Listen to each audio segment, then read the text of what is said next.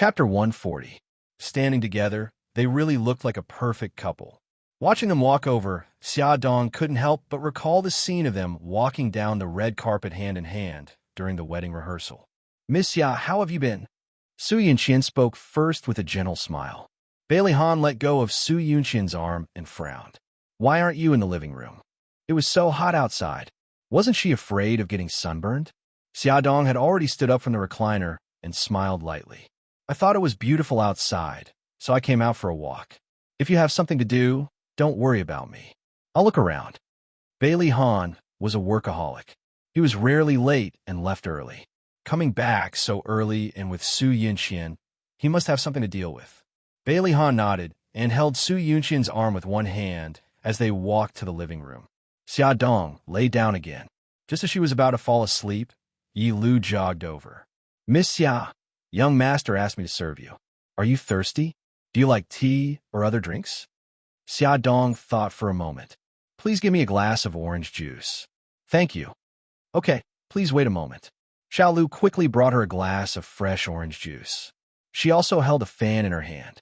After placing the orange juice on the wooden table, she stood beside her and gently fanned her. Xiaodong quickly grabbed her hand. "No need, Xiao Lu. I'm not hot." "Miss Xia, you don't have to be polite with me. This is young master's order." She was shocked when young master suddenly asked the butler to call her over from the kitchen. She thought she had done something wrong. She didn't expect young master to ask her to chat with Miss Xia to relieve her boredom and serve her. Xiaodong was both amused and speechless. Bailey Han, the host, was really enthusiastic. He was afraid that she, a guest, would be neglected. On the other side, Bailey Han and Su Yunqian entered the study and sat opposite the old madam. Bailey Han said, "Yunqian, Grandma's here now. You can speak now." In the morning, he sent Su Yunqian to the hospital for a checkup. In the afternoon, he received a call from her, saying that the results of the checkup were out, but she wanted to tell the results in front of the old lady. Su Yunqian's charming cheeks were dyed with a touch of red as she embarrassedly said, "Han, I'm not deliberately keeping you in suspense. I just don't know how to say it." The old madam smiled. "What are you doing? Why are you being so secretive? Yunqian, if you have anything to say, just say it. Grandma will help you." Su Yunqian bit her lip. Finally, under her expectant gaze, she said softly, "Grandma, I'm pregnant." "Pregnant?" The old madam looked at Bailey Han in astonishment. She knew that her eldest grandson had always been restrained and courteous. When did the two of them develop to this point? Bailey Han's breathing suddenly stopped.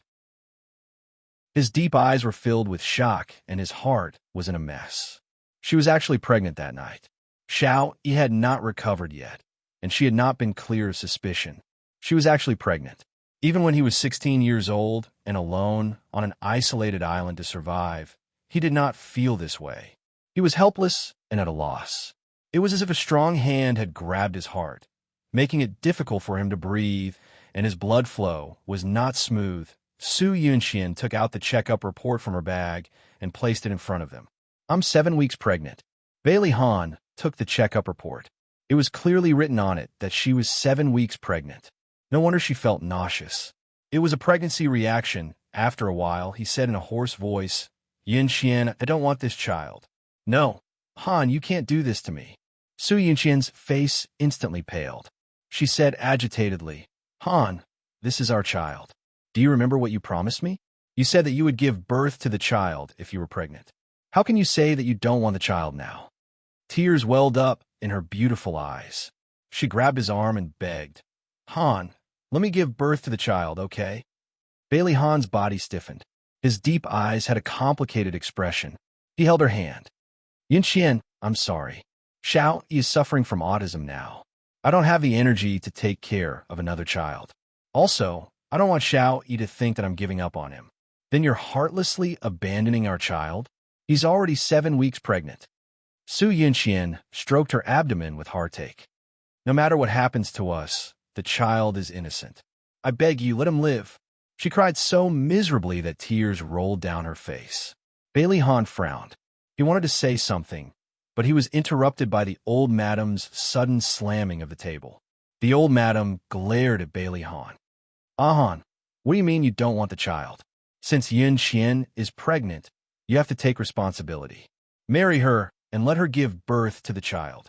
Although Bailey Han felt guilty, he insisted on his opinion. Grandma, Xiao Yi's illness has just improved. If I marry Yin Qian now, it will definitely agitate him. The old madam's expression stiffened. She sighed. I know, but Yin Qian is pregnant now. If you let an unmarried woman like her have an abortion, what will happen to her reputation? We, the Bailey family, can't do such an immoral thing. At worst, you can get the marriage certificate first. As for the wedding, wait until Xiao Yi recovers. Yin Qian's child needed a legal identity. Su Yin Qian sobbed pitifully. Bailey Han looked at her like this. He felt heartache and guilt, and his heart almost softened. However, when he thought of the thrilling scene when Xiao Yi fell down the stairs, he hardened his heart. Grandma, I don't agree. I won't get married for the time being. The child can't be kept. Bailey Han said the last 3 words with difficulty. His heart ached fiercely, and he felt guilty. Compared to the unborn child, he cared more about Xiao Yi. Bailey Han, you're so cruel. Since you don't want to marry me, then the child has nothing to do with you. Even if people laugh at me, I want to give birth to the child. Don't worry, I won't use the child to ask you for anything. She grabbed the checklist from the table and angrily crumpled it into a ball. She suddenly got up and ran to the door.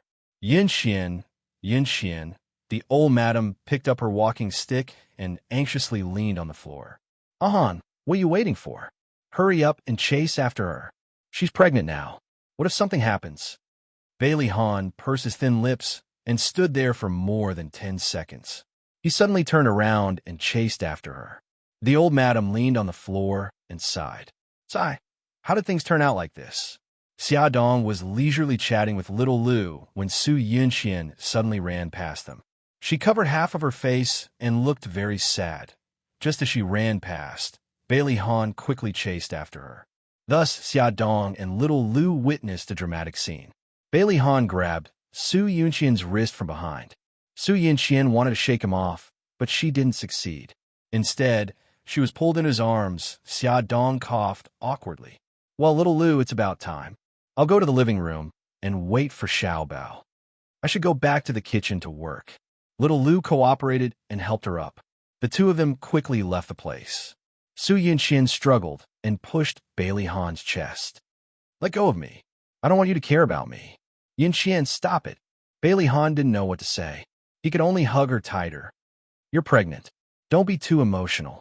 Didn't you say you don't want this child? Why do you care so much about me? If something happens to me, you should be happy. Don't say things out of anger. I know I'm in the wrong. Bailey Han gently patted her back, trying to calm her down. Yinxian, let's calm down first and think about what to do, okay? She choked. I'm very calm. I insist on keeping the child. Bailey Han was silent for a moment. Yinxian, give me another half a month. If things still don't turn for the better, we'll get the marriage certificate first. She looked at him expectantly, her hand grasping his arm. What about the child? He didn't say what she wanted to hear as what she wanted to hear. Instead, he softened his voice. Yinxian, we can still have children in the future. No, it's different. Every child is an angel bestowed by God to their parents. They're all unique. No matter how many children we have in the future, they won't be him. Tears quickly gathered in her eyes. Her weak appearance was heartbreaking. His heart suddenly ached. That was his child. Although it was only a month old, they were still connected by flesh and blood. His originally firm thoughts began to waver. He hugged her tightly and said in a low voice, Give me some more time. Let me think about it. Okay, I'll give you time. Think about it carefully. I'm tired. Take me home. She slowly let go of his waist. She was weak and tired. On the balcony on the second floor, the two little guys saw the scene through binoculars. Xiao Bao threw the binoculars aside and sighed. Although I can't hear what they're saying, I'm guessing it's not something good. Xiao Yi didn't answer. He also threw the binoculars aside, but his eyes became serious. Xiao Bao patted his shoulder. Bailey Yi, let me remind you. You have to quickly think of a way to find out what's going on. Otherwise, when their old feelings reignite, you'll be crying your eyes out. Yesterday, Bailey Han was still cold and indifferent towards Su Yunxian. When Su Yunxian was sick, the old madam had to suppress Bailey Han to visit her. What exactly happened? Overnight, Bailey Han started to pull Su Yunxian again. Xiao Bao rubbed his chin as he thought hard. Io, the adult's emotional world was really complicated. Bailey, he wasn't anxious at all. He picked up the 9 consecutive rings from the table and started to untie them. His indifferent expression made Xiao Bao go crazy. Forget it. If the emperor isn't anxious, why should I worry about it? You play by yourself. I'm going downstairs to find my mommy. Xiao Bao ran away angrily. At Hongcha 866. Chapter 141. Xiao Bao ran off in a huff. Xiao Yi used 5 minutes to undo the 9 consecutive rings and threw them aside. He straightened his little body and went upstairs to look for his grandmother. Old Madam was still worried sick at heart when a soft little body fell into her arms. She looked down and was immediately surprised and happy. Her eyes stung. Io, my little sweetheart, why did you think of going upstairs to look for great-grandmother? Ever since she developed autism, this was the first time Xiao Yi took the initiative to get close to her. How could she not be surprised? She picked him up from the ground and placed him on her lap. She stroked his hair with her aged hand and guided him patiently. Baby Yi, tell great-grandma. Do you miss great-grandma? Xiao Yi's little head nodded gently. Baby Yi was willing to communicate with her. The old madam's eyes immediately moistened. She hugged him tightly and choked with sobs. Good boy, good boy. If Ahan knew that Xiao Yi could understand what they were saying and was even willing to respond, he would definitely be very happy. This thought flashed across the old madam's mind.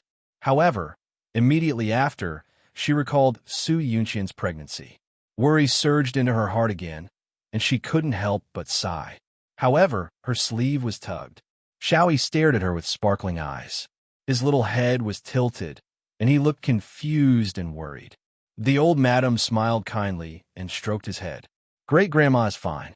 If baby E is willing to talk to great-grandma will be even happier. Xiao Yi's big clear eyes blinked. Suddenly, she reached out and pointed at the photo on the desk. In the photo, Bailey Han was carrying Xiao Yi. The father and son's expressions were exactly the same, solemn and serious. The old madam chuckled and said, What's wrong? Do you miss your daddy? He just came back, but left again. When he comes back tonight, he will accompany you well. Xiao Yi nodded sensibly. Her precious little great-grandson had finally taken a turn for the better. The old madam was filled with emotions. The grandmother and grandson sat side by side on the sofa, each holding a book in their hands. The old lady turned her head to look at the little one beside her from time to time. His expression seemed to be a little sad.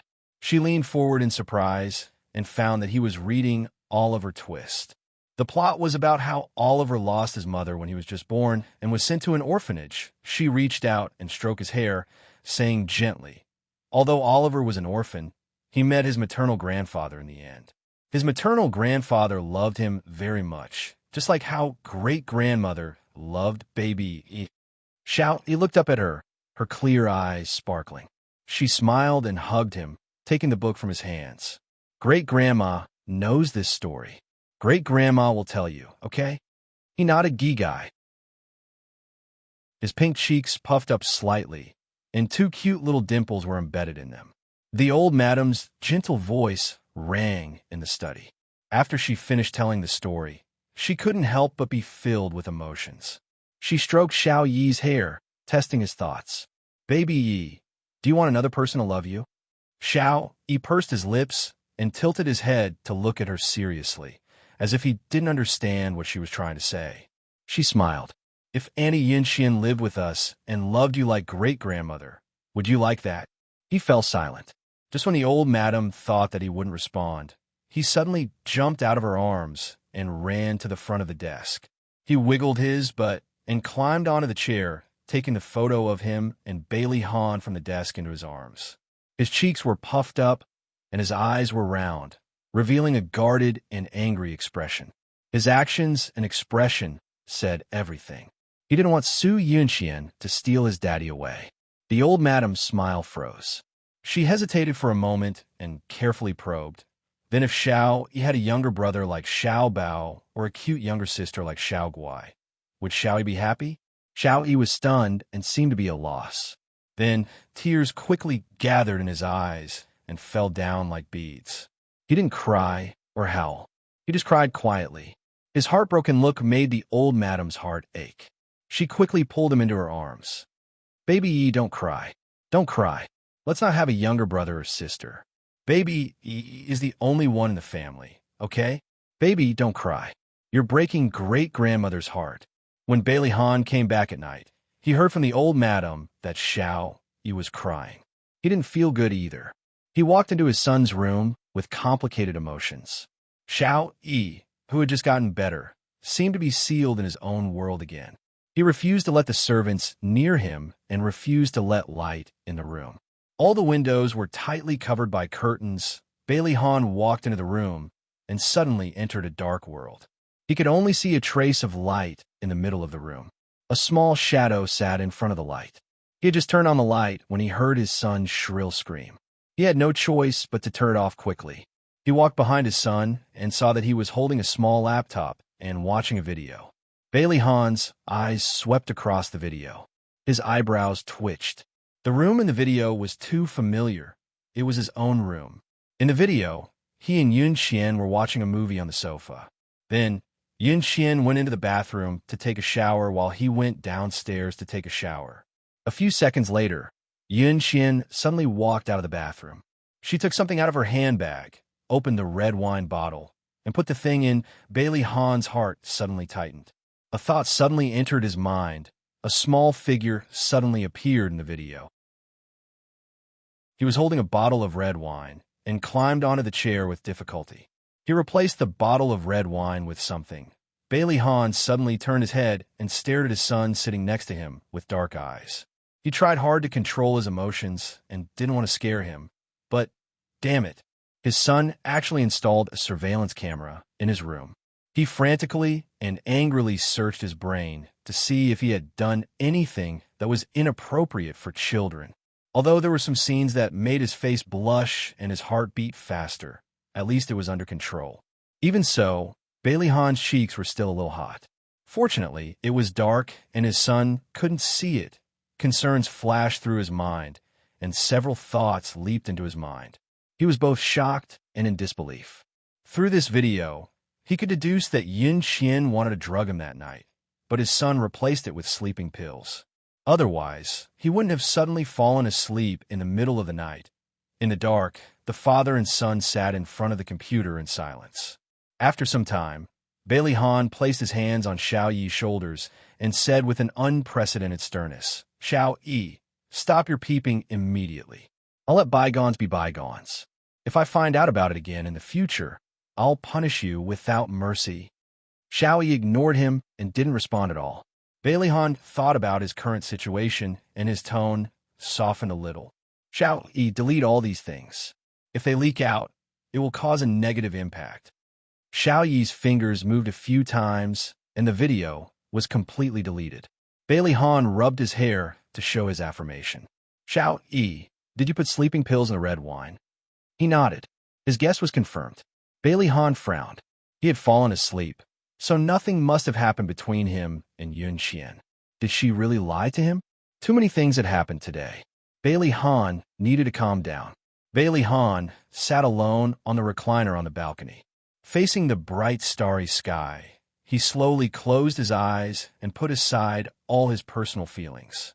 He began to calmly and rationally sort out the series of events.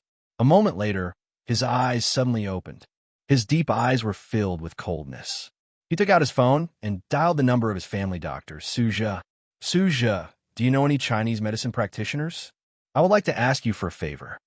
Asterisk in the middle of the night, Xia Dong suddenly woke up. Her forehead was full of sweat. She was still in shock and turned on the bedside lamp. She glanced at the clock. It was only 1 o'clock in the morning. She dreamed that she had given birth. Lying on a hospital bed, she was in so much pain that she was about to faint.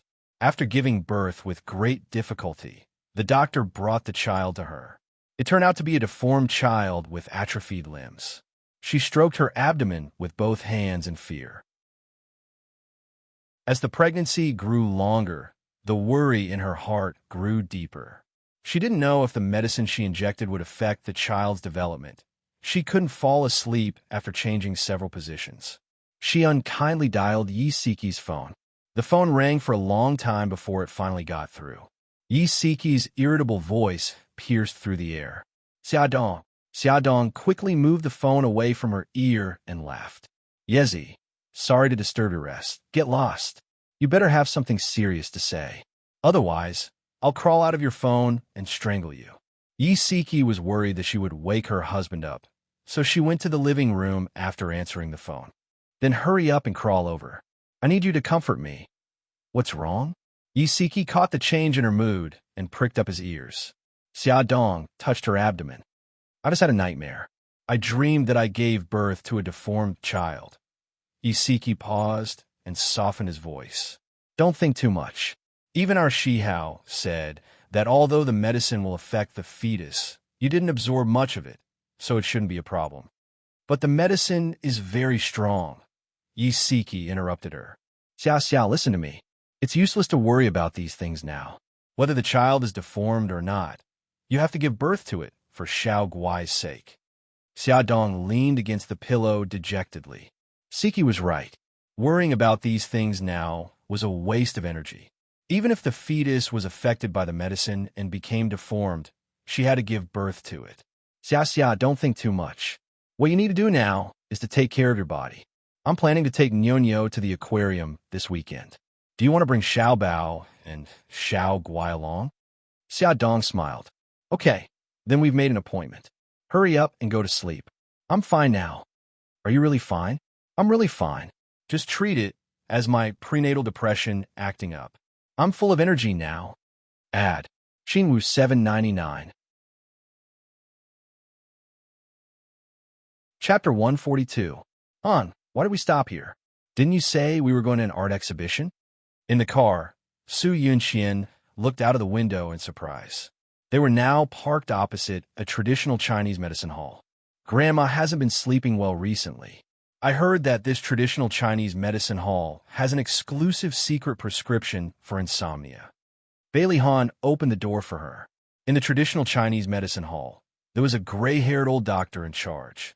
Bailey Han told him what he needed, and the old doctor asked the young doctor to take out a package of Chinese medicine. Bailey Han grabbed Su Yunxian's wrist and said with a smile, Yunxian, didn't you have a pregnancy reaction, nausea, and a bad appetite? Let Dr. Su take a look at you. Su Yunxian's eyes flashed with a flash of panic. No, I'm fine today. Yunxian, pregnancy is a big deal. You can't be careless. Yi Guy, listen to me and let Dr. Su take a look. Bailey Han smiled very gently. He held her shoulders. It seemed gentle, but his strength was very strong. She couldn't resist at all and was forced to sit on the stool opposite Dr. Su. Madam, please stretch out your right hand. Dr. Su smiled kindly. Su Yunxian's face changed. She hesitated and refused to stretch out her hand. Dr. Su, I'm fine. I won't trouble you. She wanted to get up, but Bailey Han stood behind her. He held her shoulders with both hands and slowly pressed her down. He smiled gently. Yunxian, Dr. Su is known as a gynecologist. If you want him to treat you, you have to make an appointment half a month in advance. Don't be childish. Let Dr. Su treat you quickly. Han. Su Yunxian was flustered and didn't know what to say. All right, stop messing around. The smile on Bailey Han's face was devoid of any warmth, making people shudder. He pressed her shoulders with one hand and suddenly grabbed her right hand with the other hand and put it on the table. Dr. Su, please. Dr. Su touched his beard with one hand and felt Su Yunxian's pulse with the other. Su Yunxian looked at Dr. Su, whose eyes were slightly closed. Every second felt like a year. When she saw him suddenly open his eyes, she was shocked. Her momentary panic and loss of composure fell into Bailey Han's eyes. The smile on his face faded as he politely asked, Dr. Su, how is it? Su Yunxian's heart was in her throat. Dr. Su said slowly, Mr. Bailey, I'm sorry to disappoint you. Your wife is not pregnant. Bailey Han's eyes narrowed. His sharp gaze instantly shifted to the pale Su Yunxian. However, it was only for a short second before he regained his courteous appearance. He smiled and nodded at Dr. Su. Dr. Su, thank you for your hard work. However, I have to correct one thing. Miss Su is not my wife. Su Yunxian felt as if her heart had fallen into an ice cellar. She still wanted to make a final struggle. Her face was filled with disbelief. How could this be? I did an ultrasound at the hospital. The doctor clearly said that I'm 7 weeks pregnant. Dr. Su frowned and was a little unhappy. Miss Su, I've been practicing medicine for more than 70 years, and I've never made a mistake. Whether you're pregnant or not, I'll know by taking your pulse. Bailey Han glanced at her indifferently. His gaze was as cold as iron. She suddenly trembled, and the words that she wanted to say were all suppressed. She didn't know how she followed Bailey Han out of the clinic. When she came back to her senses, she was already in the car. Bailey Han's face was cold as he started the car without a word. Su Yunxian looked at his side profile and only saw a pair of malicious and cold eyes. She called his name softly. Han, he said calmly. Yunxian, I didn't expect you to lie to me. Su Yunxian was shocked. She knew his temper very well. The angrier he was, the calmer he would be. She quickly said, No, I didn't. Han, there must be something wrong. Let's go to another hospital and have a proper examination, okay? Something wrong? His voice was so calm that it was almost emotionless. Do you mean that the ultrasound in the hospital made a mistake? Or that Dr. Su made a mistake in taking your pulse? Dr. Su is not a god. How can he know whether I'm pregnant just by taking my pulse? Tears gathered in her eyes. She looked so pitiful, but unfortunately, he didn't look at her at all. Bailey Han said lightly, Okay, then let's go to the hospital for another examination. Let's go to the first hospital. I have Dr. Zhang's phone number, so we can make an appointment in advance. No, let's go to another hospital. Bailey Han didn't choose the first hospital where she did the examination last time. Instead, he changed directions and drove to the City People's Hospital. He booked the number of Lin Shihao, the director of obstetrics and gynecology. There weren't many people in the obstetrics and gynecology department today. There were only 2 people in front of Su Yunxian. As time passed, her heart was in a mess, and she didn't know how to deal with it. Bailey Han received work-related calls from time to time. He walked to the corridor to answer them. Su Yunxian's eyes moved, and she had an idea. She quickly sent a text message to her mother on her cell phone. When it was almost Su Yunxian's turn to go in, Bailey Han received a call from old madam. He looked at the closed office door and pressed the answer button. When the nurse called Su Yunxian's name, Bailey Han was still talking to old madam. Su Yunxian hurried into Lin Shihao's office. Lin Shihao was the only one in the office. She went straight to the point and said, Dr. Lin, I have a favor to ask of you. She quickly filled out a check and pushed it in front of Lin Shihao. As long as you say that I'm 7 weeks pregnant, it's yours. Lin Shihao glanced at the check. There were 6 zeros on it. It was indeed a big temptation. He might not be able to earn so much money even if he was a doctor for the rest of his life. Unfortunately, he wasn't interested in this. He just wanted to be a responsible doctor. He said lightly, I'm sorry, I can't help you with this. Su Yunxian gritted her teeth. This is only half of the reward. I'll pay you the other half after it's done. His lips curled into a mocking smile. Miss Su, if you're here to see a doctor, I welcome you. If it's something else, please don't disturb my work. Lin Shihao, you should know the Su family's influence in City A. Since the temptation failed, Su Yunxian began to threaten him. She lowered her voice, and her eyes were filled with bone-chilling coldness. There was a knock on the door. Please come in.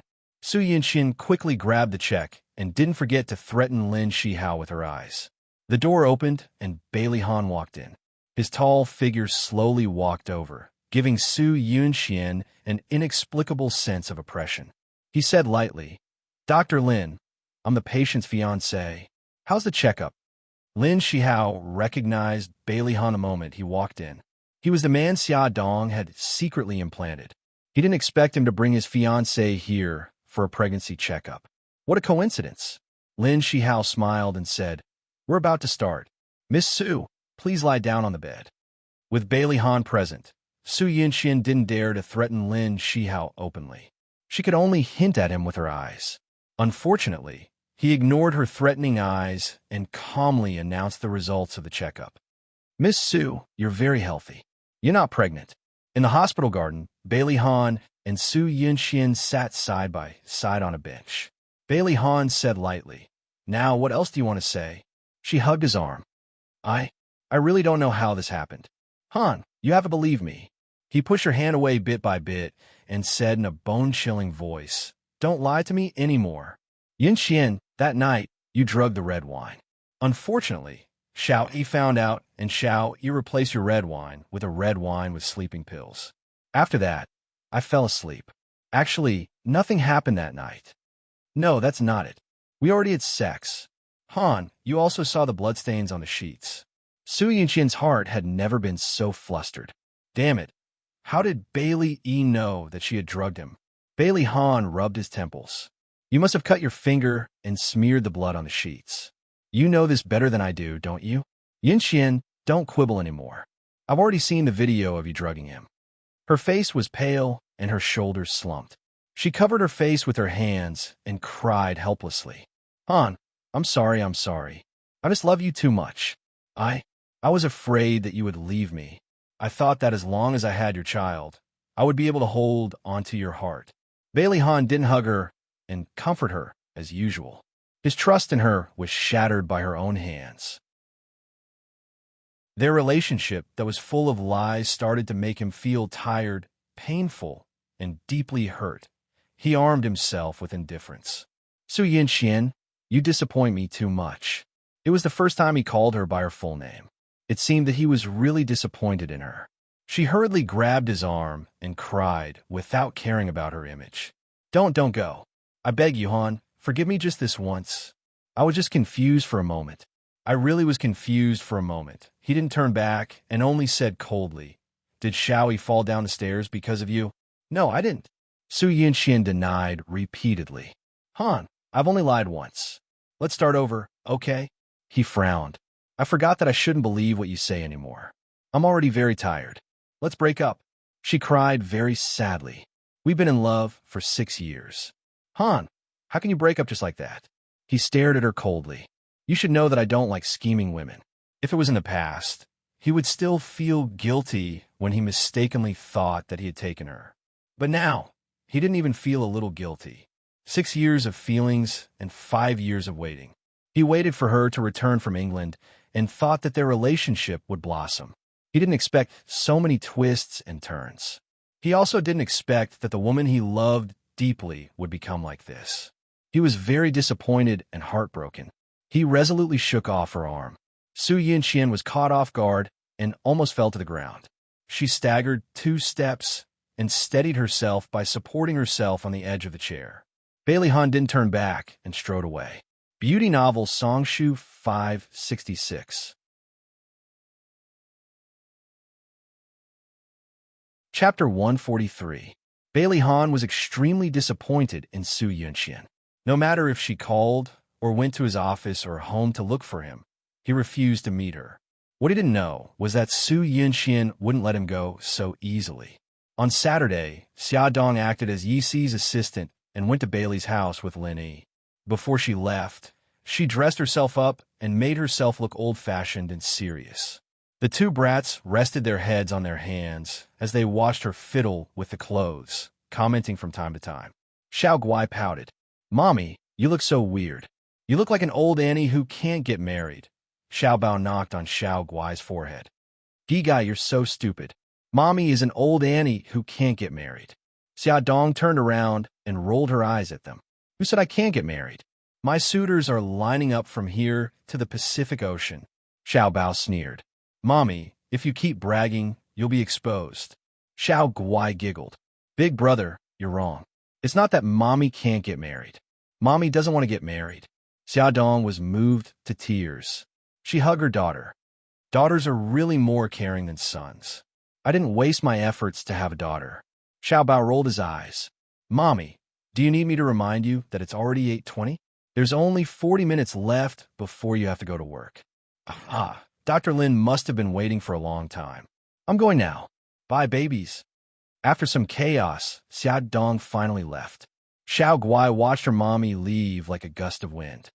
Big brother, I suddenly feel like we're so happy. Xiao Bao was curious. Why? That's because mommy is the ever-changing Sakura.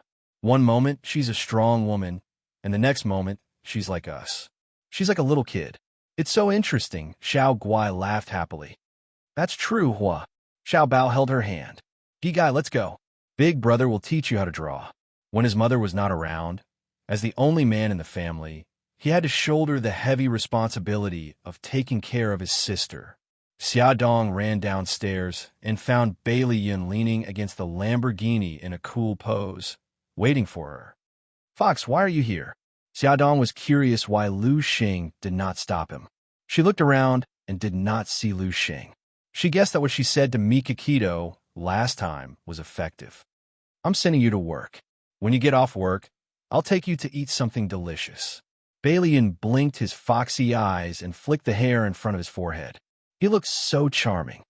Xia Dong got into the car, and Bailey Yun drove off. She quickly grabbed the handrail, her face pale. What's wrong? I thought you weren't afraid of racing? She still looked so heroic when she won the motorcycle racing championship. She covered her mouth. Don't drive so fast. I want to vomit. Bailey Yun panicked when he heard her. He quickly slowed down and turned to ask her, How are you? Do you feel better? Xia Dong took a deep breath. I'm much better. He frowned. Are you not feeling well? I'll call Lin Yi and tell him that you're not going with him. I'll take you to the hospital. She quickly stopped him. No, it's okay. I didn't sleep well last night, so I felt a little nauseous. I'm fine now. He looked at her suspiciously. Are you really fine? I'm really fine. I can even go up the mountain and kill a tiger. Xia Dong patted her chest proudly. Bailey Yun looked at where she was pointing and suddenly burst out laughing. It's been so many years. Why haven't you developed? Xia Dong was angry. Even if she wasn't as voluptuous as the sexy goddess, she was still very voluptuous. She was very voluptuous. Okay. I'm just joking. Did you hurt your pride? Bailey Yun saw that someone was angry and quickly freed his hand to smooth her hair. He stroked her hair like how he stroked Lil P. Don't be angry. I was just saying. Xia Dong turned her head and ignored him. What a hardcore guy. Yo, you're really angry. Look at your puffy face. It's like a bun. I really want to pinch it. This guy really did what he said and rubbed her face like a bun. Xia Dong slapped the back of his hand and said angrily, My face is not a bun. No matter how much you rub it, there's no filling. Focus on driving. You're so annoying. They were bickering when they arrived at Lin Yi's clinic. Lin Yi had already checked his watch twice when he saw Bailey Yun escorting Xia upstairs like a protector. He couldn't help but tease. So you're the one who sent Xia Dong. No wonder she's late. Xia Dong, why didn't Mr. Beidang send you here last time? Bailey Yun immediately exploded and yelled at Lin Yi. Old Lin, are you my friend or not? How can you take revenge like this? Lin Yi put on his coat and prepared to go out. Of course I'm your friend. It's commonly known as a bad friend. F***ck off. Bailey Yun didn't hold back and kicked his butt. Unfortunately, handsome Lin Yi was agile and nimble and dodged. Xia Dong pretended that she didn't see anything and said calmly, Dr. Lin, I'm ready. We can go now. Bailey Yun wanted to go with them and insisted that Xia Dong sit in his car. Lin Yi said faintly, letting Xia Dong sit in your car? Is she your assistant? Bailey Yun gritted his teeth and secretly warned himself that he must remind Lin Yi a few more times to not have any ideas about Xia Dong. Since it was Saturday, Bailey Han didn't have to go to the company. When they arrived, he was also at home. Xia Dong was worried that he would recognize her. Fortunately, he only glanced at her and didn't say anything. He led them upstairs directly. Today's rehabilitation treatment went smoothly. After it was over, Lin Yi asked Xiao Yi about how he solved the 9 rings. Little Wingzi took out the 9 consecutive rings, and Xia Dong helped him time it. Exactly 2.5 minutes later, Little Wingzi had unlocked all 9 rings. Lin Yi patted his shoulder in surprise. Well done. I'll discuss with your parents and arrange a day out. Xia Dong squatted in front of him and smiled gently. Xiao Yi, you're amazing. He looked into her eyes without blinking, as though he could see through her internal organs. She pursed her lips and said, "We'll be leaving first. See you next time." She really wanted to reach out and touch his face and hug his little body. They went out and turned right. Xiaodong looked down and didn't look around. She almost bumped into Bailey Han, who was coming up from downstairs. The two were very close to each other, almost touching each other. "I'm sorry." She subconsciously stepped back. When she realized that she was on the stairs, her high heels were already on the edge of the next step. She lost her balance and her body swayed. She quickly grabbed the railing next to her. Bailey Han had already reached out and wrapped his arm around her waist. It was a very familiar feeling. Because the two were so close, he could smell the faint fragrance on her body. It was also a very familiar smell. He suddenly stared at her face. Her long bangs covered her forehead and the black-rimmed glasses covered her eyes. However, it couldn't hide her gaze. His gaze was very sharp and dangerous. Xia Dong felt like she was being seen through. She struggled. "Mr. Bailey." Bailey Han ignored her.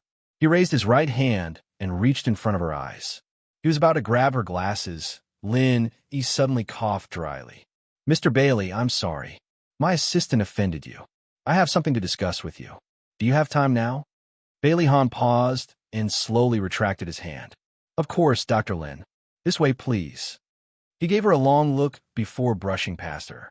He nodded at her and followed him upstairs. Xiaodong's hand tightened on the railing. She remembered his gaze when he went upstairs. She didn't know if he recognized her. She calmed down and went downstairs. She sat in the living room and waited for Lin Yi. She knew that Lin Yi wanted to talk to Bailey Han about bringing Xiao Yi out. Would Bailey Han agree? In less than 10 minutes, Bailey Han and Lin Yi came downstairs, talking and laughing. It seemed like the discussion went well. Xia Dong relaxed. However, in the next second, Bailey Han said, "Miss Yi, there's something private I want to talk to you about." Private matter? What private matter could he have with Yi Si? Xia Dong wanted to cry. She didn't need to think too much. He must have recognized her. Since it was a private matter, Lin Yi didn't want to stop her. He could only give her a look that said, "Good luck." In the study, Bailey Han stood in front of the large desk. His handsome face was expressionless. His eyes were sharp and cold. "Yi Si, should I praise you? Your disguise skills are really superb." Xia Dong coughed. "I can explain." Bailey Han looked at her coldly. "Say it." Xia Dong smiled. "It's because I've been interested in psychology recently, and I'm unemployed at home. So I wanted to find a job related to psychology.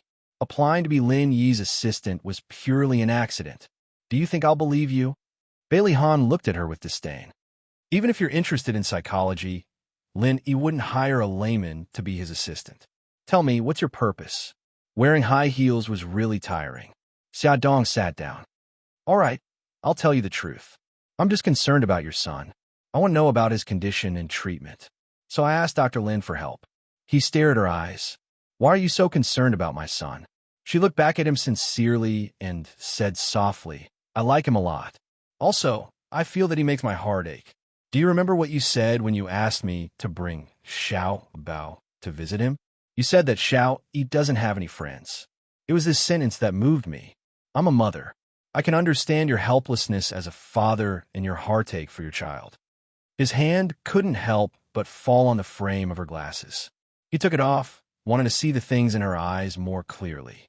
Beauty novel Hongcha 866. Chapter 144. Bailey Han's voice was a little hoarse. "Just because of motherly love, you disguised yourself and came to my house? Do you think I'll believe you?" Xia Dong smiled weakly. "You can choose not to believe me. You've been loved by your mother since you were young. You can't understand the thoughts of someone who lacks motherly love. I lost my mother when I was young. I was mocked and bullied. At that time, I thought that if I have children in the future, I must love them well. You're right. I have motherly love flowing. He was obviously her own child, but she couldn't hold him in her arms. She had to sneak into someone else's house like a spy and secretly observe his every move. When she was caught, she had to find an excuse to hide the truth. Who could understand her heartache? Her eyes were sparkling with tears, and her eyes were filled with grief. His heart clenched, and he could not help but think of Su Xingqian's voice recorder, where Xia Dong was bawling in front of her mother's grave. Perhaps what she said was true. His eyes were as dark as water. She wiped the corner of her eyes and smiled. Don't stare at me like that. I can't help but want to cry. Look, I'm already crying. I'm sorry. I won't come again next time. The way she forced herself to smile actually made him feel a little distressed. He frowned. Damn it. Why did he still have sympathy for this liar? He should have given up on her long ago. He thought in his heart, but the words that came out of his mouth were, "You're Lin Yi's assistant. You report to him about your work." Xia Dong grinned. I know. I'll tell Lin Yi that I'm quitting later. Bailey Han's facial muscles twitched uncontrollably. Idiot, did she have to make it clear? His face darkened, and he said stiffly, Since you're already his assistant, you should do what you're supposed to do. Xia Dong couldn't believe it. You agree? Bailey Han gritted his teeth. Idiot. Wasn't it obvious? She felt a little wronged. Who asked him to look so fierce just now? But forget it. As long as he agreed to let her continue to take care of Xiao Yi as Yi Si, she was very satisfied. She tilted her head and looked at him seriously. Bailey Han, has anyone ever told you that you're really a good person? Other than her, everyone else called him the cold-faced king of hell. His pretentious, serious, and conflicted expression made her feel refreshed. She couldn't help but laugh. So I'm the first one. Then I'm really honored. Bailey Han's facial muscles twitched as he asked calmly, Why did you resign? Xia Dong almost couldn't keep up with his jumping thoughts. She was stunned for a moment before she realized that he was talking about the position at Glamour magazine. She lowered her eyes and chuckled. I have to take care of Xiao Bao and Xiao Guai. I also have to take care of the baby in my belly. I don't have so much energy to work. He looked down at her. You like that job very much. When she was working, she was completely different from her usual self. That passion burned in her eyes, and she exuded a confident charm. She looked up at him with complicated emotions surging in her eyes. In my heart, the children are more important. For them, I can give up anything, including my life. His eyes narrowed, and there were traces of the ice in his heart breaking. He began to doubt his judgment. Was such a loving and motherly woman really someone who loved vanity and clung to power? After a long while, he said calmly, Xiao Bao and Xiao Guai are very lucky. They were very lucky to have a mother like her. It was obviously a compliment, but Xia Dong felt that it was extremely ironic. Xiao Bao and Xiao Guai's luck was exchanged for Xiao Yi's misfortune. She looked at him and said tentatively, I've never heard you mention Xiao Yi's mother. She's already dead. His expression was indifferent, as if he was talking about a stranger. Xia Dong's heart suddenly jumped. Dead? How did she die? Bailey Han sat in the chair opposite her and looked casually in a certain direction with a cold expression. Car accident. I heard that she was going abroad with the man she loved. On the way to the airport, she got into a car accident. Xia Dong was sweating profusely. Even if Bailey Han hated her when she escaped from Japan, he didn't have to curse her so viciously. The corner of her mouth twitched. You don't seem to like her. I can't remember what she looked like anymore. We met at the wrong time. However, I'm very grateful to her for giving birth to Xiao Yi. He looked at her calmly without any emotions in his eyes, but made Xia Dong's heart suddenly jump. She murmured, It sounds very complicated. Can you tell me how you met? She was really curious to see how he would twist the truth. He frowned. Why are you so interested in this matter? Nothing. We're just chatting. It's fine if you don't want to talk about it. He stared at her for a long time until she was sweating profusely. If I remember correctly, Dr. Lin is still waiting for you downstairs. Phew, she was finally free. She almost thought that she would be exposed. She was overjoyed. I can go now. Did I stop you? Bailey Han's face turned green. Was she that unwilling to be in the same room as him? No, but young master, you didn't ask me to leave. How would I dare to leave? Xia Dong thought to herself. Just as she walked to the door, young master's cold voice was heard. I plan to take Xiao Yi out tomorrow. Xiao Bao and Xiao Guai can come with us. She wiped her sweat. I've already made plans with Siki tomorrow. We plan to take the children to the aquarium. She also wanted to go out with Xiao Yi, but if she dared to stand Siki up, she would die a horrible death. Bailey Han was expressionless. She laughed awkwardly and waved her hand. Then I'll be leaving first. Just as she was about to turn and leave, young master said coldly, "What time tomorrow?" Huh? What time? I'm asking you. What time are we going to the aquarium tomorrow? The veins on Bailey Han's forehead throbbed. He found it unbelievable that he would suggest going to the aquarium with her. Oh, we've made plans for 10 o'clock. The young master said stiffly. See you outside the aquarium tomorrow.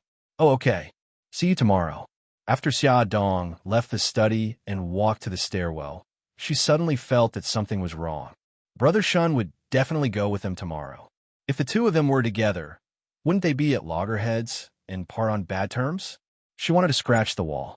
Could she back out now? Why was it that whenever she was in front of Bailey Han, she couldn't think straight? Why did she always do something crazy? She could almost imagine how dark Bailey Han's poker face would be if she went back on her word. He would even use his knife-sharp gaze to kill her. So the next day, the situation was a little out of control. No, to be exact, it was out of control. The three families met in the parking lot at the entrance of the aquarium. Mika Kido was holding Gigai, while Xia Dong was holding Xiao Bao's hand.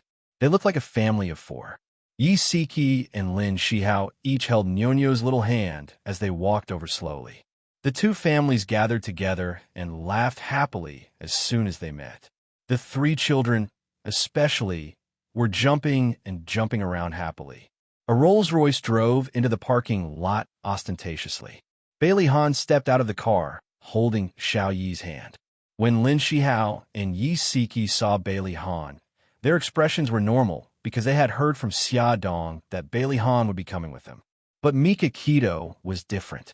Her deep eyes suddenly turned to Xia Dong. She clasped her hands together and blinked ingratiatingly. She lowered her voice and said, "Brother Shun, if there's anything you want to say, let's talk at home, okay?" Mika Kido's expression was very bad. His handsome face was emitting a cold aura. He gritted his teeth and said fiercely, "You've learned to lie to me? Brother Shun, I beg you, teach me when we get home tonight, okay?" Bailey Han and Xiao, you were getting closer and closer. She looked at him with her big watery eyes and begged anxiously and pitifully. Beidang Shun was furious.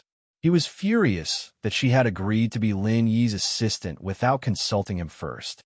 He was furious that she had risked her life to take care of little Wingzi in the Bailey family. He was furious that she had acted first and reported later, taking care of Bailey Han on a family gathering like this. But when he saw her pitiful expression, he couldn't help but soften. In the end, all his conflict and anger turned into a flick on her forehead. He gritted his teeth and glared at her. "I'll deal with you when we get home tonight." Xia Dong held her aching forehead and tried to please him with tears in her eyes.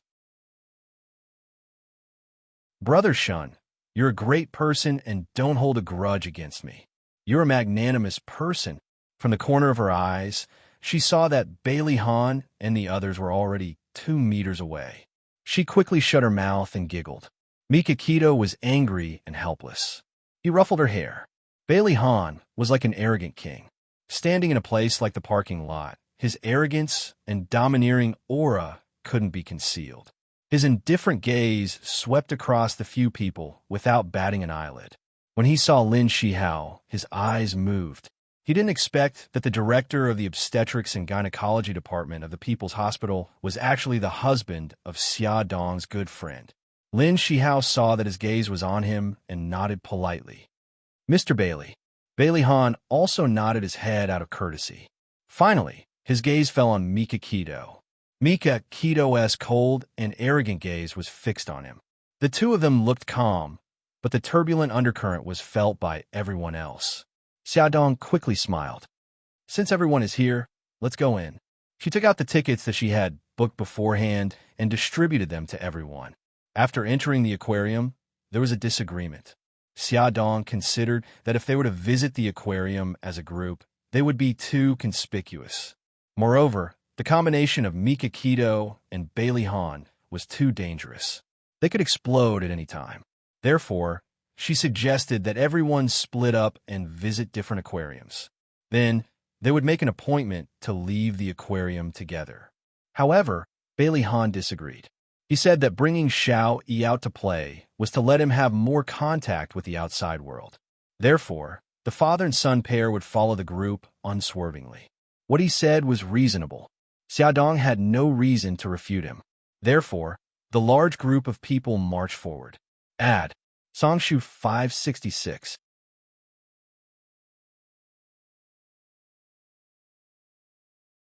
Chapter 145.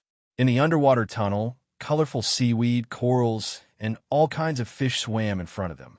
There were even sharks with big mouths and murderous auras.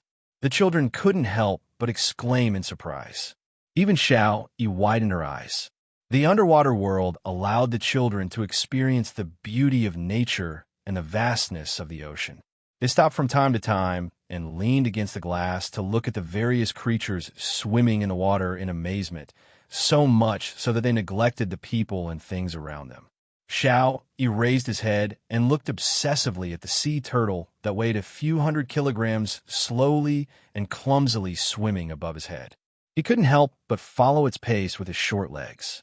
Bailey Han only turned his head to look at Xia Dong, who was squatting in front of Xiao Guai and tidying her hair. When he turned back again, Xiao Yi, who had been following beside him, had already disappeared. He blamed himself for not taking good care of the children, who were right beside him. However, now was not the time to blame himself. It was more important to find him quickly. He called the others and explained the situation briefly.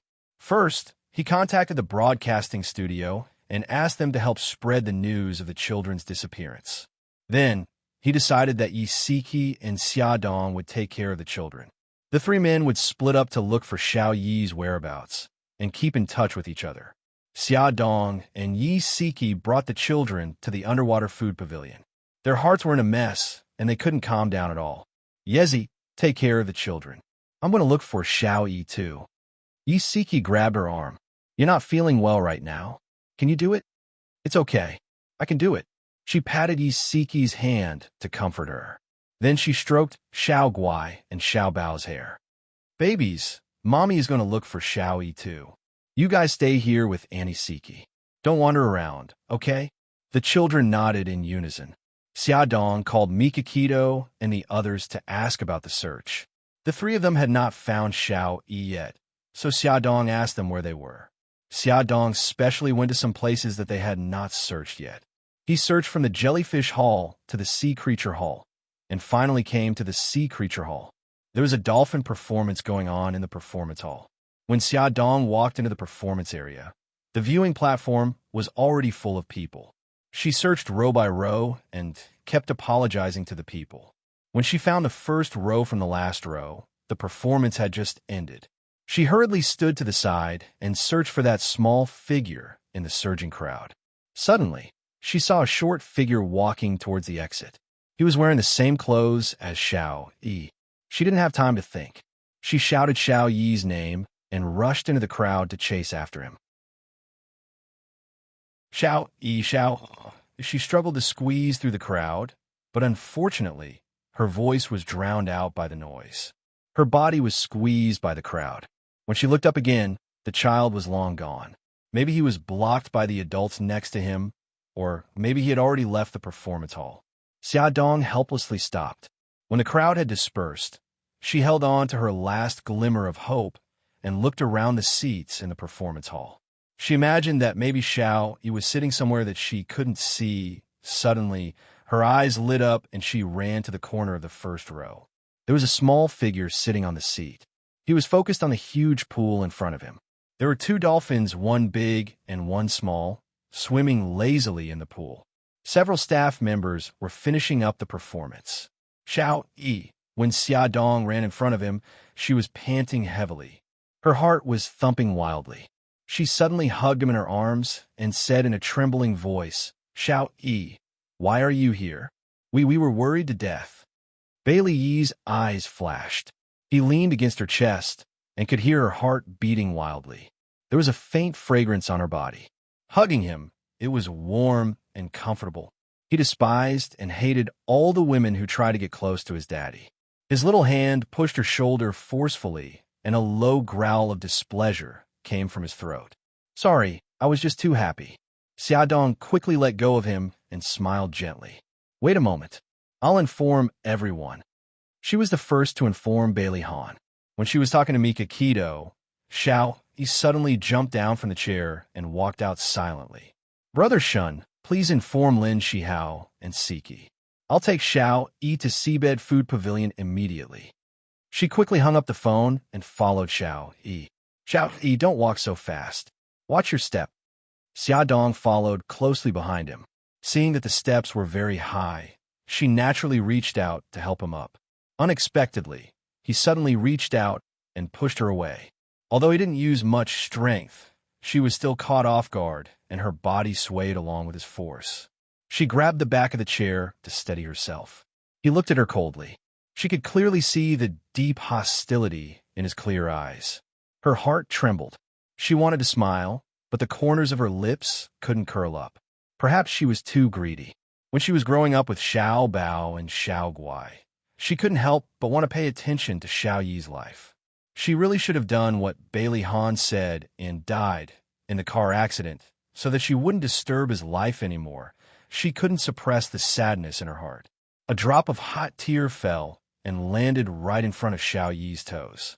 He lowered his head and stared blankly at the small piece of floor wet with tears. She quickly turned her head and wiped the corners of her eyes. She smiled at him. "Xiao Yi, let's go. I'll take you to see your daddy." At this time, the performance hall was already empty. She let him walk in front of her alone and suppressed all her emotions. When they walked out of the performance hall, two men in flowery shirts suddenly rushed towards them. They came in a menacing manner. It was obvious that they weren't kind people. Xiaodong instinctively protected Xiao Yi. She bent down to pick him up from the ground, but a pair of arms suddenly reached out from beside her and snatched Xiao Yi from her arms. The person holding Xiao Yi was a young man in his 20s. He was quite good-looking, but there was a sinister glint in his eyes. He held Bailey Yi's neck with one hand and said coldly, "Miss Xia, please come with us. Let the child go. I'll go with you." Xiaodong put her right hand behind her back and secretly dialed a number. However, a man in his 30s with a knife scar on his face, standing beside her, discovered her. He snatched the phone and threw it to the ground. With a crack, he crushed the screen. Someone looked over curiously. The man with the knife scar roared fiercely, "What the F***CK are you looking at? Haven't you seen a couple quarrel before?" She felt something pressing against her waist. The knife scar man seemed to be holding her waist intimately. He lowered his voice and threatened her. "Behave yourself. If you play any more tricks, I'll take this brat's life first." The man with the knife scar dragged her roughly while the young man followed closely behind with Xiao Yi in his arms. They chose a very secluded path and walked out of the aquarium in a few minutes. Bailey Han received a call from Xiaodong and rushed to the performance hall without stopping. When he rushed in, there was no one inside. He frowned and walked out quickly while calling her phone. However, no one picked up. When he reached the entrance of the performance hall, he suddenly heard a crisp ringtone. He looked around and finally fixed his gaze on the floor not far in front of him. A phone with a broken screen was lying on the floor and ringing. It was Xiaodong's phone. Bailey Han's heart suddenly tightened. After thinking for a few seconds, he quickly made a judgment and chased in a certain direction. When Bailey Han reached the parking lot, he saw a Mercedes-Benz passing by the gate. Xiaodong was sitting in the back seat. He immediately jumped into the car, stepped on the accelerator, and chased after the car. When he reached an intersection, he ran into a red light. The sidewalk was crowded with people, so he had to stop. When he stepped on the accelerator again, the Mercedes-Benz had disappeared. Fortunately, he had sent the license plate number to the Dragon Gang and ordered them to quickly track down the identity of the owner of the Mercedes-Benz. Xiaodong and Xiao Yi were taken to an abandoned factory in the suburbs. She was tied up and thrown on the ground. Xiao Yi's hands and feet were also tied. Xia Dong was holding a small earring in her right hand. She had secretly taken it in the car when they were not paying attention. She used the earring to rub the rope and move her body with difficulty. She stood in front of Xiao Yi and said in a low voice, "Xiao Yi, don't be afraid. I'm here." Her phone was abandoned in front of the performance hall. When Mikakito found out that she was missing, he would guess that they had met with an accident when he saw the phone. She believed that Brother Shun would definitely come to save her. There was no trace of fear in Xiao Yi's clear eyes. He stared fixedly at Xia Dong, who was standing in front of him, and something in his heart quietly changed. The scar-faced man walked over and pinched her chin. His eyes were shining with anger. "B*TCH, I finally caught you. It's not easy to catch you when you're alone." Xia Dong tried to shrink back, but her chin was pinched even harder. It was burning with pain. "Who are you? Why do you want to catch me?" "B*TCH, you're still playing dumb. If it weren't for you, my brother wouldn't have died." The scar-faced man suddenly let go of her chin and slapped her face hard. Her head hit the concrete floor heavily. Her head was buzzing. Her face was numb, and she could not feel anything. She only felt a burning sensation, as if she had been roasted by a furnace. The taste of blood spread in her mouth, and bright red blood flowed down the corner of her mouth. Half of her face was red and swollen, but she did not feel the pain at all. She calmly stared into the scar-faced man's eyes. "Who is your brother?" The scar-faced man spat and said viciously, "I will let you know why you died. Lao San, give her the newspaper. Come and see." Xinwu 799.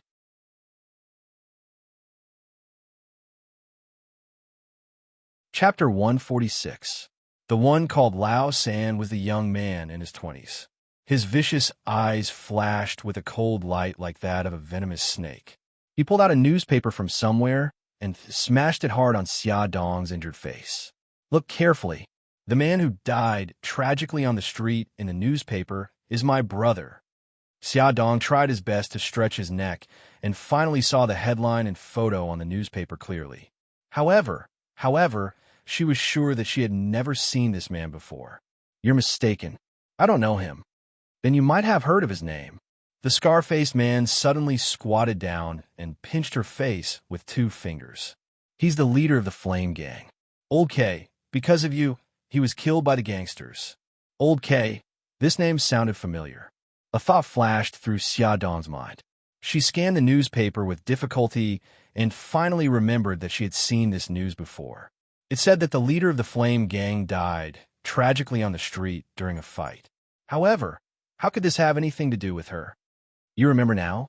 The scar-faced man laughed sinisterly.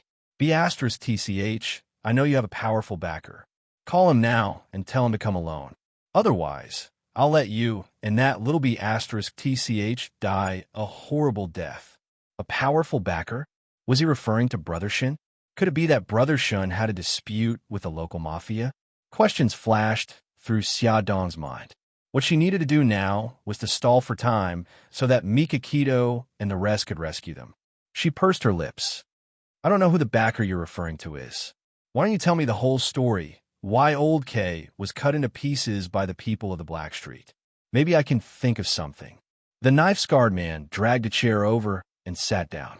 He stepped on her arm and grinned viciously. "Don't try to play tricks with me.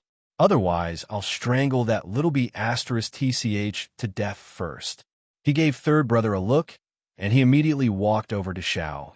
Xia Dong endured the excruciating pain in her arm and propped herself up to protect Xiao Yi. She said sternly, "Don't move. I'm not playing any tricks. I really don't know who your backer is." The scar-faced man sneered. Third brother didn't stop walking. He bent down and stretched out his arm to push Xia Dong over. Then, he grabbed Xiao Yi's collar and lifted him off the ground. As Xiao Yi's tiny body was lifted into the air, Xia Dong's heart almost stopped beating. She screamed in panic, "Don't hurt him. Please don't hurt him." She struggled to get up from the ground. Her legs were tied up, so she could only jump towards Lao San. She said anxiously, "I beg you, let him go. He can't breathe." Xiao Yi's throat was choked by the collar, and his little face gradually changed color due to the difficulty of breathing. His clear eyes were filled with an uncomfortable mist, and he struggled with all his might, kicking his short legs. Xiaodong's heart ached as she bit third brother's arm. *M*, how dare you bite me? Third brother grabbed Xiao Yi with one hand and raised his other hand to slap Xiaodong's face. Xiaodong's face swelled even more, and blood flowed down from the corner of her mouth. She gritted her teeth and said coldly, "Let him go.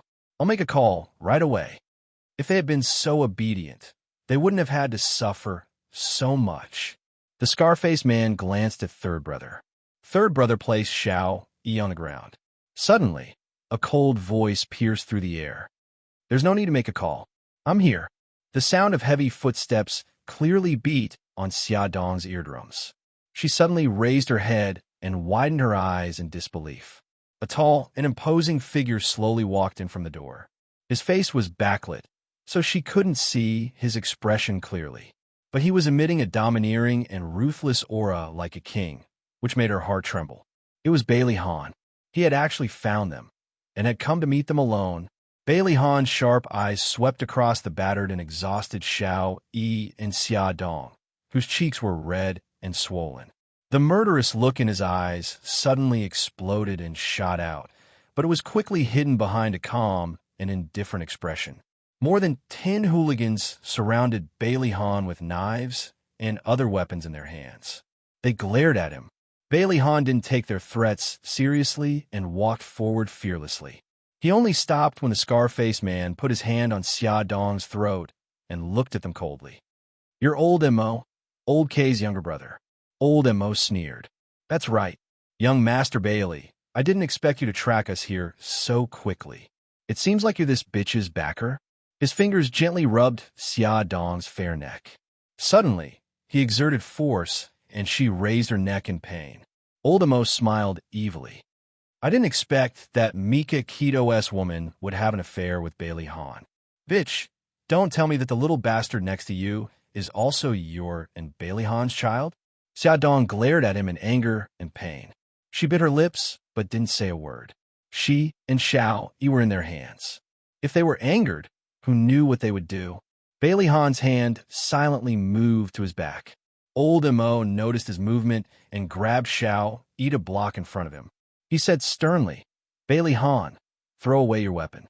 Otherwise, I'll take your son's life first." Bailey Han pulled out a handgun from his back and threw it to the ground. "You guys, search him and see if he has any weapons." Old Mo dragged Xiaodong and took a few steps back. With a bang, he kicked the pistol away and ordered his men to search Xiaodong's body. Bailey Han expressionlessly allowed them to search him. The hooligan took a dagger from his calf and threw it to the ground. They didn't find anything else. He looked at Old Mo indifferently. "Old Mo, you're venting your anger on a woman and a child. You and your brother are indeed from the same womb." Old K had once drugged Xiaodong and sent several subordinates to gang rape her.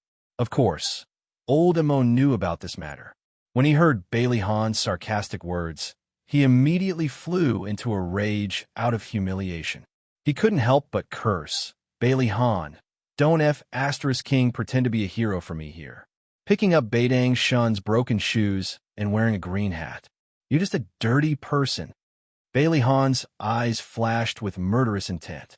He said coldly, "Your brother asked for it. He's lucky that I only let the men of the Black Street stab him once." Old Mo sneered.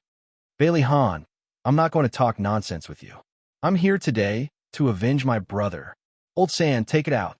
Old San took a paper thing and threw it to Bailey Han.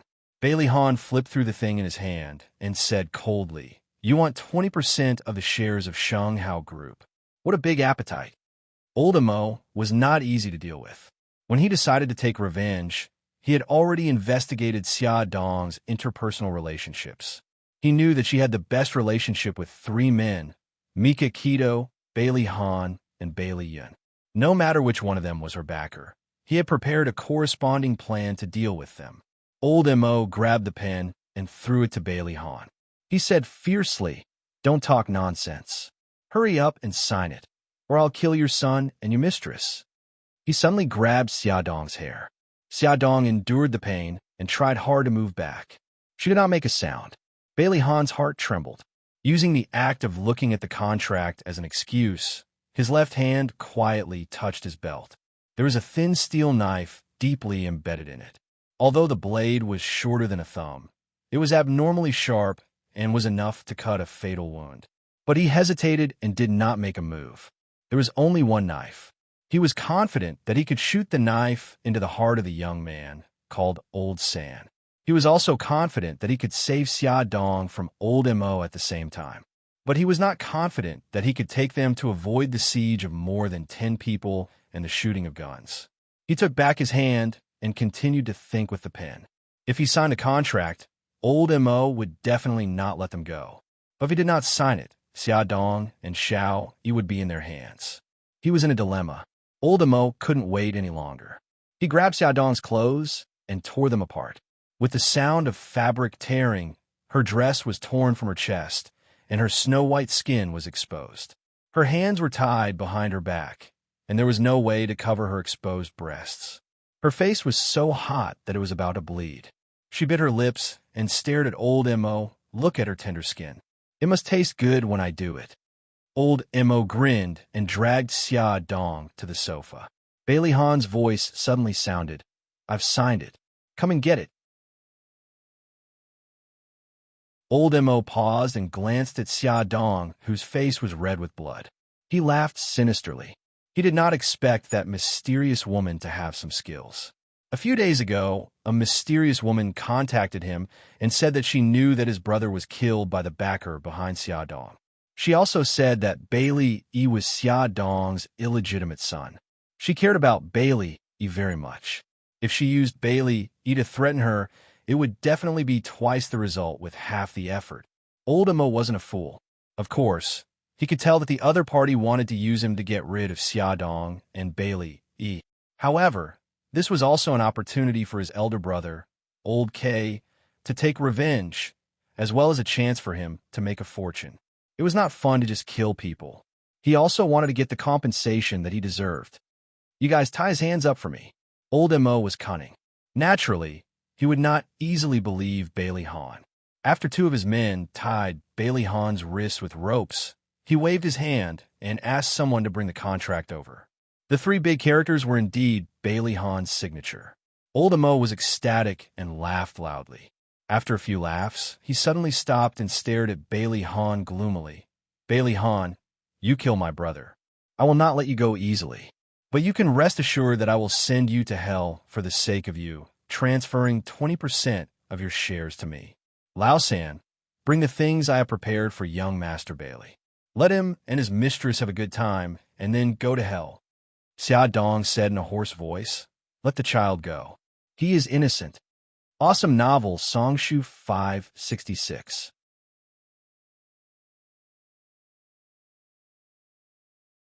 Chapter 147. Bah! Old Mo spat. I'm not stupid enough to leave anyone alive. Although Yin Gang had some influence, it was nothing compared to Bailey's family. He was already taking a risk by coming here, so he naturally had to be careful. Brothers go. Quickly serve eldest young master.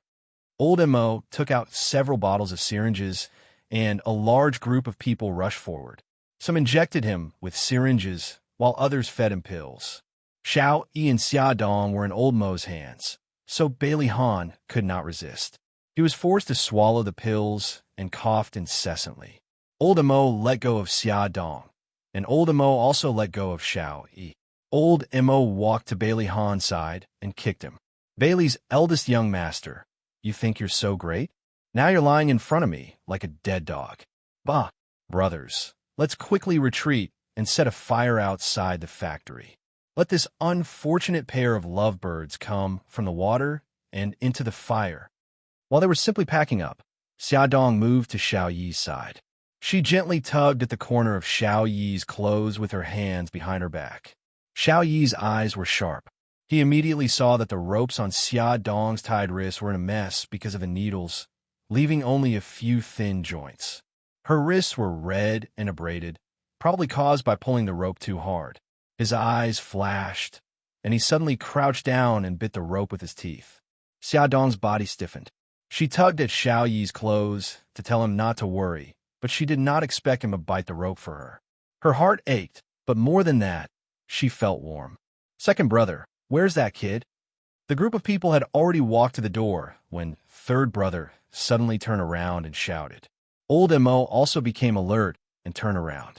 Because Xiaodong was blocking Xiao Yi's body, he did not see Xiao Yi. He was shocked. That kid couldn't have escaped, right? Second brother, what should we do? Lao San, go in and have a look. Old Mo handed Bailey Han's gun to Lao San. Be careful. Thump, thump. The heavy footsteps were getting closer and closer. Xiaodong's heart was beating like a drum. Suddenly, she felt the pressure on her wrist loosen. She quietly moved her wrist without showing any signs of movement. Xiao Yi also straightened her body and slowly moved out from behind her. Third brother, who had been staring at them the whole time, was stunned when third brother suddenly appeared in his line of sight. He raised his voice and said, Second brother, this brat looks very strange. I don't feel at ease leaving him alive. Why don't I get rid of him first? Old Mo certainly wouldn't object to the fact that he would die sooner or later. Third brother walked closer, raised the gun with one hand, and pointed the muzzle at Xiao Yi's forehead. Xiaodong suddenly reached out and pulled Xiao Yi behind her. Third brother's eyes turned cold, and he quickly pulled the trigger. Xiaodong hugged Xiao Yi and rolled on the ground to avoid the bullet. At the same time, Bailey Han suddenly stood up from the ground. He forcibly broke the rope on his wrist and kicked third brother's temple heavily. Clang! The gun in third brother's hand fell to the ground. His huge body also fell to the ground. The accident happened in an instant. Old Mo and the group of hooligans were stunned. Old Mo was the first to react and quickly pulled out his gun. Bailey Han's right hand had quickly shot out a throwing knife from his waist. The throwing knife hit Old Mo's forehead.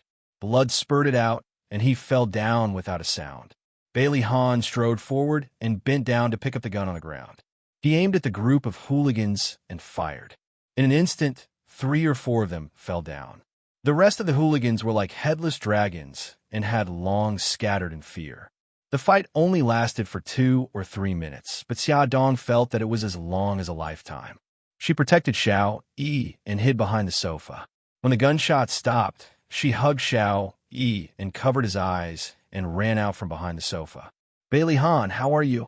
She saw that Bailey Han was sweating profusely. His face was pale, and he was tottering. She knew that the medicine that old Mo had fed him had taken effect. The pile of red and green pills and medicine was mixed with various hallucinogens and stimulants. There was even an aphrodisiac. Xiao Yi's body stiffened, and he reached out to push Xiaodong's hand away. Xiaodong's voice trembled. Xiao Yi, don't look. She was afraid of scaring him with the corpses and rivers of blood in front of him. But he insisted. He wanted to see how Daddy was doing. Xiaodong understood his thoughts. She could only put him down with his back facing the door and let go of his eyes. Bailey Han could not hold on any longer. He forced himself to take off his coat and threw it to Xiaodong, who was barely dressed. He fell to the floor with a plop. His body began to twitch, and he said in a hoarse voice, Water! Quickly find water. Xiao Yi, stay here. Don't run around. Xiaodong said anxiously as she put on his coat. She glanced around and found an empty mineral water bottle in the corner. She quickly ran over to pick it up and ran out to get tap water. After Bailey Han filled his stomach with water, he vomited violently in the corner. As the pill had stayed in his stomach for a long time, he vomited out white foam. Although he had his stomach pumped, the injection of medicine could not eliminate the effects of the drug. The strong effects of the medicine affected his brain. His body was burning hot, his head was spinning, and his mind was in a mess. Xiaodong anxiously rummaged through his coat pocket, trying to find his phone. Xiao Yi squatted beside him and bit her lip. She took out his phone from his trouser pocket. She hurriedly dialed Mika Kito's number. Brother Shun, we're in an abandoned factory in the suburbs. I don't know the exact location. Bailey Han has been poisoned and needs a doctor. Brother Shun, this is Bailey Han's phone. You can track his signal. After saying this, she did not hang up. Instead, she put the phone aside and paid attention to Bailey Hahn's condition. His whole body was convulsing, and he was delirious. His face was so red that it looked like it was roasted. But other than waiting, there was nothing she could do. She could only watch him suffer. Her heart throbbed with pain. At this moment, he suddenly opened his eyes. His blood-red eyes stared at her like a ferocious beast. At this moment, her dress was in tatters. Although she was wearing his suit jacket, because his jacket was too big, the cleavage in front of her chest was faintly discernible. He suddenly roared like a lion that had gone berserk. He pounced up from the ground and pressed down on her. Xiaodong was caught off guard. The first thing she did was to protect her abdomen with both hands. She did not have any extra hands to block his attack. His burning hot body pressed against hers forcefully. His body was tense and stiff like a rock, pressing down on her tightly. Xiaodong felt a hard stick-like object hit her leg hard. Her heart immediately panicked. She knew what it was. He was like a mad beast. He used all his strength to separate her legs. That burning weapon collided heavily between her legs. She struggled with all her might and tried her best to avoid it. She fiercely bit his arm and shouted anxiously, "Bailey Hahn, wake up!" Fresh blood flowed down his arm. The sharp pain cleared his mind for a second. He wanted to push her away, but his body's instincts made it impossible for him to resist. He said in a hoarse voice, hit, knock me out." In the next second, the demon in his body gained the upper hand. The thing between his legs started to move again. His heavy breathing and painful cries were transmitted to Mika Kito's ears through the phone. He flew into a rage. He sped up and shouted anxiously, "Bailey Hahn, stop it right now." Xiaodong was being pressed down. She was in unbearable pain. Other than the sharp pain between her legs, her abdomen was also starting to hurt. She did not have time to think. She had to find something to knock Bailey Hahn out. As far as her arm could reach, there was nothing she could use. She kept moving her body to block his attacks. However, he was too strong.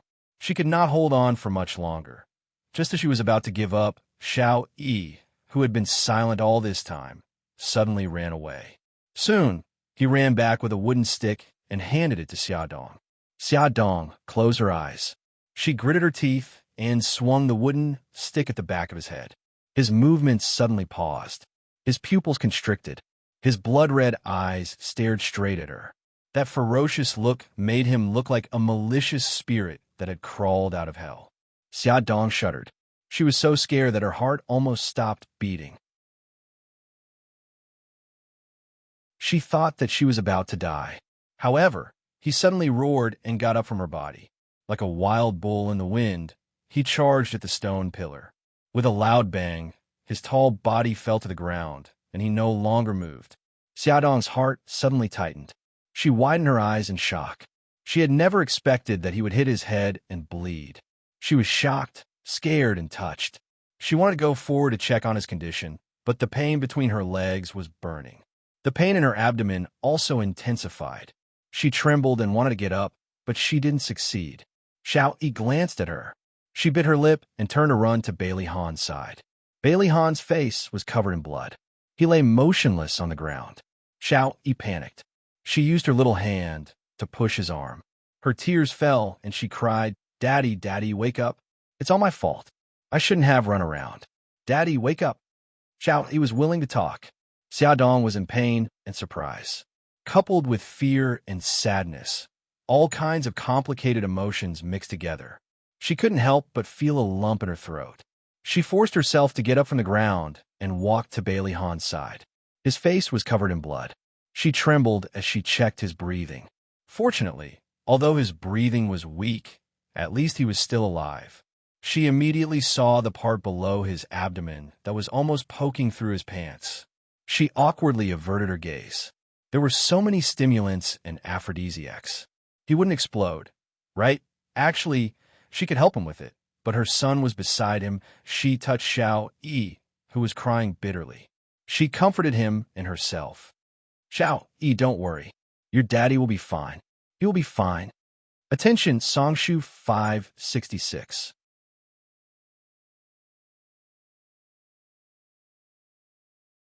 Chapter 148.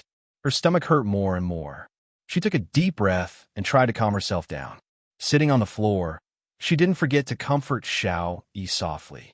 The sound of footsteps was chaotic and anxious. Xiaodong looked up at the door and saw Mika Kito's tall figure running over. In the empty factory, he didn't even notice the mess on the floor. In his heart, it was only Xiaodong. He ran over and hugged her tightly in his arms. Xia, don't be afraid. I'll take you home. She had suddenly disappeared in the aquarium.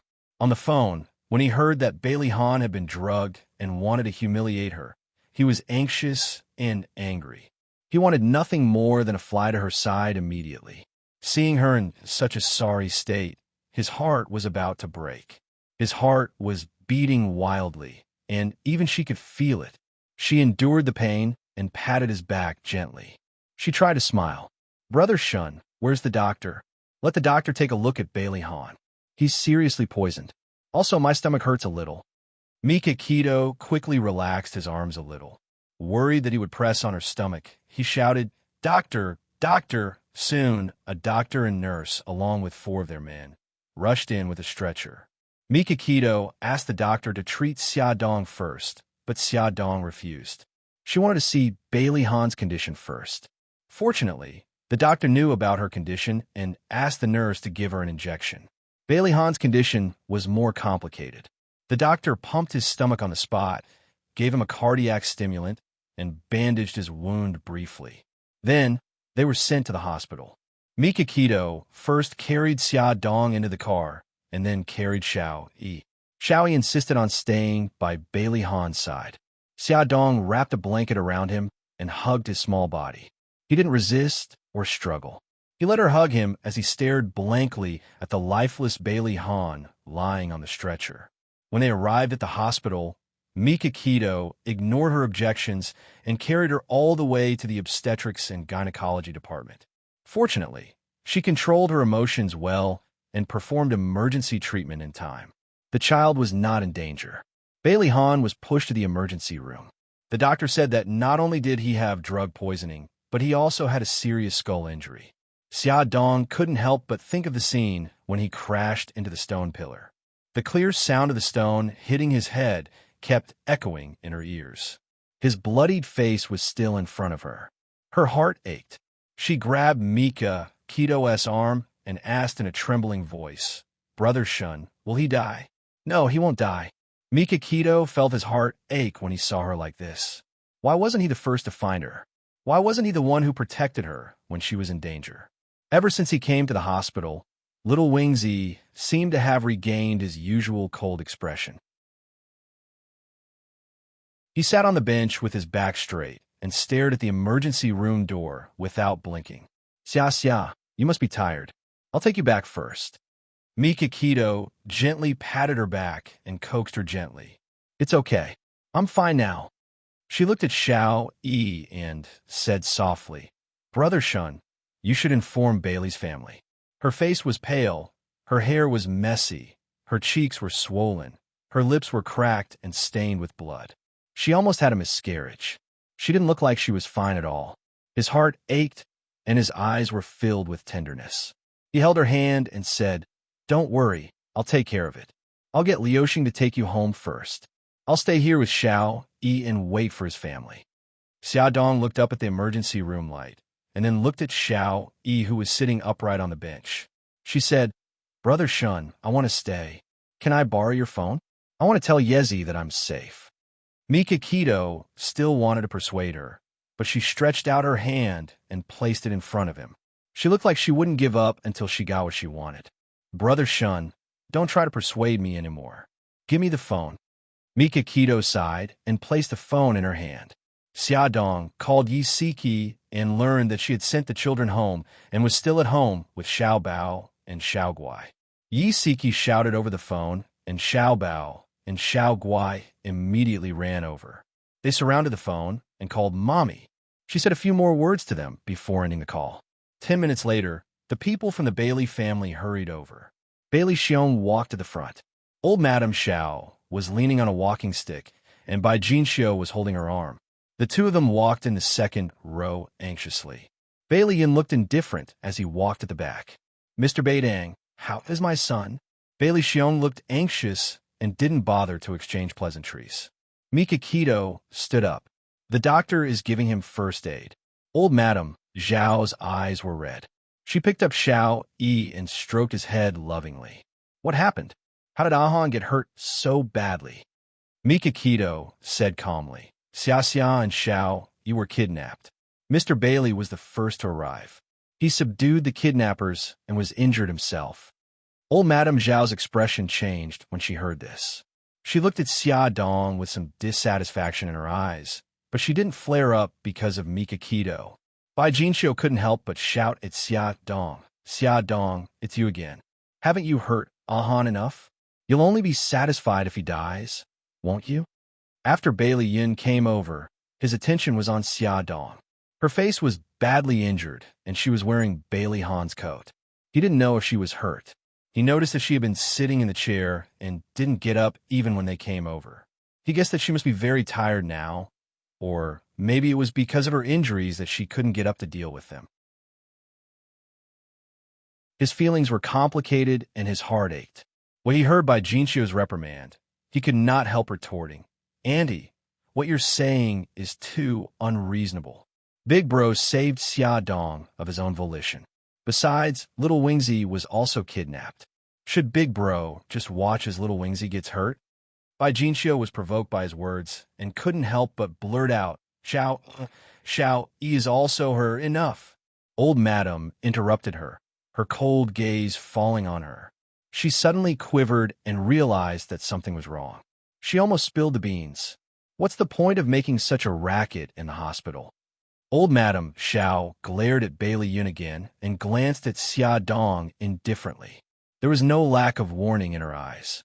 Xia Dong looked indifferent and seemed to turn a deaf ear to their quarrel. She had already expected this to happen, so she wasn't surprised at all and didn't care. Mika Keto didn't want her to be wronged. She held her hand and said in a deep voice, You'll know the details when Mr. Bailey wakes up. Isn't it too much to blame Xia now? Bai Jinxiu looked indifferent and didn't look ashamed at all. Old Madame Xiao lowered her head and stroked Xiao Yi as if she didn't hear anything. Bailey Han coughed and stood up to smooth things over. Mr. Baidang is right. We were too hasty. Mika Keto snorted coldly and didn't say anything else. They sat in the corridor and waited for more than 10 minutes before the doctor came out of the emergency room. He said that the patient was out of danger, but his condition was a little serious. He still had to do a brain check on the head injury. Other than Bailey Yun, the other 3 members of the Bailey family looked very upset. Old Madame Xiao hurriedly interrupted the doctor, as if she didn't want the doctor to talk about Bailey Han's condition in front of Xia Dong and the others. Xia Dong lowered her eyes. She knew it was time for her to leave. She politely said goodbye and didn't look at Xiao Yi. With Mika Keto's help, she stood up. Mika Keto suddenly bent down and carried her in his arms. Ignoring Bailey Yun's murderous gaze and the other's surprised gazes, he swaggered her into the car. When they arrived at the neighborhood, Mika Keto carried her out of the car and carried her upstairs. If it were any other time, she would have rejected him, but now she stretched out her arms and wrapped them around his neck. She bit her lower lip and frowned slightly, as if she was suppressing something. Mika Keto's heart skipped a beat. He suspected that she was injured too. When they got home, Yi Siki was still at home with the children.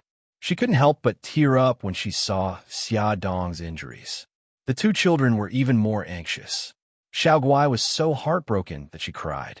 Xiao Bao was so angry that his teeth itched. He wanted to cut the person who hurt his mother into pieces. Xia Dong comforted the children gently. Mika Keto went into the bathroom to fill the tub with hot water. When he came out, he said to Yi Siki, Siki, can you help Xia clean up? Xia Dong thought about the injuries on her body and immediately blushed. No, it's okay. I can do it myself. Yi Siki pretended to be relaxed. Why are you so shy? It's not like I haven't seen it before. I even helped you scrub your back when we were in university.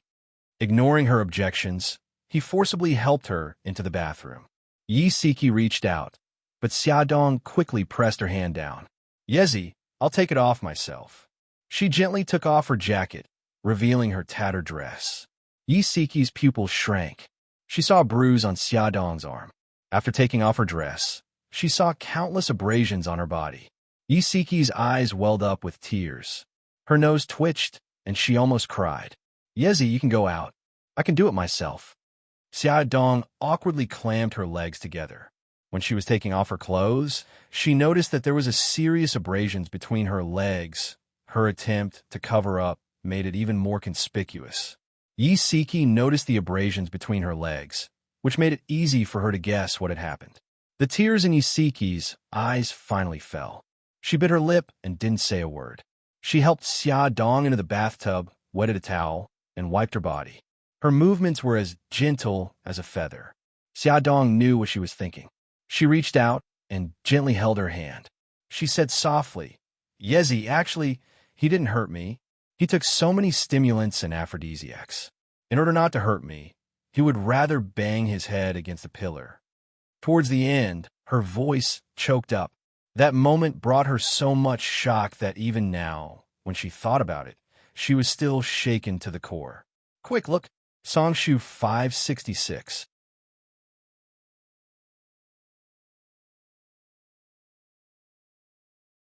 Chapter 149. Yi Siki froze for a moment. She thought that Bailey Han had hurt Xia Xia, but she didn't expect it to be like this.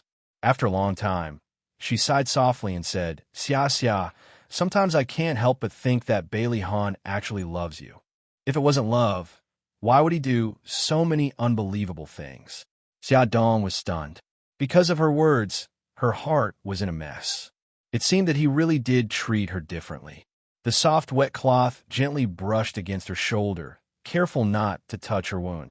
The gentle touch pulled her back to reality. She rubbed her forehead and said softly, the person he loves should be Su Yunxian. They are a match made in heaven. Yi Siki sneered as if she had heard a joke. They are a match made in heaven? Of course not. Let me tell you, 2 days ago, old Lin told me something. Bailey Han and Su Yunxian went to his place for a checkup. Su Yunxian went behind Bailey Han's back and wanted old Lin to lie for her. Lie? What lie? Of course, she wanted old Lin to say that she was pregnant. Yi Siki curled her lips in disdain. For a woman to lie to her fiancé and say that she was pregnant, there can only be one possibility. There must be something going on between them. This woman is starting to get scared and wants to use the child to tie her fiancé down. Xia Dong fell silent. She already knew that there was something going on between Bailey Han and Su Yunxian. Perhaps she had to take some responsibility for it. Old Lin also said that when he heard that Su Yunxian wasn't pregnant, Bailey Han's expression turned ugly. Without saying a word, he dragged Su Yunxian away. From the looks of it, the two of them must have quarreled. Yi Siki's tone was full of schadenfreude. Su Yunxian even threatened old Lin. You didn't see the look of panic on her face. Xia Dong pursed her lips. Look at how vividly you described it. It's like you've seen it before. I haven't, but old Lin has. Yi Siki gently stroked her hair, her tone filled with pride. Xia Dong's lips curved, but she didn't argue with her. To be honest, if Bailey Han is really interested in you, you should develop a good relationship and give the children a complete family. Yi Siki said so much, but this was the main point. A complete family. Xia Dong was stunned. The first thing that came to her mind was the scene of Xiao Yi crying in front of Bailey Han at the abandoned factory. Her heart suddenly ached, but the scene changed to 5 years ago. She was lying in the delivery room in the hospital. The old lady broke in with her bodyguards and mercilessly snatched the newborn child from the doctor's hands. At the time, the old lady said, according to our agreement, I'm taking the child away. If you try anything funny again, you can expect to collect your aunt and uncle's corpses. Japan was under Brother Shun's influence. Originally, it was impossible for the old lady to leave with the child. However, she used the lives of her aunt and uncle to threaten Xia Dong. In the end, she carried the child and swaggered away. Xia Dong leaned against the bathtub tiredly and said calmly, Yi Zi, first of all, I don't want to get married. I can't even get past the old lady. I know my position very well. I don't want to talk about relationships right now. I just want to take good care of the children. I'm just worried about you. You're a pregnant woman with 2 children. Xiao Guai is even sick. Just thinking about it gives me a headache. Yi Siki frowned and poked her forehead. Why don't you want to get married? Why are you so distrustful of relationships? Look at me and old Lin. We've been married for 7 years, and we're still doing well. Xia Dong laughed. Oh, you've been married for 7 years. I wish you success in getting through the 7-year itch. I have full confidence in old Lin. Yi Siki's face was full of pride. She had always been proud of her husband and trusted him wholeheartedly. All right, my proud Mrs. Lin, my skin is about to fall off because of you. Can you get up now? What Xia Dong didn't say was that the wound on her thigh was stained with water and it hurt even more. Yes, it's fine. Let me help you up. Wait a moment. I'll help you apply medicine. Yi Siki took a clean towel and was about to wipe her wound. Xia Dong quickly snatched it from her. Mrs. Lin, I can do it myself. Please leave us alone for a moment. Yi Siki rolled her eyes. I've seen your entire body. Why are you still shy? Although she said that, she still put the bathrobe in a convenient place and walked out of the bathroom. Xia Dong wrapped herself in the bathrobe. The fabric rubbed against her wound painfully. She frowned and pretended to be normal as she walked out of the bathroom. Mika Keto took the first aid kit and sat on the sofa to wait for her. Yi Siki was nowhere to be seen. Brother Shun, where's Yezi? Xia Dong wiped her wet hair. Mika Keto naturally took the towel from her and gently wiped her wound. She went back first. She said she was going to cook for Lin Shihao in Nyonyo. I'll help you apply medicine later. Xia Dong was speechless. Could she show Brother Shin her wound? That bastard Yezi must have done it on purpose. Yi Siki did it on purpose. She spared no effort to matchmake her best friend and quickly get married. Because she was pregnant, she didn't even use a hairdryer after washing her hair. She let it dry naturally. Mika Keto wiped her hair carefully with the towel. When her hair was almost dry, he combed her hair with his slender fingers. His fingers weaved through her hair. Xia Dong lowered her head in embarrassment, revealing half of her fair neck. Under the soft lighting, she looked even more charming. Mika Keto tucked her long hair behind her ear and said gently, Okay, let's go back to the room now. I'll apply medicine for you. Xia Dong quickly grabbed his hand that was carrying the first aid kit and smiled awkwardly. It's okay, Brother Shen. I could do it myself. You can't do it yourself.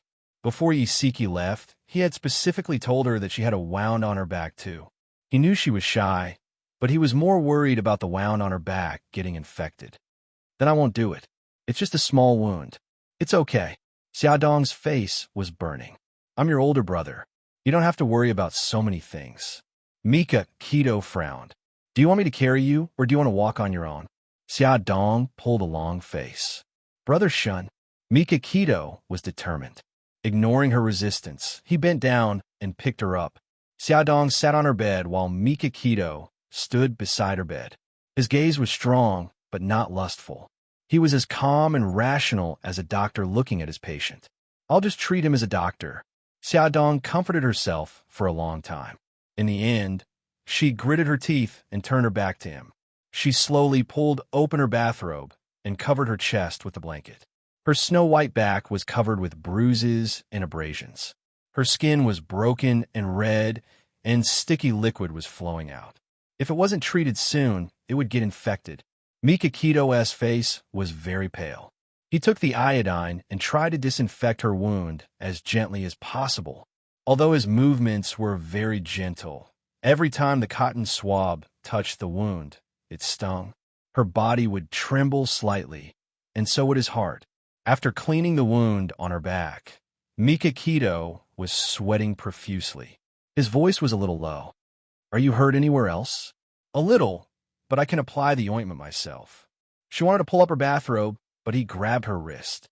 He said softly, Don't be in a hurry to put it on. The mucus from the wound on your back will stick to the bathrobe. It will be very painful when you take it off. When you sleep tonight, lie on your side. Be careful not to let the blanket touch your wound. Oh, okay. Xia Dong blushed. She didn't know what to say. He poured out 2 pills and put them on the bedside. Xia, I put some anti-inflammatory medicine on the bedside. Remember to take it later. Okay. Remember to treat the other wounds. I'll make you something to eat. Mikakito touched her head. His voice was full of tenderness. What do you want to eat tonight? Seafood porridge. Brother Shun's seafood porridge is very delicious. Mikakito's lips curved into a smile. Xia Dong breathed a sigh of relief when she heard the door close. She got out of bed and locked the door. She took off her bathrobe completely. Her legs were bruised and covered with bruises, especially at the base of her legs, where the skin was scraped. When she disinfected her wound with the iodine, it was so painful that she saw stars. After disinfecting her wound, she applied the special ointment Mikakito left for her and took the anti-inflammatory medicine. Then, she covered herself with the blanket and lay on her side to rest. Beidang Shun left the room and comforted the children with a few words. Then, he took his phone out and went to the corridor outside. With a cold face, he dialed Jiang Dao's number. Have you found those who escaped? There are 2 more. I'll give you 1 day. I want to see their bodies. Yes, sir. Mikakito was busy in the kitchen when he heard the doorbell ring. Through the peephole, he saw Bailey Yin standing at the door, sweating profusely. It was obvious that he was in a hurry. He opened the door and looked at Bailey Yun expressionlessly. What's the matter, Master Ting Rue? Bailey Yun's pupils shrank. He saw Xia Dong injured at the hospital and was worried about her. He found an excuse to call her, but she did not answer. He was so worried that he could not help but rush over. He did not expect to run into Mikakito. Bailey Yin smiled. I'm here to see Xia. He moved sideways and wanted to enter the door. Mikakito moved sideways and blocked his way. He said coldly, Master Ting Rue, you don't have to worry about Xia. In the future, please stay away from Xia. Bailey Yun's handsome face was cold. He gritted his teeth and said, Mikakito, Xia can be with whoever she wants. You have no right to interfere with her business. Mikakito glanced indifferently. I'm her fiancé. If I don't have a right, who does? Bailey Yin sneered. Fiancé? That's fake. I already know that your engagement is fake. In the end, you're just Xia's friend. What right do you have to stop me from seeing her? Awesome novel, Songshu 566.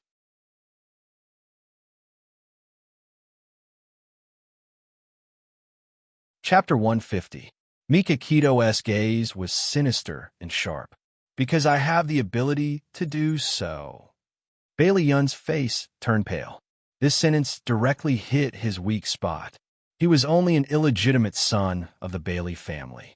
Other than having a nominal position in the Bailey group, he had no ability to compete with him for Xia.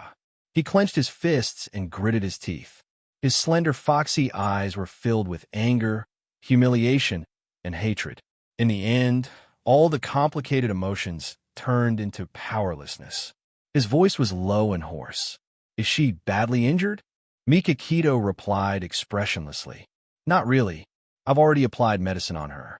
Of course, I helped her apply it myself. Bailey Yin was furious. He raised his fist and wanted to punch him in the face, but he was caught by the arm. He lowered his voice and said, Bailey Yin, the children are here. I don't want to mess around with you. Mikakito suddenly flung his arm away and slammed the door shut. Bailey Yin angrily punched the wall. He didn't care that the back of his hand was bleeding. He drove the Lamborghini like the wind. He was full of complicated emotions, but had nowhere to vent. In the end, he rushed in a charming club with a murderous aura. He drank one glass after another to drown his sorrows. Many beauties came forward to hit on him. He shot daggers at them and coldly spat out, "Get lost." The women ran away in tears. Bailey Yun's entire body emitted a powerful aura of resentment and anger. No one dared to approach within 3 meters of him. However, there was one person who wasn't afraid of death. He patted his shoulder and lazily said, I say, second young master, what happened today? There are broken hearts all over the floor of my bar. Bailey Yin flung Xiao Tianxing's hand away. His foxy eyes were slightly drunk. Xiao Tianxing, am I a failure as a person? Xiao Tianxing's sloppy smile froze.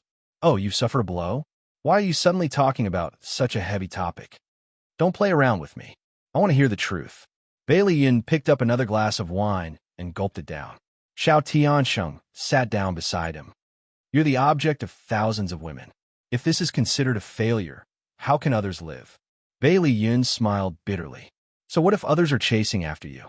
She's the only one who doesn't care. Xiao Tianxing knew he was talking about Xia Dong. He rubbed his eyebrows. She is already a member of Mikakedo. I advise you to give up. Bailey Yin drank another glass, and his mind was already in a mess. He laughed out loud. She's not. They're just pretending to be engaged. However, I still don't have the chance. His voice gradually became softer, and there was an indescribable sadness in his hazy, drunken eyes. Who asked me to be so useless? I was destined to be a failure from the moment I was born. His birth was not blessed by his family, and his existence would only bring shame to his family. Yun. Xiao Tiansheng put his hand on his shoulder. His expression was serious and serious. If you really love her, try again. Bailey Yin choked back his sobs. What if I fail? If you fail? Xiao Tiansheng had a headache. He had never encountered such a tricky problem. He paused and said, If you fail, maybe you should let go. Bai Liyun leaned on the bar counter, trying his best to suppress his strong, surging emotions. He originally wanted to be friends with her and let her slowly fall in love with him. But ever since Beitangshan existed, his image seemed so small. He was afraid that one day she would no longer be able to see him. Think about it. Xiao Tiansheng sighed and patted him on the shoulder. Asterisk when Mikakedo knocked on Xia Dong's door with a bowl of fragrant seafood porridge, she was already asleep. Perhaps because she was too tired, she was in a deep sleep. Mikakedo knocked twice, but no one answered. He turned the doorknob, but it was locked from the inside. He had no choice but to let her sleep on an empty stomach. Xiao Bao and Xiao Guai were sitting in the dining room. On the surface, they were eating at Gigai's, but in fact, they were listening to what was going on over there. When he saw Mikakedo coming back with a bowl, Xiao Bao gritted his teeth and said, Uncle Shun, you have to make the person who hurt Mom pay the price. Mikakedo patted his head. I will. Hurry up and eat before it gets cold. Hospital, VIP ward. Bailey Han was lying among a pile of instruments and tubes. His head was wrapped in gauze, and his face was pale. His handsome eyebrows were tightly knitted, and his thin lips were tightly pursed, making him look very fragile. Bai Jinxiu sat by his bed, and old Madame Bai was also sitting by the side with Xiao Yi in her arms. The three of them looked worried. Su Yinxian knocked on the door and walked in. She said anxiously, Grandma, Mommy Bai, how is Han? Old Madame Bai sighed. He's out of danger, but he hasn't woken up yet. Old Madame Bai still didn't know that Su Yunxian was faking her pregnancy, so her attitude towards her was normal. How did Han get injured? Su Yunxian looked distressed. Before old Madame Bai could say anything, Bai Jinxiu snorted coldly. It's all because of that woman, Xia Dong. She and Xiao Yi were kidnapped, and Han got injured in order to save them. Bai Jinxiu's words were full of disgust for Xia Dong, and he didn't even consider that his words would hurt Xiao Yi. Xiao Yi was already feeling guilty. When she heard this, her small body stiffened, and she couldn't help but clench her fists. Old Madame Bai keenly sensed the change in his emotions, and she hugged him tighter. She said in a deep voice, Jinxiu, you can't blame Xia Dong and Xiao Yi for this. If you want to blame someone, blame those vicious kidnappers. How dare they target our Bailey family? Su Yinxian was shocked and angry. She didn't expect that group of idiots would lead Bailey Han to them. She had clearly hinted to them that Mikakedo was Xia Dong's backer.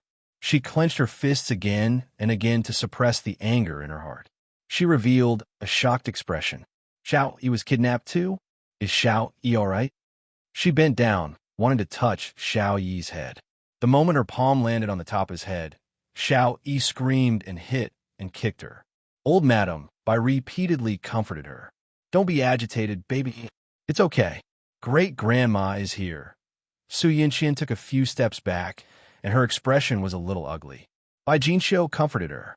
Yin Xian, don't mind him. Xiao Yi's just frightened. It's okay, Mommy Bai. It's my fault. I know that Xiao Yi will be more agitated when he sees me, but I still can't help but want to care about him. Su Yinxian forced a smile. Bai Jinxiu sighed, and her elegant brows furrowed slightly. Bailey Han, who was lying on the hospital bed, suddenly moved his lips.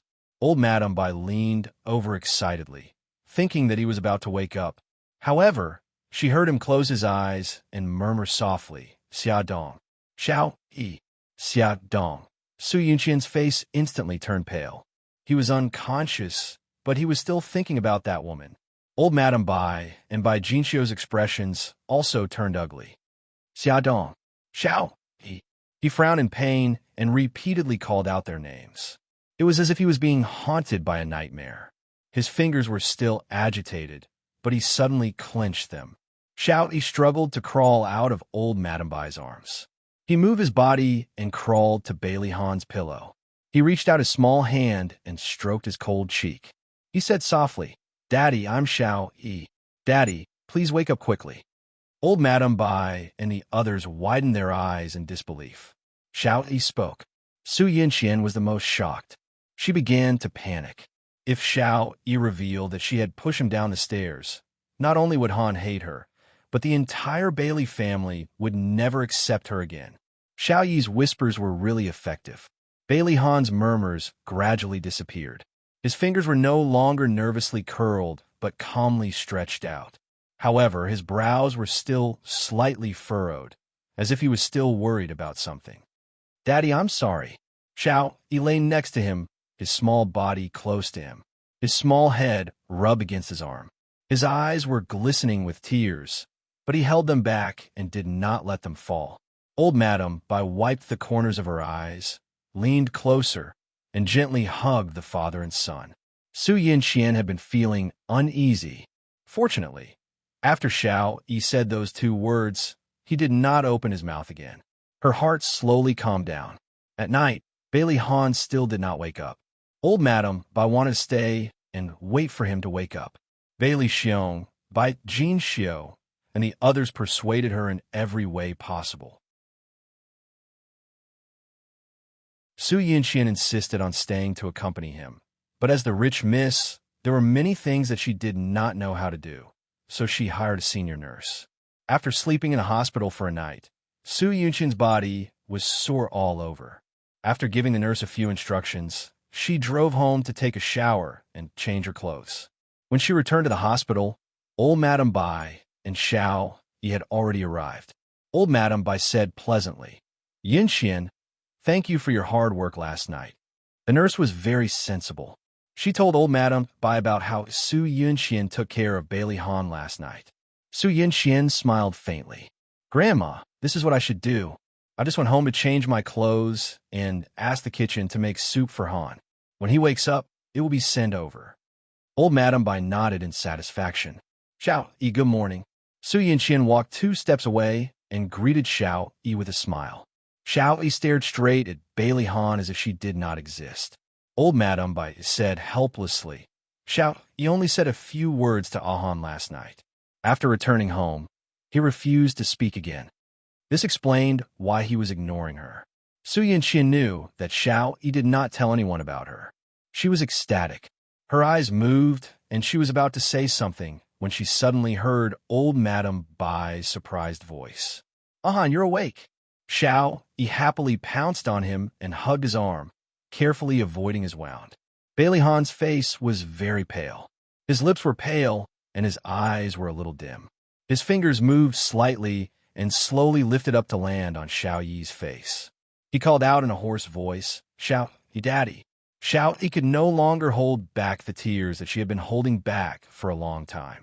They fell down, and she threw herself into his arms and cried. Welfare Hongcha 866.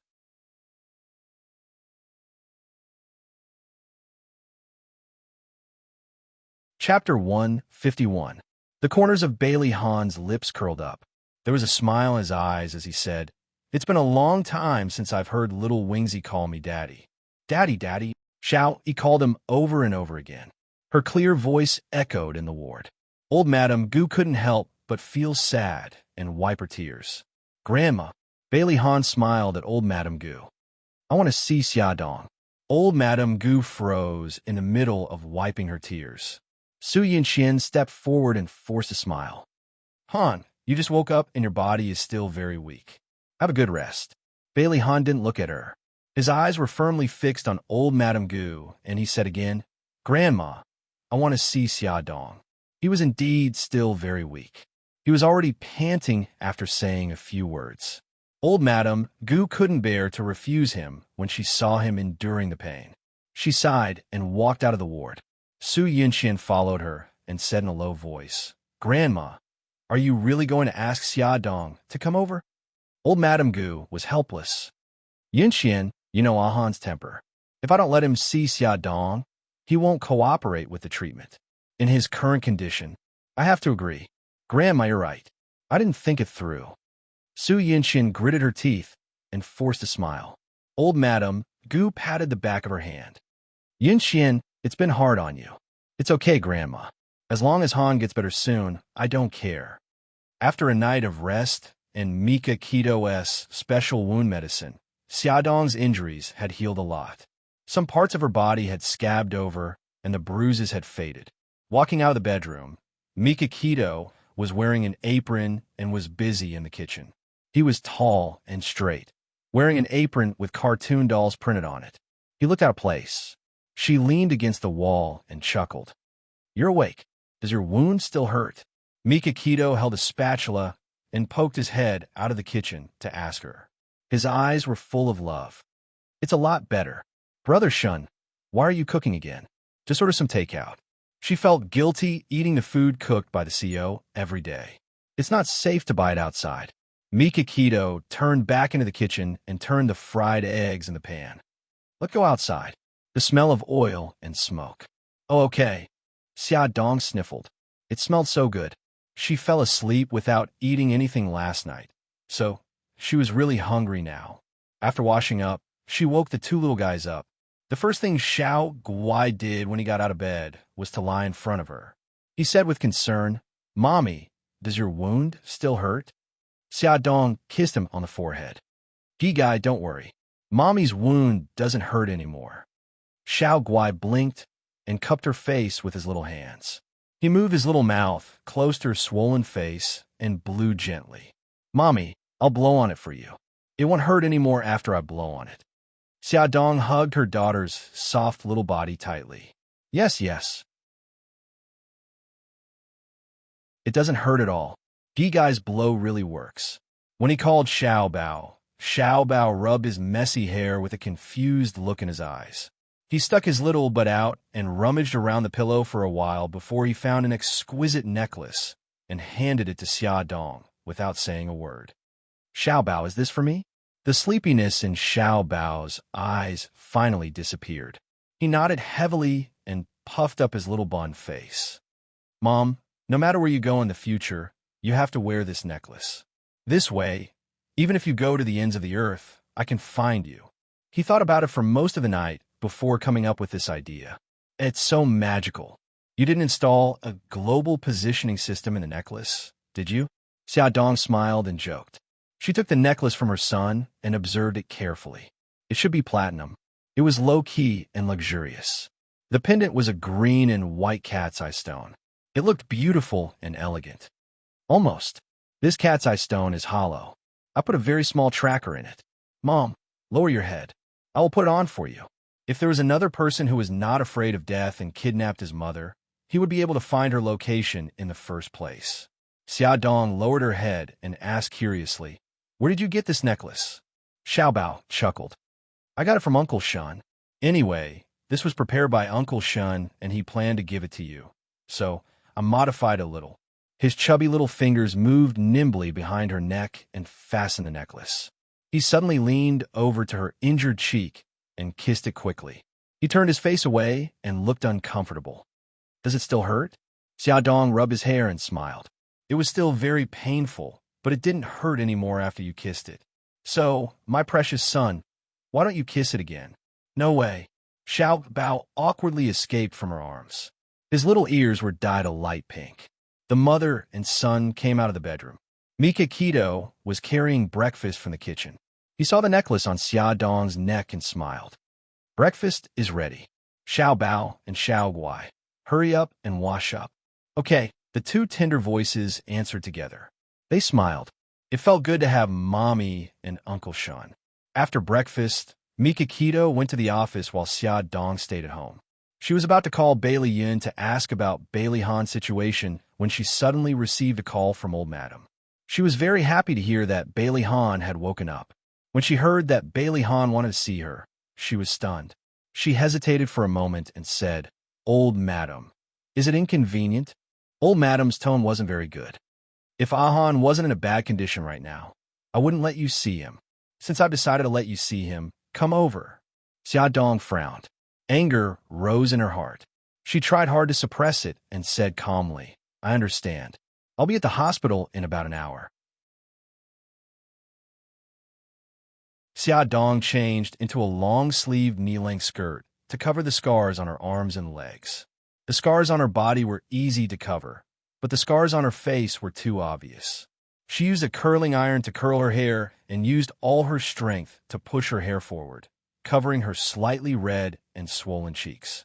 She sent the two children to Yi Siki's place to take care of them, and then rushed to the hospital. Su Yinxian was also there. She looked at Xia Dong with an extremely cold gaze. Old madam's face darkened. "Since you're here, go in. You should know what to say and what not to say." Xia Dong didn't want to say anything more. She nodded and pushed open the door of the ward. The sunlight shone in through the window and cast a shadow in the middle of the room. Xia Dong stood quietly in front of Bailey Han's bed. Her heart ached as she looked at his pale face. Bailey Han was also looking at her. Although she tried hard to cover it up, he still saw her injured cheeks. She must also be covered in scars where he couldn't see them. Some of them were even caused by him. She said in a hoarse voice, "I'm sorry. If I hadn't implicated you, you wouldn't have become like this." He closed his eyes and smiled tiredly. "It's not your fault. Come to think of it, he was the one who had implicated her. If he had done a better job back then, the incident with old Mo wouldn't have happened." He waved his hand, and she walked closer. He said softly, "Do the injuries on your body still hurt?" He paused for a moment, and his face turned slightly pink. Did I hurt the child in your stomach?" Xia Dong knew what he was referring to. Her face heated up, and she looked down uncomfortably. "No, it's okay. The child is fine." He was full of guilt and said softly, "I'm sorry. I almost hurt you." Xia Dong's nose twitched, and she burst into tears. "You scare me to death. Do you know that you almost killed yourself?" He smiled. "I didn't want to hurt you."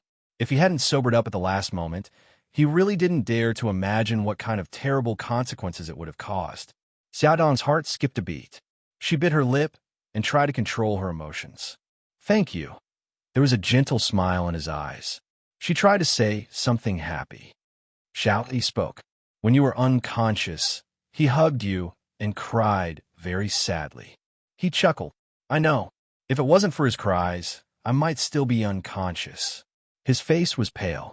It was obvious that he was forcing himself to talk to her. She smiled and said, "Mr. Bailey, have a good rest. I'll come and see you another day." Bailey Han suddenly grabbed her wrist. "Call me Bailey Han." Compared to a polite address, he was more willing to hear her call him by his full name when she was flustered and exasperated. It gave him a familiar sense of closeness. She wanted to struggle, but she was afraid that it would affect his wound, so she could only let him hold her. His dark eyes stared at her, containing many things that she couldn't understand. She compromised. "Bailey Han, let go of me." If old madam and Su Yinxian saw this, she wouldn't be able to explain herself. He slowly let go of her. "I'll leave first. Have a good rest." She walked to the door. Before she opened it, his tired voice suddenly came from behind. "Xia Dong, did we know each other before?" Her outstretched hand froze. With her back facing him, she asked, "Why do you ask?" He was already very tired after talking so much. He took a deep breath and said, "When I was unconscious, I had many dreams. In my dreams, there was you and me. We seemed to be very familiar with each other. The dreams were also very real, as if it had happened before. She dug her fingers into her palms. What did you dream of? I don't remember. He actually only remembered one scene. He was carrying her in his arms as they walked through the forest. It was raining heavily, and she was leaning on his chest like a weak kitten. He could even clearly remember how he felt at that time. The joy of finding something he had lost, the worry, and the love that was so thick that it couldn't be dissolved. She closed her eyes and said lightly, "No, we didn't know each other before. That was the first time we met at the Immerse press conference." He said slowly, "I still remember that you approached me several times and said that you needed my help. You even said that you didn't come back to disturb me on purpose. The way you spoke was like an old acquaintance. Come and see. Honsha 866.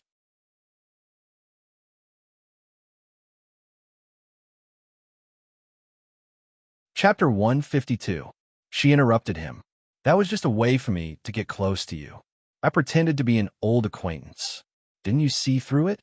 After a moment of silence, he said, "What do you need my help with?"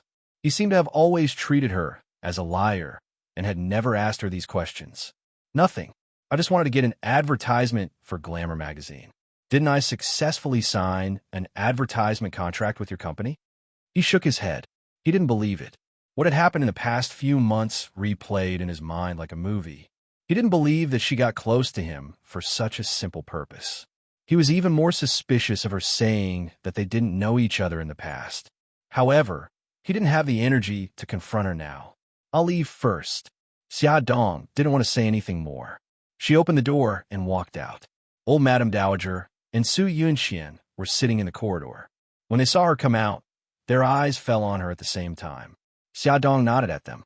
"He's tired. I'll leave first." She didn't wait for them to answer and left directly. She was also very tired and didn't want to pretend to be polite to them.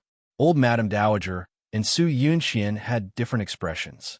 After a moment of silence, Old Madame Dowager said, "Yunxian, you've been tired all night. Go back and rest first." "No, Grandma. I'm fine. I want to stay and take care of Han.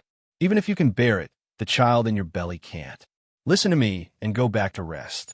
Old Madame Dowager's unintentional words made Su Yunxian's body stiffen and her face turn pale. "What's wrong? Did something happen?" Old Madame Dowager looked concerned. Su Yunxian covered her mouth and sobbed softly. "Grandma, I'm sorry. The child was accidentally lost.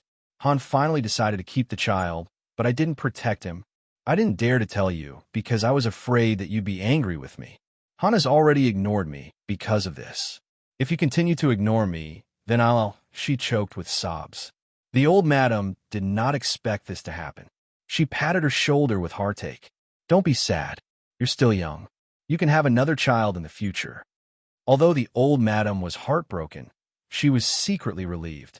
Xiao Yi's condition was gradually improving, and she was very sensitive to Yun Xian. If she knew that Yun Xian had a child, she might be agitated. Now that the child was gone, it could be considered a good thing. Su Yunxian wiped the tears from the corners of her eyes with a handkerchief.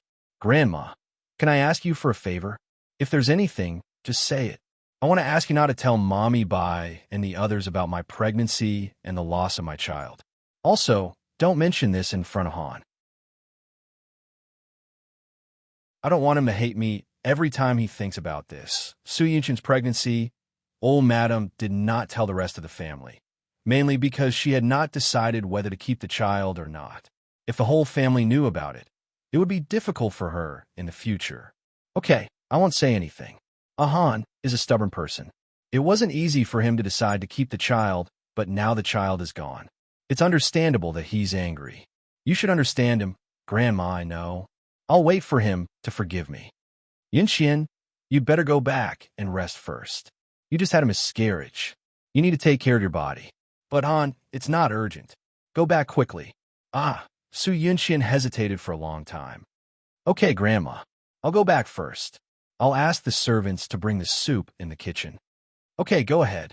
In the brain surgeon's office, Bailey Xiong said, "Doctor, what's the result of my son's head examination?"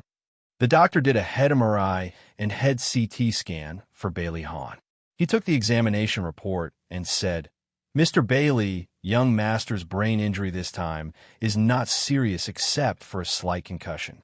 However, we found a low-density shadow in his left parietal lobe with a vague boundary. There is a substantial shadow in the rest of his brain. It should be an old injury. Bailey Xiong said nervously, "Yes, my son had a car accident 5 years ago, and his brain was seriously injured." "What do you mean by shadow? Could be a tumor?" "It's not a tumor. It may be a remnant of the previous injury." Bailey Xiong was shocked and thought of something. It was very likely that the shadow was that thing. Mr. Bailey, young master, still needs a detailed examination.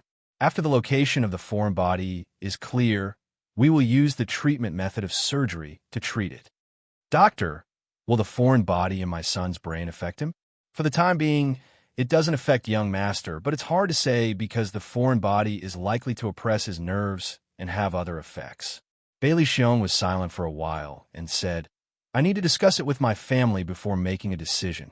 The detailed examination results came out. The shadow in Bailey Han's brain was a remnant of the car accident 5 years ago. After the family's discussion, they decided not to perform surgery and let him stay as he was. However, in the eyes of the doctor, it was like a time bomb that could explode at any time and kill him.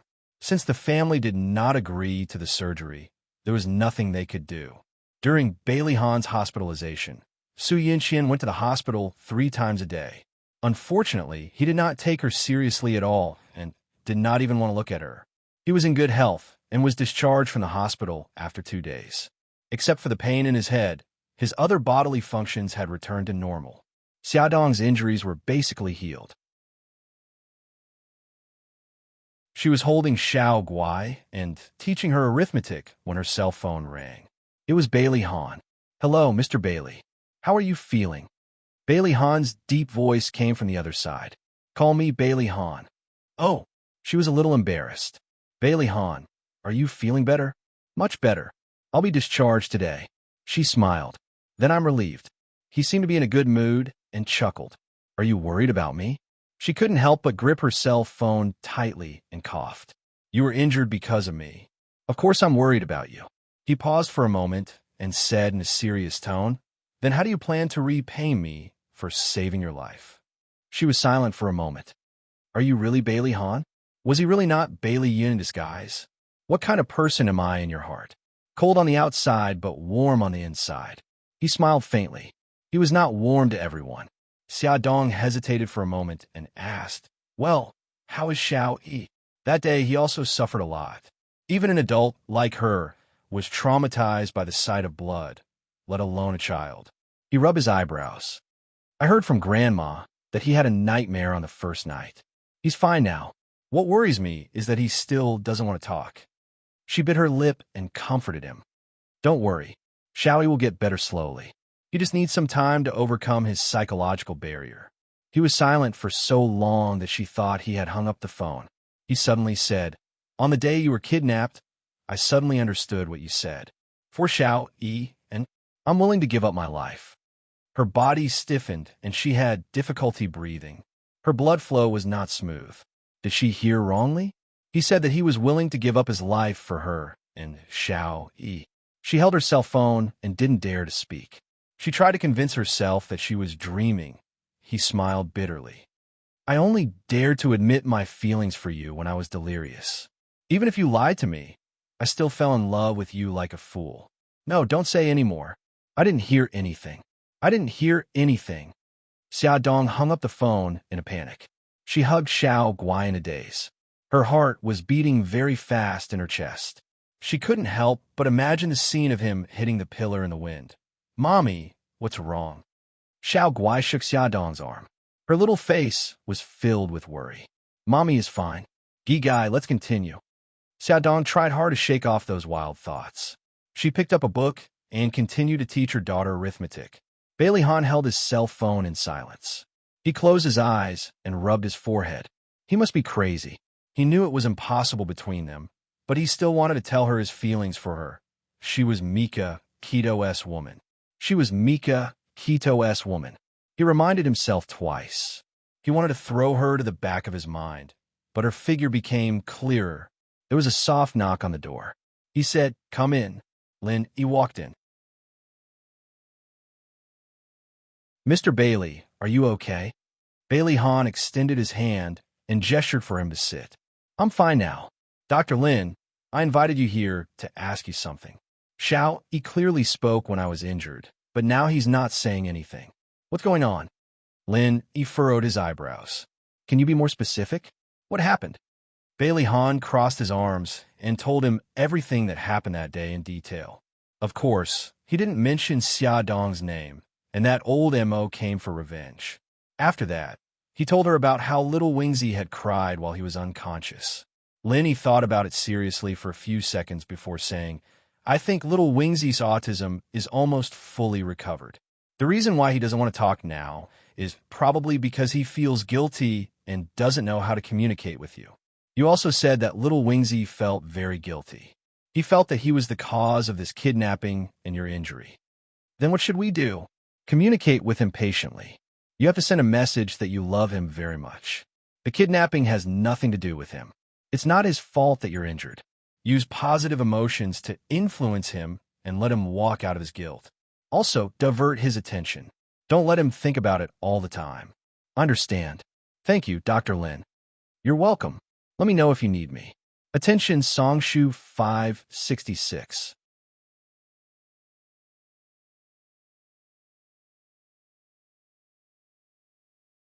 Chapter 153. When he sent Lin Yi downstairs, Bailey Han saw Xiao Yi open the door and poke his head out. His eyes flashed as soon as he saw them. He quickly returned to his room and closed the door with a bang.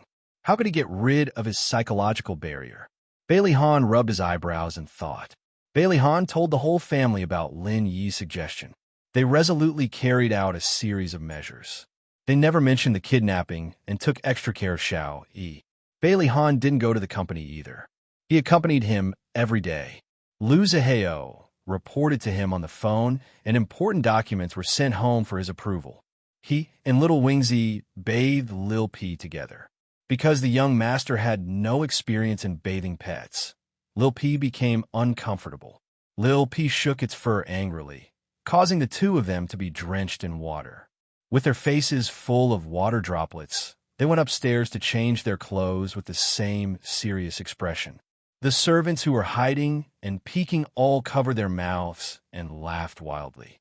They sat cross-legged on the floor and played video games or go together. Bailey Han also taught Xiao Yi how to swim, how to shoot darts, and took him to ride the roller coaster.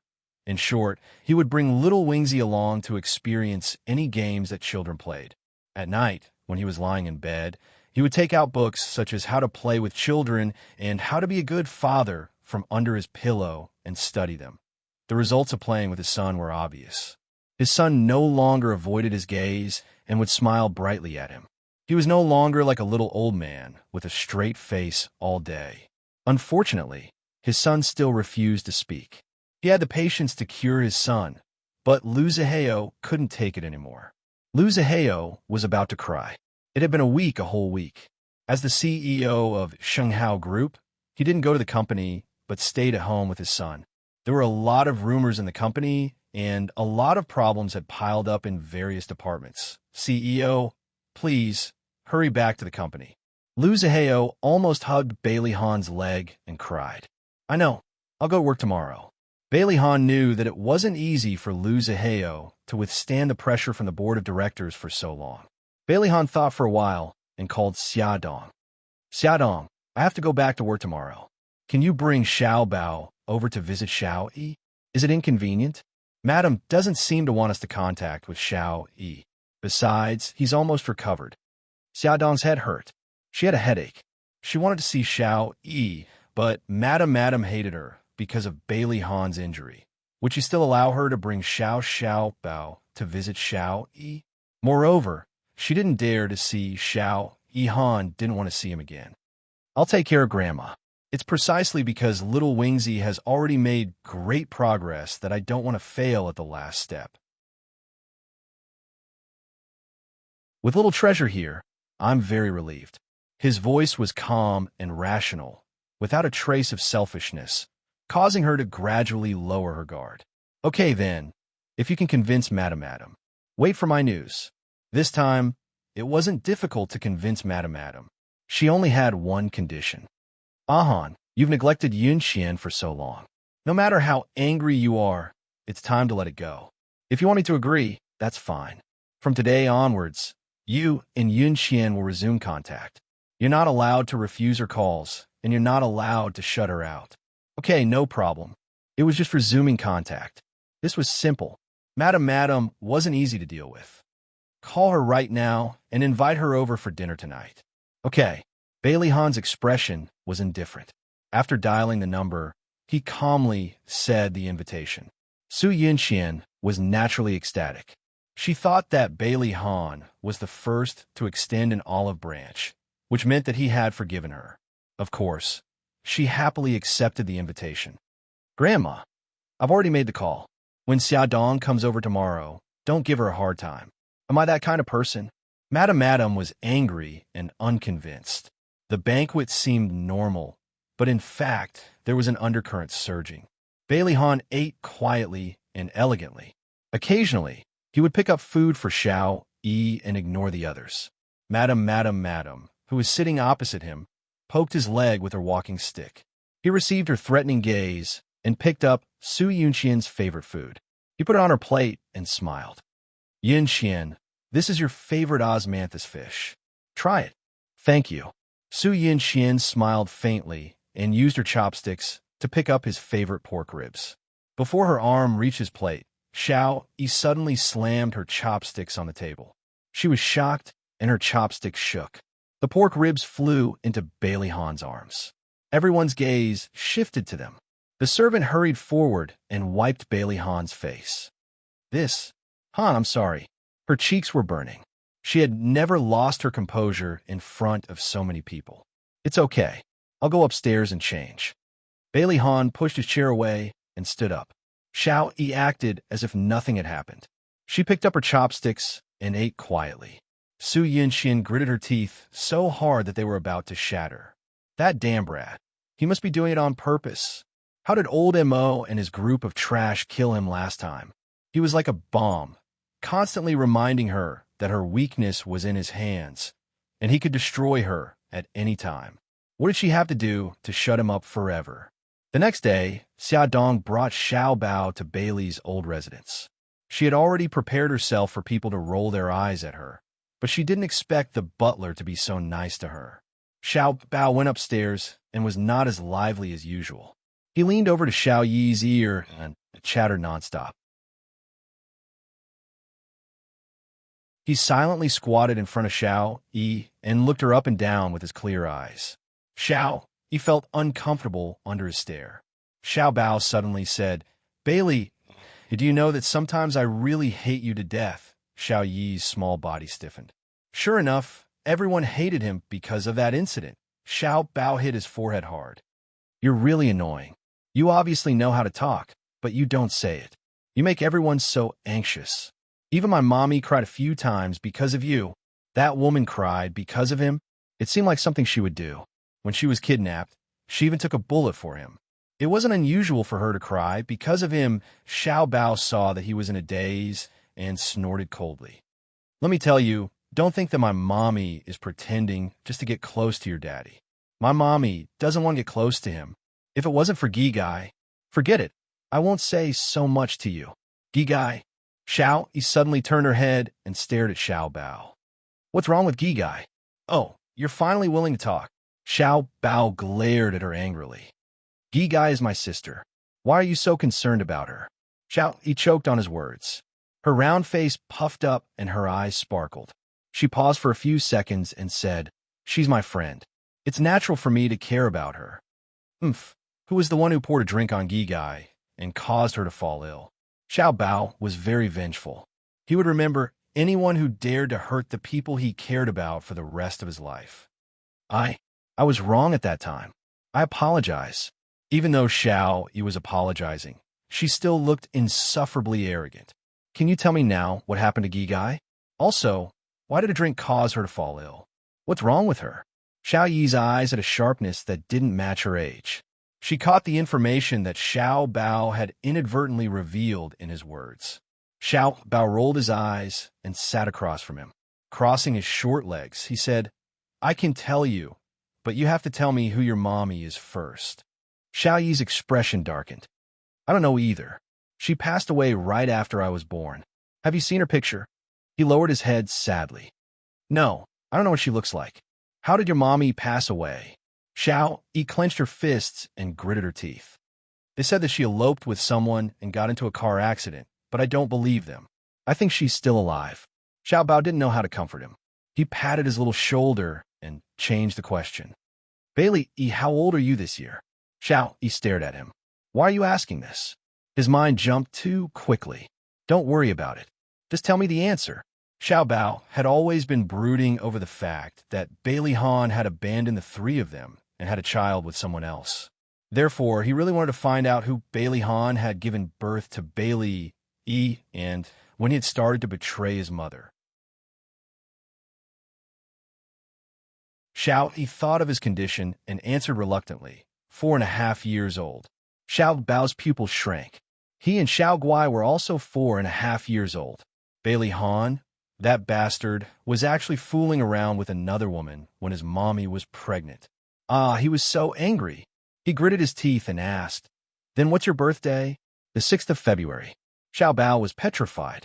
The 6th of February. His and Xiao Guai's birthdays were also on the 6th of February. Boo-hoo. He was going to kill that bastard Bailey Han. No one was going to stop him. Xiao Bao suddenly jumped up from the ground. With a fierce expression, he walked out without a word. Xiao Yi was dumbfounded and called out to him.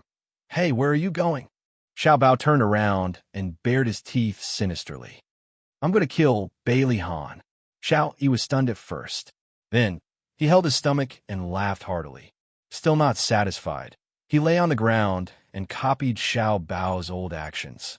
He rolled and laughed like a happy puppy. Xiao Bao's face darkened. He was actually being laughed at by this annoying guy.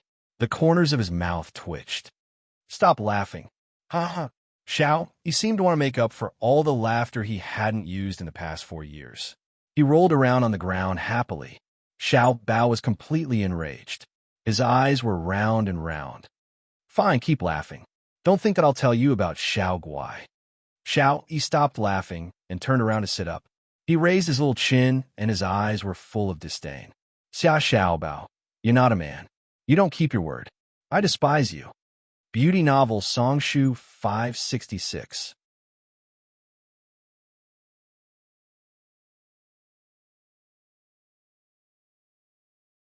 Chapter 154.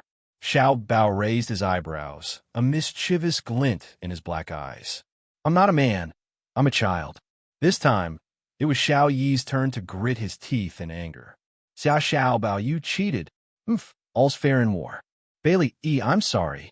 Xiao Yi's eyes widened. He seemed to have thought of something and suddenly curled his lips. It's okay if you don't tell me. I'll find out myself. Take your time. Xiao Bao shrugged nonchalantly. If you have the ability to find out, it'll prove that what I said is true. Xiao Yi snorted. Don't worry. After I find out, I'll tell great-grandmother about it, so that she won't have to worry. He could tell that great-grandmother didn't like Xia Dong either. It was as if she was afraid that she would steal Daddy away. Xiao Bao glared at him. You win. So, are you willing to tell me the truth now? Xiao Yi crossed his arms arrogantly. Xiao Bao glared at him fiercely. I can tell you, but you have to swear on your mommy's name that you won't tell anyone about this. If you break your oath, your mommy will never be reincarnated. Xiao Yi said angrily. That's too cruel of an oath. Xiao Bao shrugged. As long as you don't break your oath, everything will be fine. Xiao Yi was conflicted. In the end, his curiosity won out. He gritted his teeth and said, I swear that I won't tell anyone about what you told me. Otherwise, my mommy will never be reincarnated. Okay, you can tell me now. Very good. You have to remember your oath. Xiao Bao patted his shoulder in satisfaction. This is what happened. Xiao Bao only talked about his sister's illness and how his mother had no choice but to give birth to a child with the same blood as Gigai to save Gigai. As smart as Bailey Yi was, he immediately reacted. His eyes widened in disbelief. So, you and Xiao Guai are also Daddy's children? That's right. Xiao Bao pouted in disdain. But I won't acknowledge him. He abandoned the three of us and even had you with another woman. He's so despicable. Xiao didn't recover from the huge shock for a long time. He stared blankly at the floor. His daddy actually had 2 children with another woman. Hey, are you stupid? Xiao Bao poked his arm with his finger. You've already sworn that you won't tell anyone. Do you hear me? No, that's impossible. Xiao grabbed his hair angrily. Didn't you say that your daddy is Mikakito? Xiao Bao rolled his eyes. I was lying to you. If my daddy is Uncle Shun, I have no reason not to take his surname. You're lying to me. You must be lying to me. Xiao Bao, I won't believe you. Xiao Bao sneered. I'm lying to you? What's the benefit of lying to you? Let me tell you, I've never liked you because your mother seduced Bailey Han and made him abandon my mother. No, that's not it.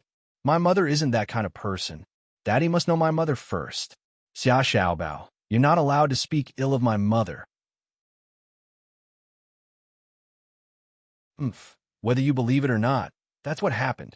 Xiao Bao didn't back down and stared into his eyes. Xiao rushed up angrily and grabbed Xiao Bao's collar. The 2 little guys wrestled with each other. Bailey, I'm warning you. Don't hit my face. Xiao Bao, don't grab my hair. Let go of me. The 2 of them fought for more than 10 minutes before they finally got tired. They grabbed each other's necks and lay on the floor, panting. Bailey, let go. You let go first. Let's let go together. I'll count to 3. Xiao Bao counted to 3, but the 2 sly guys didn't let go. They were still grabbing each other's necks. If you don't let go, I'll suffocate to death. I'll count to 3 again. Okay, Xiao Bao, don't play any more tricks. Xiao Bao's little face was red from suffocation. He counted to 3 again. This time, the 2 of them let go at the same time. They were panting and staring at each other with eyes that said, I can't wait to bite you to death. The 2 little guys were injured. Xiao Bao took a punch to the cheek. Xiao Yi's hair was a mess, and there was a bunch of hair on the floor that had been thrown away. Their clothes were messy, and they were in a sorry state. After a few minutes, the 2 of them calmed down. Xiao Yi was still immersed in the huge blow. She gritted her teeth and said, If you and Xiao Guai were daddy's children, wouldn't you want to acknowledge him? Xiao Bao sneered. I won't acknowledge someone who abandoned me. As for Xiao Guai, she doesn't even know who daddy is. She also doesn't know what illness she has. So don't let it slip in the future. Xiao Yi was stunned. After a while, she asked, Is Xiao Guai's illness serious? Xiao Bao's expression became serious. It's serious. It's very serious. Otherwise, my mommy wouldn't have been so desperate to get close to your daddy. Xiao Yi fell silent. She turned her back to Xiao Bao and curled her little body up. She still couldn't accept this. Xiao Bao suddenly felt sorry for her when she saw how lonely she looked. She hesitated for a few seconds, reached out, and patted her on the shoulder. She said softly, Don't worry. Xiao Guai and I won't fight over your daddy. Just pretend you never heard about this. But you have to treat my mommy better in the future. Even if it's because she's been so nice to you, you have to treat her a little better. Xiao Yi hugged his knees tightly and curled himself into a ball. His clear eyes gradually became misty. He bit his lip tightly and held back the tears that were about to come. Bailey, I'm leaving. Don't pretend to be autistic. Hurry up and get better. Don't let your family worry anymore. Xiao Bao got up from the ground and looked down at him like an adult. How did you know I was pretending? Xiao Yi's voice was a little choked up. Xiao Bao rolled her eyes. Did you forget that I worked with you and asked you to pretend to be sick? Who knew that you were such a genius that you pretended to be autistic? Although you pretended to be autistic, I knew you had an ulterior motive. So, I observed you and found a small loophole. What loophole? It's because you treated me differently. Speaking of this, Xiao Bao became angry. The last time I brought Gigai to see you, you gave Gigai the pastry she liked, but you gave me the peanut butter that I hate. You must have done it on purpose. Which autistic child would be so scheming? Xiao Yi was silent. He was right. I did do it on purpose. Xiao Bao walked to the door and suddenly heard Xiao Yi's muffled voice from behind. Why is your mommy so nice to me? Xiao Bao blinked his large eyes. My mommy is kind. My mommy said that you are a child without a mommy. Although you have a bad temper, You are actually very pitiful. You yearn for a mother's love and friends, so she treats you very well. He snorted. She treats you so well that even I, her biological son, am jealous. Xiao Bao spoke casually, but Xiao Yi listened attentively. His body stiffened and his heart started to beat wildly. A bold idea popped into his mind. He was so excited that his voice trembled. Xiao Bao, is it possible that she's actually my mommy too? Xiao Bao's delicate eyebrows shot up. He widened his eyes and said angrily, "What do you mean? Are you trying to steal my mommy?" Roar, this damn annoying person. Did he eat a leopard's guts? No. Little Wingsy abruptly sat up, his eyes flashing with fanaticism. How old are you? When is your birthday? Xiao Bao's eyes narrowed. Same as you. 4.5 years old. My birthday is on the 6th of February. He suddenly rushed over and placed both hands on his shoulders. Isn't it obvious? We were both born on the same day. She cares about me and even took a bullet for me. If she isn't my mommy, why would she do that? What did you say? My mommy took a bullet for you? Xiao Bao was shocked. His eyes widened in disbelief. No, that's impossible, Xiao. He nodded vigorously. When we were kidnapped, she stopped the kidnappers from hurting me many times. Also, I keep feeling that there's something wrong with the way she looks at me. It's like she's very sad. No, I don't believe it. Xiao Bao had always believed that Bailey Han abandoned his mommy and had Bailey Yi with another woman. Now that the plot had been reversed, it was destroying his belief. Xiao Bao violently pushed Xiao Yi away. It was as if he was being chased by a ferocious beast. He ran out of his room in a panic. Xiao Yi stared blankly at the empty doorway. After the shock and excitement, it was followed by endless pain. His little face was filled with grief. If she really was his mommy, why would she abandon him? Why? Xiao Bao, what's wrong? Xia Dong suddenly stood up from the sofa. She looked in shock at Xiao Bao, who was running down the stairs. His handsome little face was covered in tears. Xiao Bao threw himself at her.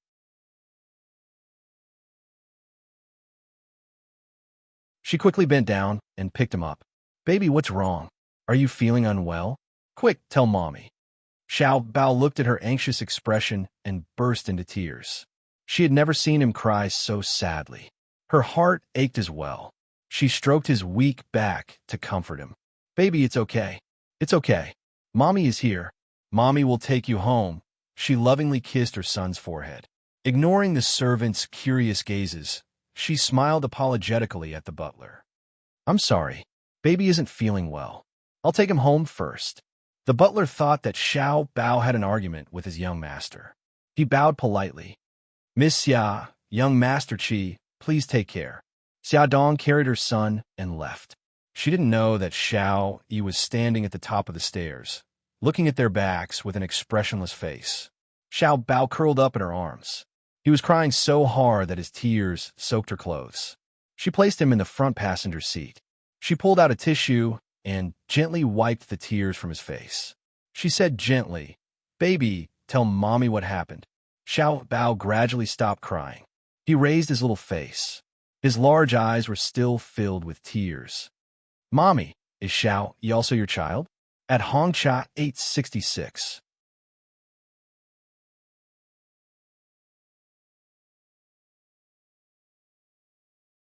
Chapter 155. Xiao Bao gradually stopped sobbing. He lifted his little face, and his big eyes were still filled with tears. Mommy, is Xiao your child too? Xia Dong's breathing instantly stopped. Her beautiful eyes were instantly filled with shock. She fiercely pinched her palm before she found her voice again. Xiao Bao, why would you have such a strange thought? Then why did you take the bullet for him? Xiao Bao's face was filled with grief and indignation. Xia Dong pursed her lips and tried to calm herself down. He's a child, and mommy is an adult. It's normal for adults to protect children. Is that really the case? His dark eyes stared straight at her, as if he wanted to look into the depths of her heart. Of course. Why would mommy lie to you? Xia Dong laughed dryly and patted his head. Don't let your imagination run wild. Let's go home. She started the car and looked straight ahead. She focused on driving as if nothing had happened. Xiao Bao's heart was filled with suspicion. He was not a 3-year-old child who could be fooled so easily. He had caught his mommy's flash of panic just now. He would definitely find out the truth. It was midsummer, and the weather could change at any moment. It was a poisonous day when they left the old Bailey mansion. They had just reached the foot of the mountain when it suddenly started raining heavily. The rain splashed against the car window. Xiaodong slowed down the car and glanced sideways at Xiao Bao, who was staring out the window in a daze. "Baby, did Xiao Yi speak today?" Xiao Bao had already begun to suspect that his mommy was also Bailey Yi's mommy. When he heard that she was concerned about him, the suspicion in his heart intensified. He was very upset and said angrily, "She did. It's a good thing that she spoke." Xiaodong smiled, but then she thought about how Xiao Bao ran down the stairs crying. Could it be that even Xiao Yi knew? Worry surfaced in her heart again. Her phone suddenly rang. It was a call from Mika Kido. "Hello, Brother Shun." Mika Kido stood in front of the floor-to-ceiling window in the office and looked at the pouring rain outside. Her expression was a little heavy. "Are you home now? It's raining heavily outside." "Not yet. We just reached the foot of the mountain in the villa area." "Brother Shun, is something the matter?" Xiaodong noticed that his tone was a little heavy. Mika Kido rubbed her eyebrows. "Something happened in Japan. I need to go back to deal with it." Xiaodong frowned. "What's going on? Is it serious?" Sumiyoshi Kai and Inagawa Kai have recently stolen a lot of Yamaguchi-gumi's business. I heard that Inagawa Kai has also smuggled a large number of drugs from Vietnam. They want to invade Yamaguchi-gumi's sphere of influence.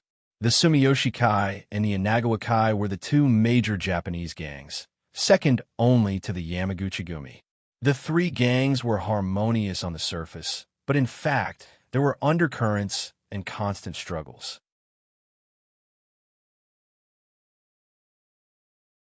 They must have known that the leader of Yamaguchi-gumi was not in the Japanese headquarters, so they took the opportunity to seize territory. Mika Kido felt that drugs were too harmful, so she hated them very much. In her sphere of influence, the sale of drugs was prohibited. Mika Kido was aiming at this fat piece of meat and wanted to introduce drugs to her. Xiaodong quickly understood the seriousness of the matter and said, "Brother Shun, have you booked the plane tickets? When you plan to go back?" "I'll rush back tonight. I'll ask Lu Xing to stay and protect you." Mika Kido had already asked Jiang Dao to pack his luggage and leave it in the office. After he settled the company's matters, he would take a plane back to Japan. "Okay, Brother Shun, you have to take care of yourself. Don't let yourself get hurt, okay?" Mika Kido smiled, and her eyes were filled with tenderness. "I know. You have to take care of yourself, too. Take good care of the children and wait for me to come back." "I know." Xiaodong listened to him say a few more words and handed the earpiece to Xiao Bao. "Baby, Uncle Shun has something to say to you." "Uncle Shun, are you going back to Japan?" Xiao Bao put on the earpiece, puffed up his cheeks, and said, "When will you come back?" "Half a month at least, and a month at most. I'll be back as soon as possible." Mika Kido said softly, "Xiao Bao, you're already a man. You have to listen to Mommy and take good care of Gigai, okay?" "Okay, I know. I'll also look after Mom and not let her run around, lest she gets into trouble again." His voice was young, but his expression was serious. He looked like a little old man. The corners of Beidang Shun's lips curled up. He was half joking and half serious. "If other men approach her, remember to chase them away." Xiao Bao nodded seriously. "Yes, that's right." Before Mika Kido left, she had already arranged everything. She was worried that Xiaodong would tire herself out, so she specially hired a nanny. In addition to Lu Xing, who was ordered to protect her, there was also a female bodyguard named Suzaku who rushed over from Japan to protect them. Suzaku arrived in China the next morning. She was very beautiful, charming, and gorgeous, but it was a pity that she had a cold expression on her face, as if someone owed her a lot of money. Xiaodong joked in Japanese, "Suzaku, I just found out that Yamaguchi-gumi has such a beautiful bodyguard like you." Suzaku replied in Chinese, "Strictly speaking, I'm not a member of Yamaguchi-gumi. I just signed an agreement with Mika Kido and worked for him." "Oh, I see." Xiaodong nodded in understanding. Suddenly, her eyes narrowed. You're from China? Yes. Suzaku was a woman of few words. Miss Xia, if there's nothing else, I'll go out first. Okay. Thank you for your hard work. I'll prepare a room for you. Xia Dong lived in a 3-bedroom apartment. She planned to let Xiao Guai sleep with her and leave Xiao Guai's room for Suzaku. As for Lu Xing, she would let him do whatever he wanted after work. Xia Dong had been unkind for a long time. No, I have a house in a city. Suzaku had a villa in a city before she was sent to Japan by Mika Kido. It was obvious that being a killer was a high-risk, high-income profession. The rain didn't stop until evening. Bailey Han drove back to the old house. Immediately, a servant was waiting for him at the gate with an umbrella. As soon as he opened the car door, the servant held the umbrella and said with a smile, "Young master, you're finally back." Little master is speaking. A look of surprise flashed across Bailey Han's eyes. He quickened his pace and walked to the living room. As soon as he reached the door of the living room, he heard the old lady's laughter and Xiao Yi's clear and tender voice. He seemed to be telling a joke, which made the old lady laugh. Bailey Xiong and Bai Jinxiu were also sitting in the living room with smiles on their faces. The servant took off his wet coat and hung it on the floor hanger. Bai Jinxiu smiled and said, "Han, you're back at the right time. Come and listen to Xiao Yi's joke." It made the old lady very happy. "That's right. Come and listen too." The old lady wiped the tears from the corners of her eyes. No one could tell if they were tears of laughter or tears of joy. "Daddy, you're back." Xiao Yi stood up from the sofa and greeted him Gi-Gai. Bailey Han patted his head, picked him up, and put him on his lap. "What joke is Xiao Yi telling? Tell it to Daddy too." "Okay." His beautiful eyes curved. "But Daddy, I have a condition. If I can make you laugh, you have to promise me one thing. You've learned to negotiate with Daddy?" Bailey Han's eyes were smiling. His cold and handsome face seemed to soften a lot. He ruffled his hair. "Let's hear it." He pursed his lips, and his dark eyes were filled with anticipation. "Daddy, I want to thank Chief Editor Xia in person. I know that she took good care of me when I was sick." The old lady's expression changed. She wanted to say something, but in the end, she held back. Bailey Xiong and his wife's expressions were also a little ugly. Bailey Han's lips curved. "You should thank her, but I can only make a decision after I hear your joke." Little Wingsy's eyebrows also curved as he began to tell a lively joke. The joke itself was not very funny, but when paired with his rich facial expressions, it seemed particularly funny. Bailey Han looked at his little face brimming with smiles. That pair of eyes that were as bright as the stars made him smile from the bottom of his heart. He realized that after his son fell ill, he had become a little different. His expression had become richer, and he smiled more often. He enjoyed the change in his son. Before going to bed, Bailey Han went to Xiao Yi's room. He was already asleep. His small body lay on the bed and only took up a small space. He didn't seem to be sleeping very well, and his brows were slightly furrowed. Bailey Han reached out and smoothed out the wrinkles between his brows. He gently stroked his cheek. Just as he retracted his hand and stood up, he suddenly heard Xiao Yi's sleep-talking voice. "Mommy, don't go, don't abandon me." Bailey Han's breath stopped. When he came out of his son's room, he was in a terrible mood. He remembered that 4.5 years ago, the old madam had brought little Wingsy to him and told him that he had a child with a woman. At that time, he had been shocked and at a loss. He tried hard to recall what the woman who had given birth to his child looked like, but he could not recall. When Xiao Yi was 2 years old, he asked him where his mommy was. He couldn't answer, so he could only tell Xiao Yi the answer that the old lady told him. He said that his mommy was already dead. Xiao Yi didn't believe him. He said that his mommy wasn't dead. She just went somewhere far away. He even cried and asked him for his mommy. He was so angry that he hit Xiao Yi for the first time. Bailey Han didn't expect that Xiao Yi still didn't want to believe that his mommy was already dead. Sitting on the deck chair on the balcony, he was exposed to the night sky that had been washed by the rain. The cool air seeped into his heart, and his irritated mood gradually calmed down. However, he couldn't help but think of someone. His finger repeatedly scrolled through the contact list on his phone. He was hesitant. What was she doing at this time? Was she with Mika Kido? Bailey Han rubbed his brows. He persuaded himself that he called her for business. He just wanted to tell her that Xiao, he wanted to see her. Hello, Bailey Han. Her voice was very soft and comfortable to listen to. Ad, Shinwu 799.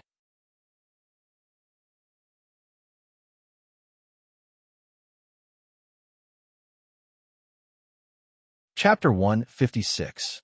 He paused. Xia Dong. Xiao, he is willing to talk. She smiled happily. Congratulations. He smiled. I'm very grateful for everything you've done. Xiao, he is also very grateful. He wants to thank you in person. When are you free? I'd like to treat you to a meal. Well, Xia Dong glanced at the little guys who were playing games on the sofa. It's okay. We didn't do anything. His voice was low. Don't misunderstand. I don't mean anything else. If Mr. Beidang is willing to come, I'd be honored. Xia Dong knew that he had misunderstood. She quickly said, No, Brother Shun went to Japan. He won't have any objections. I just don't think there's a need. She slapped her forehead gloomily. Xiao Bao was already suspicious. Maybe Xiao Yi was also suspicious. She just wanted to fade out of Xiao Yi's sight temporarily. I insist. Xia Dong, don't reject me. He was like a supreme king announcing his decision. I'll pick you and the children up at 6 o'clock tomorrow night. But I beep beep. The call ended. Xia Dong held her forehead helplessly. He was too domineering. She hadn't even finished speaking. Bailey Han knew that old madam didn't like Xia Dong, so he specially arranged for the banquet to be held in his villa to avoid awkwardness for Xia Dong.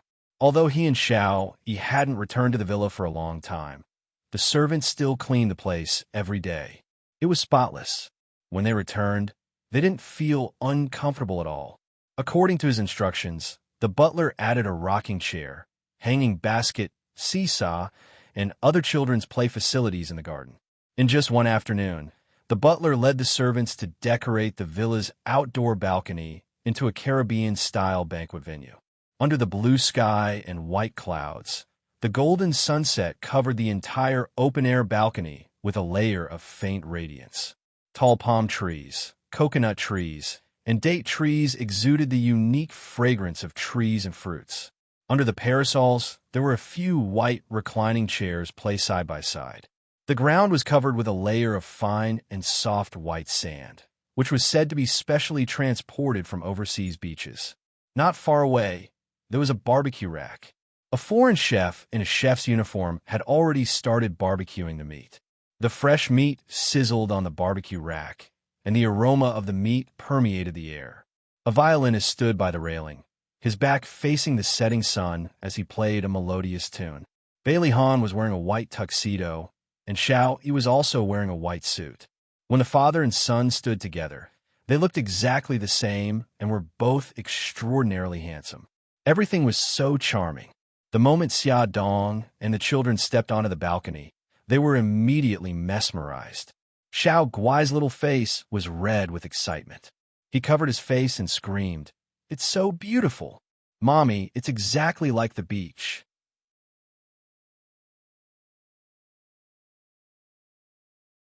Xiao Bao didn't say anything, but from his sparkling eyes, it was obvious that he liked it. Xia Dong smiled faintly. It's very beautiful. We like it very much. She was wearing a bohemian-style long dress. It was sleeveless and cinched at the waist, and the hem of the dress flowed elegantly. It was extremely compatible with the sunny beach. A gentle breeze blew and lifted her long hair. She raised her chin slightly, feeling the comfort of the breeze. Her side profile looked tranquil and beautiful under the sunlight. She smiled. Bailey Han, I also brought a guest over. I hope you don't mind. The guest Xia Dong was talking about was Suzuko, who was standing behind her. She didn't want to let Suzaku follow them, but she insisted. She said that it was Mika Kito's orders. She had to follow them when they went out, even when they went to buy groceries. Bailey Han raised his eyebrows in surprise. Suzaku? I didn't expect you to work for Mika Kito now. Suzaku was expressionless. I admit defeat. Bailey Han's thin lips curved.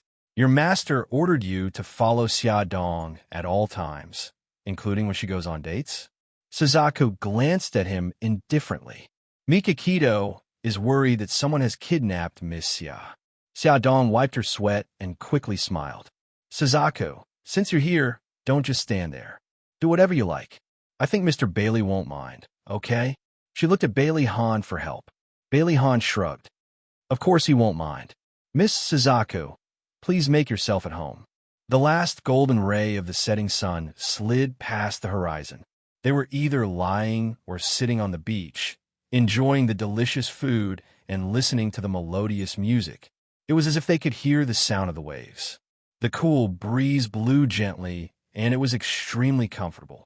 Bailey Han held orange juice in one hand and red wine in the other. He sat on the recliner beside her and handed her the orange juice. There was a gentle smile on his face. Let me toast to you.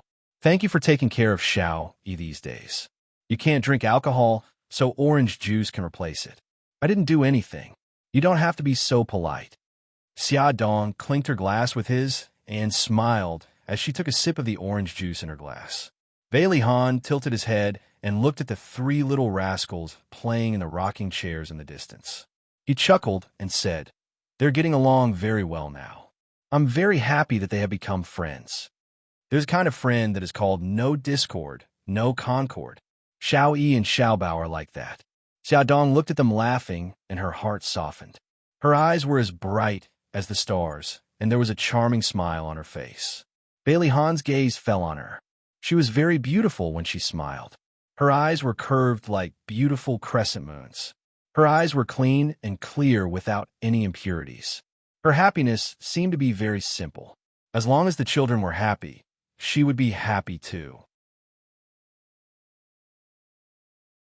She was very rational when she was working, but sometimes she would be silly when facing him. He couldn't help but want to get closer to her. Xia Dong received his passionate gaze. She touched her hair uncomfortably and smiled. "I'm going to see the children." She put down her glass and got up to leave. He suddenly grabbed her wrist.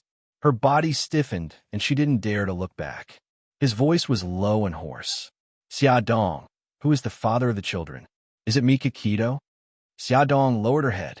"Is the answer very important?" "It's very important to me."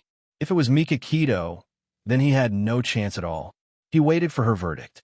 His heart was thumping. She closed her eyes and said slowly, "No." His throat bobbed. "Then who is it?" "He's no longer around." He tightened his grip on her wrist and pulled her into a warm embrace. Suzaku, who was sitting at the side, quietly eating barbecued meat, put down her plate and stood up vigilantly. Her sharp eyes stared at Bailey Han. If he did anything out of line, she would not hesitate to take action. Bailey Han ignored her and said in a low voice, "Who is the father of the children you're carrying now?" Xia Dong smiled. "This time, it's Mika Kido." "No, I don't believe it." He pinched her chin and forced her to look into his eyes. His eyes were dark and deep, just like the sky before a storm. He lowered his voice with a hint of anticipation. "We've done it twice in total. I didn't use any protection on both occasions." She interrupted him. "No, it's not yours." The blood drained from his face. All his fantasies were shattered. She laughed self-deprecatingly. "That's right. What you're seeing now is the real me. I'm a promiscuous woman who's two-timing. You can use any word you like. Stop talking." He suddenly covered her mouth. There was a cold anger in his eyes. "I'm too stupid. This matter ends here." He used so much strength that it hurt her face. However, she did not make a sound or struggle. She only looked at him quietly. Her pair of clear and bright eyes were devoid of sorrow, joy, anger, and displeasure. His heart was filled with grief and indignation. Why did he still have hope? Why did he end up humiliating himself? Suzaku said coldly, "Bailey Han, let go of Miss Xia. You're not allowed to bully my mommy. Let go of her."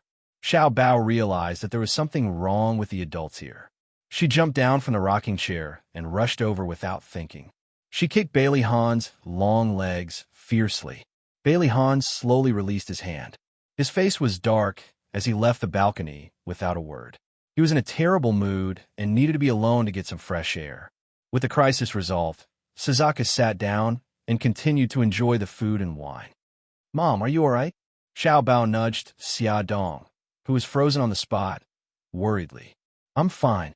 Xia Dong revealed a smile. and sat down on the rocking chair. Xiao Yi also ran over and pointed at the fruit platter on the table.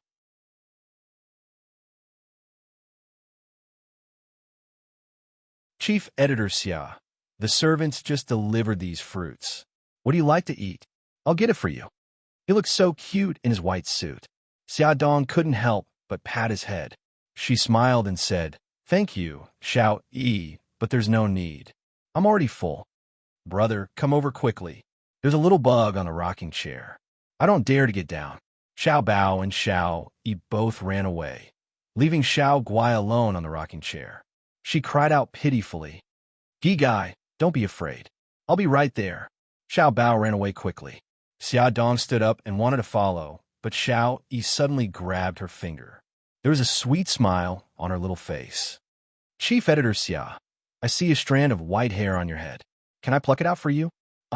White hair?" Xia Dong was shocked. Was she that old? "Yes, Auntie.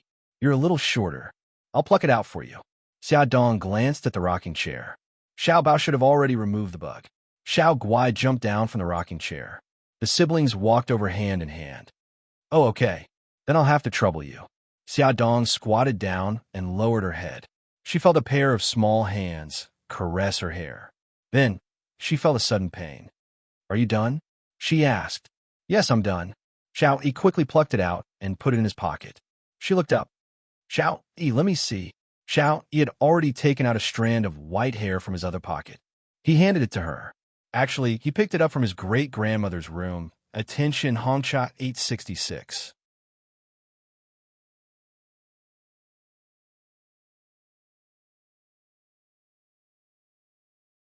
Chapter 157. My hair is really white. Am I really that old? Xia Dong was very sad. She was clearly not even 30 years old yet. Sob sob. "Mommy, why are you squatting on the ground?" Xiao Bao walked over with Xiao Guai and asked curiously. "Bao Bao Gi Gai, Mommy's hair is already white. If Mommy becomes an old woman, will you still love Mommy?" Xia Dong hugged her children sadly and rubbed against them. Xiao Bao's face turned green. "Mom, it's normal to have white hair. Look at the young man's white hair. He's still a teenager, and he already has white hair. It's your fault for overusing your brain. When we go back, I'll research a diet to nourish you. I'm sure you'll be rejuvenated." "Oh, that's true. But you haven't answered my question. Why become an old woman? Will you despise me? Will you be like those unfilial children in the news and chase old grandpas and grandpas out of the house?" Xia Dong seized the opportunity to instill the traditional virtues of filial piety. Xiao Bao rolled his eyes. "Mom, I told you it's not good to watch too much TV. Look at you. You're still young, and you're already suffering from paranoia. How scary." Xiao Guai's soft body wriggled in Xia Dong's arms. "Mommy, don't worry. Even if you become an old woman, my brother and I won't despise you." Xia Dong was so happy that her eyes turned into crescents. Xiao, he was almost petrified. Was this childlike woman really Xia Xiao Bao and Xiao Guai's mommy? And could she really be their mommy? He couldn't help but touch the hair hidden in his pocket. It would only take a week for the paternity test results to come out, and he would know the answer. Bailey Han went downstairs to the living room. He leaned on the sofa and rubbed his brows. Suddenly, the landline beside him rang. As soon as he picked up the call, old Madame Gu's unhappy voice came through. "Han, you're in such a hurry to move back to the villa with Xiao Yi because you want to invite Xia Dong to a banquet, right? Grandma, Xia Dong has helped us a lot. You also agreed to let Xiao Yi thank her in person." Madame Dowager said angrily, "I agreed, but I meant to invite her to the old mansion and make it clear in front of the whole family. Now you've secretly invited her to your house. If Yin Qian finds out, what will she think?" Bailey Han pressed his throbbing veins. "Grandma, I've already broken up with Yin Qian. No matter what I do in the future, I don't have to care about what she thinks." "Break up? When did this happen?" The old madam was shocked and angry. "It's been more than half a month." The sound of something breaking came from the other end of the phone. Old madam was so angry that she was trembling all over. "Bailey Han, you've grown up and I can't control you anymore, right? Why are you only telling me such an important thing now?" Bailey Han held his forehead. "Grandma, don't be so agitated. I just think that this is between me and her. There's no need for you to worry about it. Is this between the two of you? This is between the Bailey family and the Sue family. Bailey Han, go back to the old mansion immediately and make things clear. Bailey Han lowered his voice. Grandma, I still have guests now. I'll go back early tomorrow morning, okay? No, you have to come back now. The more she thought about it, the angrier she became. It's because of Xia Dong that you become like this. I'm telling you, you're not allowed to have any contact with her in the future. Come back quickly. Grandma, Bailey Han still wanted to persuade her, but Madame Dowager clutched her chest and cried out in pain. Bailey Han, you unfilial grandson. Are you trying to anger me to death? Ouch, my chest hurts so much. Bailey Han had a headache. Okay, I got it. Grandma, don't hurt anymore. I'll go back as soon as possible. Madame Dowager was the absolute leader in the family. No one dared to disobey her, including Bailey Han, who was very filial to her. Bailey Han returned to the balcony. Xia Dong was playing games with the children. When she saw him, she got up and said goodbye. It's getting late. I should go back. He nodded. I'll send you down. Watching the BMW disappear into the night, Bailey Han squatted down and patted Xiao Yi's head. Xiao Yi, I'm going to the old mansion to visit great-grandma. Go to bed early. Daddy, I want to go with you. I miss great-grandma and grandma too. Xiao Yi saw that his expression was serious. She had a premonition that something was going to happen, so she wanted to go with him. Bailey Han knew that a storm was coming for him. He didn't want his son to be affected. Xiao Yi, Daddy has something to deal with when he goes back. Gi Gai, stay at home. I'll take you back tomorrow, okay? Xiao Yi and Gi Gai nodded. After Bailey Han left, Xiao Yi ran into the living room to check the caller ID on the landline. She asked the butler, Grandpa Butler, did my great-grandma call just now? Otherwise, Daddy wouldn't have suddenly suggested going back to the old mansion. They had just moved back from the old mansion this morning. Yes, little master. What did they talk about? Xiao Yi's big eyes were filled with eagerness and anticipation. Grandpa Butler, you were in the living room just now. You must have heard it, right? This. The butler wiped the sweat from his forehead. He couldn't speak carelessly. Grandpa Butler, just tell me, okay? Xiao Yi suddenly hugged the butler's leg. She raised her little face and looked at him with a pair of big eyes. She imitated Xiao Bao's cute expression perfectly. Little master. The butler was in tears. Who could tell him why the usually mature and calm little master suddenly became a cute little cutie? In the end, the old butler, who liked children, couldn't resist Xiao Yi's cute tactics. He wiped his sweat and said, Old Madam and Elder Master were talking about Miss Sue. It seems that Elder Master and Miss Sue broke up. The old butler didn't dare to say anything else. What welcomed Bailey Han was a storm. As soon as he stepped into the living room of the old mansion, he felt the suffocating pressure in the living room. The whole family stared at him with dark faces. Old Madam stabbed the floor with her walking stick. Han, tell me, why did you break up with Yin Xian? We're not compatible. After all, Su Yin Xian was the woman he had loved for many years. Even if she had made a mistake, he didn't want his family to hate her, so he didn't tell them the real reason. Not compatible? Bai Jinxiu couldn't help but raise her voice. You've been together for 6 years. You betrayed her back then and had Xiao Yi with another woman. Not only did she not break up with you, but she also magnanimously helped you get back on your feet. Don't you remember? Now you want to break up with her because of a simple, we're not compatible? How can you face her? Bailey Han's eyes darkened. A few years ago, he had a car accident. Not only did he lose his memory, but his legs were also seriously injured. He almost couldn't stand up. It was Yun Xian who accompanied him for 6 months of rehabilitation before he could stand up again. In the bottom of his heart, he was full of gratitude and trust for her. It was because of his deep love that he blamed her. When he found out that his perfect lover had become a woman full of lies and unscrupulous in order to achieve her goals, his heart hurt more than anyone else. He was silent. Bailey Xiong was furious. He slammed the table and scolded sternly. Han, how can you face the Su family by doing this? What will outsiders think of the Bailey family? Bailey Han's heart sank. He stared sharply at his father.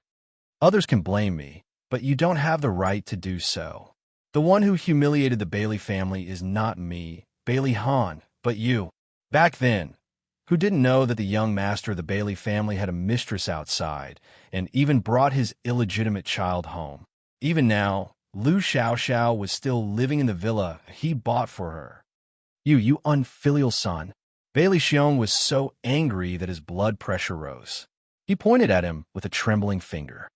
I'm telling you, as long as I'm alive, you must marry Yun Qian. Impossible. Bailey Han spat out these 3 words coldly. The elders were so angry that they were about to vomit blood. The old madam tried to suppress her anger. She raised her hand to stop Bailey Xiong from continuing.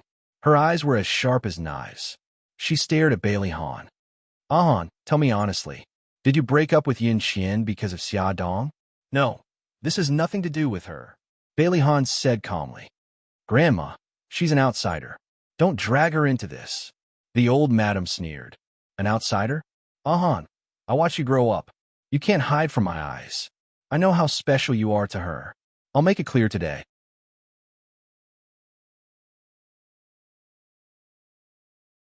Even if you break up with Yin Qian, don't even think about marrying Xia Dong. As long as I'm alive, don't even think about it. Bailey Han's face darkened. He wanted to ask why everyone in the family hated Xia Dong so much, but he held back. If he brought the topic to Xia Dong now, it would only bring her trouble. He insisted on breaking up with Su Yunxian. It had nothing to do with outsiders. The old madam said coldly, Don't give me perfunctory words like unsuitable. Tell me honestly, why did you break up with Yunxian? Bailey Han frowned. Grandma, I've already made it very clear. If you don't have anything else to say, I'll go back first. Xiao Yi is still waiting for me at home. Don't you dare leave. The old madam stood up angrily, picked up the walking stick, and hit him. I'll kill you, you heartless thing. Yin Qian has been with you for so many years. Even if she didn't make any contributions, she still worked hard. How can you be so heartless? Bailey Han nimbly avoided her attack. He was extremely irritated. He didn't expect to face such a big resistance when breaking up with Su Yunxian. The old madam missed every hit. Instead, she was so tired that she panted. She covered her chest and cried out in pain, Ouch, my chest hurts. Mom, don't be agitated. Sit down.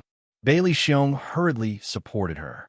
Bai Jinxiu asked the servant to bring the medicine and help the old madam take it. Bailey Han saw that she didn't seem to be pretending and became anxious. He quickly went forward and rubbed her back. Grandma, how are you? Do you feel better? Welfare, Xinwu, 799.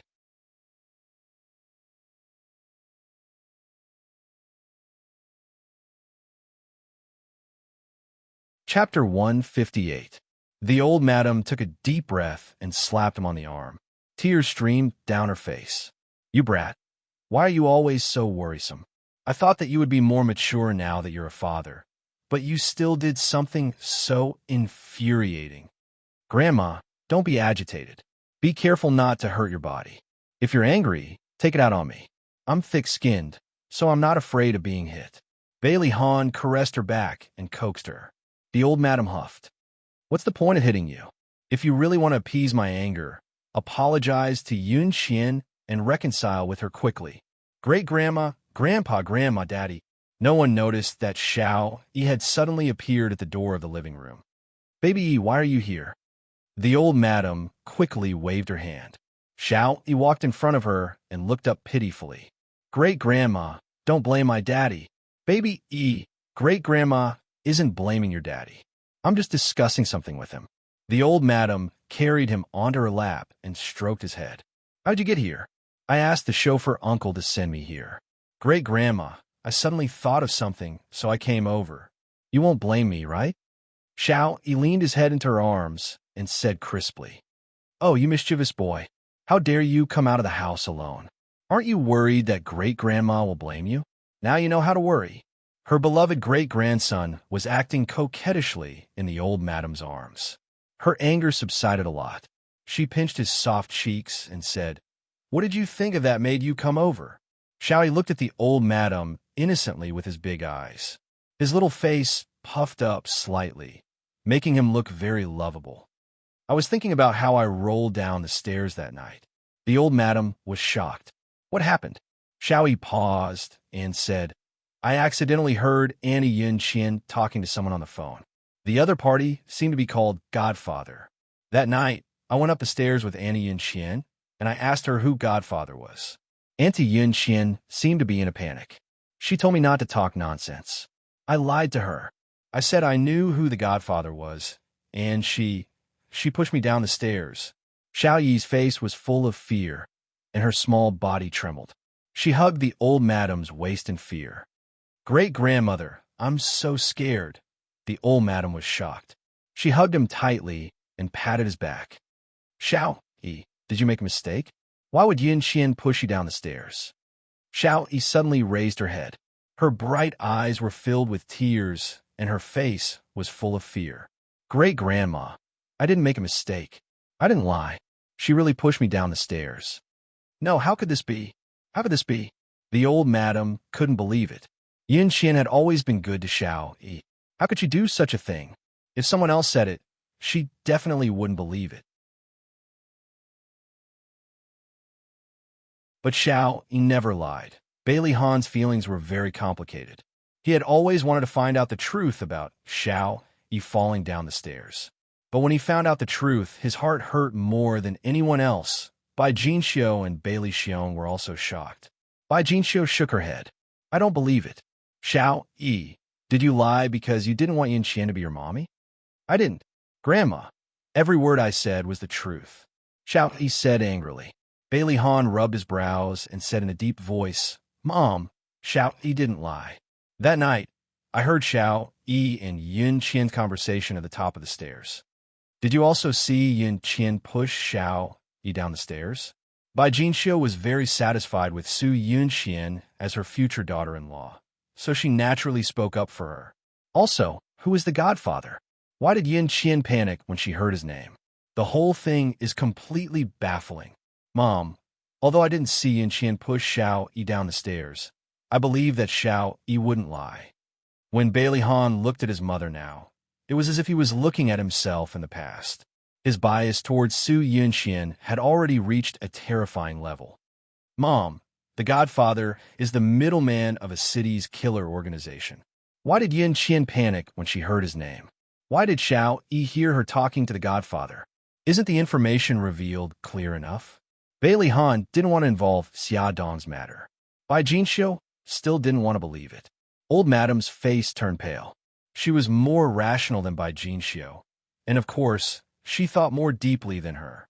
What else could a middleman of a killer organization do? It was either to reminisce about the past or to hire a killer. If it was the former, Yun Qian didn't have to panic. If it was the latter, it proved that she wasn't as kind and virtuous as she appeared to be. Since she wasn't a kind person, it was very likely that she pushed Xiao Yi down the stairs to silence her. Old Madam could accept that the woman in Bailey's family was ruthless.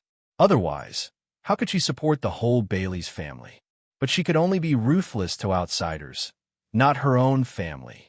If Su Yunqian really did something to hurt Xiao Yi, then she couldn't enter Bailey's family. Old Madam already had a plan in her heart, but she didn't rush to make a conclusion.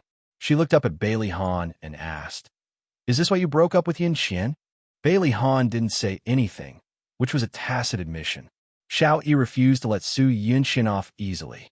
He tugged at Old Madam's sleeve and said, Great-grandma, I heard that Aunt Yun Qian is pregnant. It's not Daddy's child. Xiao Yi, don't talk nonsense. Bai Jinxiu scolded him harshly. You're still a child. What do you mean by pregnant? Where did you hear it from? Don't tell anyone. It'll ruin Yun Qian's reputation. I'm not talking nonsense. Xiao Yi's eyes were filled with tears. He looked very pitiful. Old Madam couldn't bear to see Xiao Yi sad. Okay, Jinxiu, Xiao Yi is still a child. Just teach him well. Why are you shouting so loudly? He touched Xiao Yi's head and said, Xiao Yi, where did you hear it from? I heard Daddy and Aunt Yun Qian quarreling that day. Xiao Yi said aggrievedly. Old Madam's face darkened. What's going on? Bailey Han was very helpless against his son's method of forcing a duck onto a perch. He had no choice but to tell them the truth. This matter started 2 months ago. Actually, we didn't have sex. Her pregnancy was also fake. Bai Jinxiu had never heard anyone mention Su Yunqian's pregnancy until now. After hearing so much information all at once, she was shocked. Old Madam's heart became clear. Only then did she realize that Su Yunqian was not simple.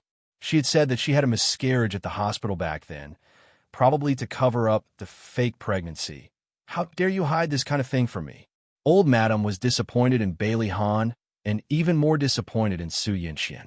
Bailey Han did not refute and said lightly, "Grandma, I've already made up my mind to break up with Yunqian. Don't force me anymore." Old Madam suddenly looked a lot older. She sighed. "Forget it. A forcibly picked melon won't be sweet. Let it be." Bailey Han frowned. "Mom, how are we going to explain this to the Su family?" Old Madam pinched the space between her eyebrows. "Ahan and Yunqian broke up half a month ago. The Su family hasn't said anything. I guess they don't know about Ahan's breakup either. Let's leave it at that for now. If the Su family really wants to fall out with us, we have nothing to be afraid of. After all, we're on the side of reason."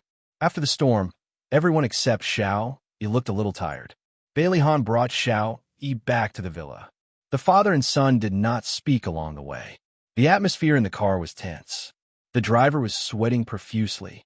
He brought the young master back to the old mansion without the eldest young master's permission. Would he be punished? Fortunately, Bailey Han did not mention this. After getting out of the car, Bailey Han sent Xiao Yi back to the room. Xiao Yi sat at the head of the bed unhappily with a sullen face. Bailey Han squatted in front of him and asked, "Why are you unhappy?" He pouted, "Because Daddy is angry." "Daddy, are you angry because I said bad things about Annie Yunqian in front of great-grandma?" "Daddy is not angry." Bailey Han did not know how to explain his complicated feelings to him. He could only say, Annie Yunqian might have done something wrong temporarily. If everyone knows that she did something wrong, she might never have the chance to change. "I just don't want to see great-grandma blame Daddy." Xiao Yi's serious expression warmed Bailey Han's heart. He hugged his son tightly and said softly, "Daddy knows." Xiao Yi reached out and hugged him. After a moment of silence, he said, "Daddy, do you still remember what Mommy looks like?" Bailey Han paused. "I don't remember.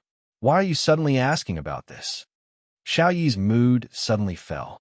"Because I saw Xiao Bao and the others playing happily with Chief Editor Xia today." Bailey Han's body stiffened. He lied to him. Xiao Yi's mommy is a very gentle person. She loves Xiao Yi very much, just like Daddy. "Really?" Xiao Yi's big eyes welled up with tears. However, he buried his head in Bailey Han's chest and did not let him see it. "It's true." Bailey Han gently stroked his back. "Daddy, can you tell me how you met Mommy?" There was a hint of nervousness in his soft voice. Bailey Han smiled bitterly. Actually, he did not remember either. He could only change what old Madam had told him before and tell Xiao. "Your mommy and I met at a bar. We fell in love at first sight and soon had you. But why don't you remember what Mommy looks like?" "I really want to know what Mommy looks like." Xiao, he was very sad.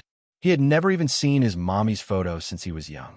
Even when he dreamed of Mommy, he could not clearly see her face. Daddy was once in a car accident and forgot a lot of things. He also forgot your mommy. Xiao Yi, don't be sad. Daddy promises that he will love Xiao Yi even more in the future. Make up for your mommy's share, okay? Bailey Han saw his son cry sadly and felt worse than being stabbed by needles. Xiao Yi choked and said, "Okay." Awesome novel, Xinwu 799.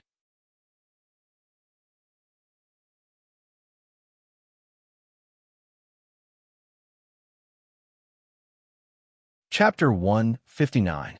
Xiaodong brought Xiao Guai to the hospital for a checkup. The doctor said that Xiao Guai's condition was still good and there was no further deterioration.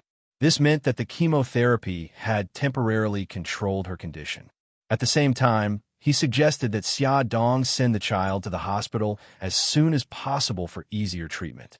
Xia Dong planned to send Xiao Guai to the hospital for hospitalization after Mika Keto returned to China.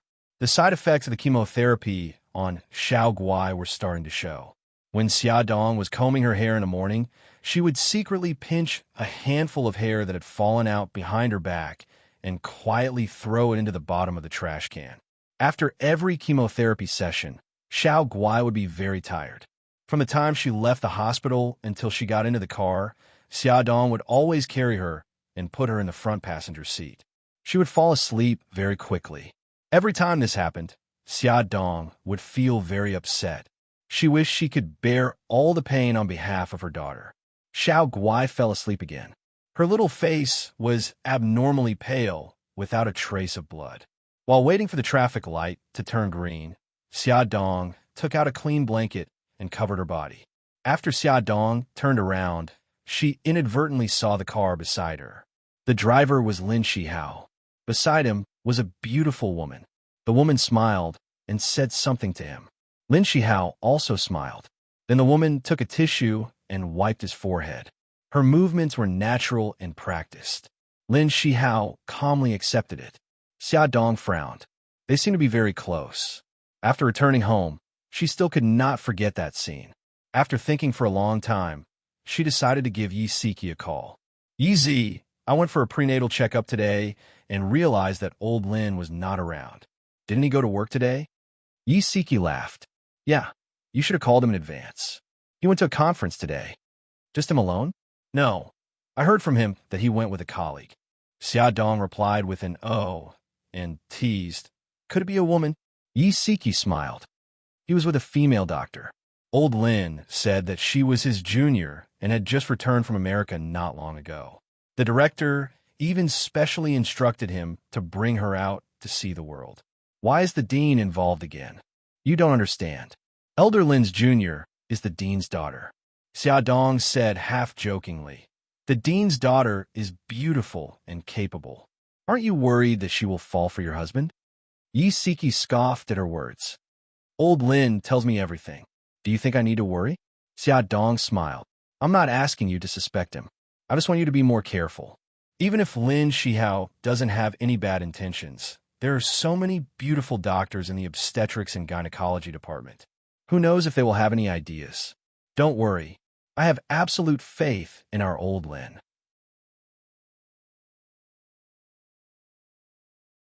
How many men like him can you find who would still give me a gift on Qing Festival after 7 years of marriage? Xia Dong smiled bitterly. You're right. I can't find many like that. Men these days would coax you nicely when they were dating, but after they married you, they would become a completely different person. Then that's it. Don't worry about us. You should think more about yourself. Yi Siki started to talk about the usual. Didn't Bailey Han treat you to a meal 2 days ago? How was it? Xia Dong rubbed her eyebrows. What do you mean by how was it? It was just like that. He didn't take the opportunity to confess. Can we not talk about this anymore? Xia Dong scratched the sofa. Yi Siki snorted. You didn't directly reject my question, so that means he confessed. Hurry up and tell me the truth. Xia Dong facepalmed. It's a loss for this industry if you don't become a paparazzi. Don't change the topic. Hurry up and tell me the truth. If you resist, you'll be severely punished. If you confess, you'll be lenient. All right. Xia Dong scratched her head. Actually, it wasn't really a confession, and it wasn't on the day he treated me to a meal. Girl, can you please get to the point? Why are you dawdling? Xia Dong was speechless. My dear lady, you're really hard to please. All right, I'll tell you. When he was discharged from the hospital, tell me. Although she was just repeating Bailey Han's words, Xia Dong's face still started to burn. Yi Siki clicked her tongue and sighed. I told you that he was interested in you, but you didn't believe me. With your EQ, if you were really in a relationship, you'd be so anxious. If you like him, you like him. Why do you have to beat around the bush? She really thought too highly of Bailey Han. Xia Dong was speechless.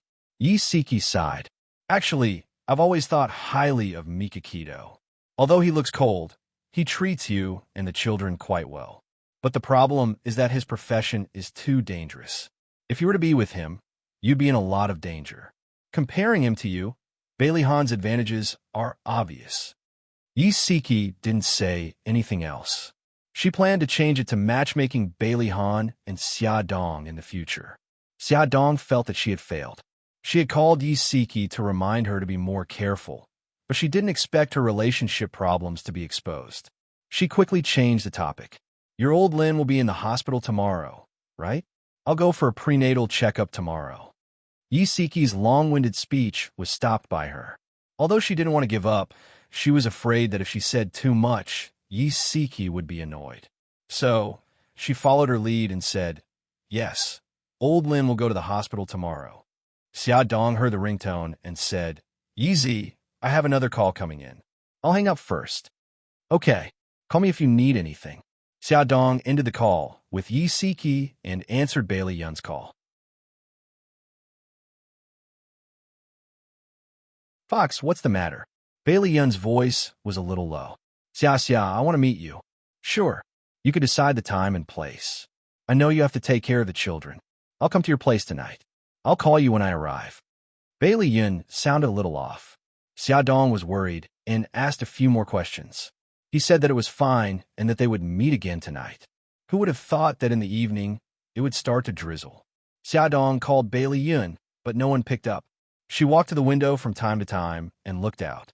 She lived on the 5th floor, and the window faced the neighborhood, so she could see everything clearly. After about half an hour, a Lamborghini slowly drove into the neighborhood. Xia Dong had already changed her clothes. She said a few words to the children and went downstairs with her phone and umbrella. Before she entered the elevator, she received a call from Bai Liyun. Xia, I'm at your place. Come down. Okay, give me 2 minutes.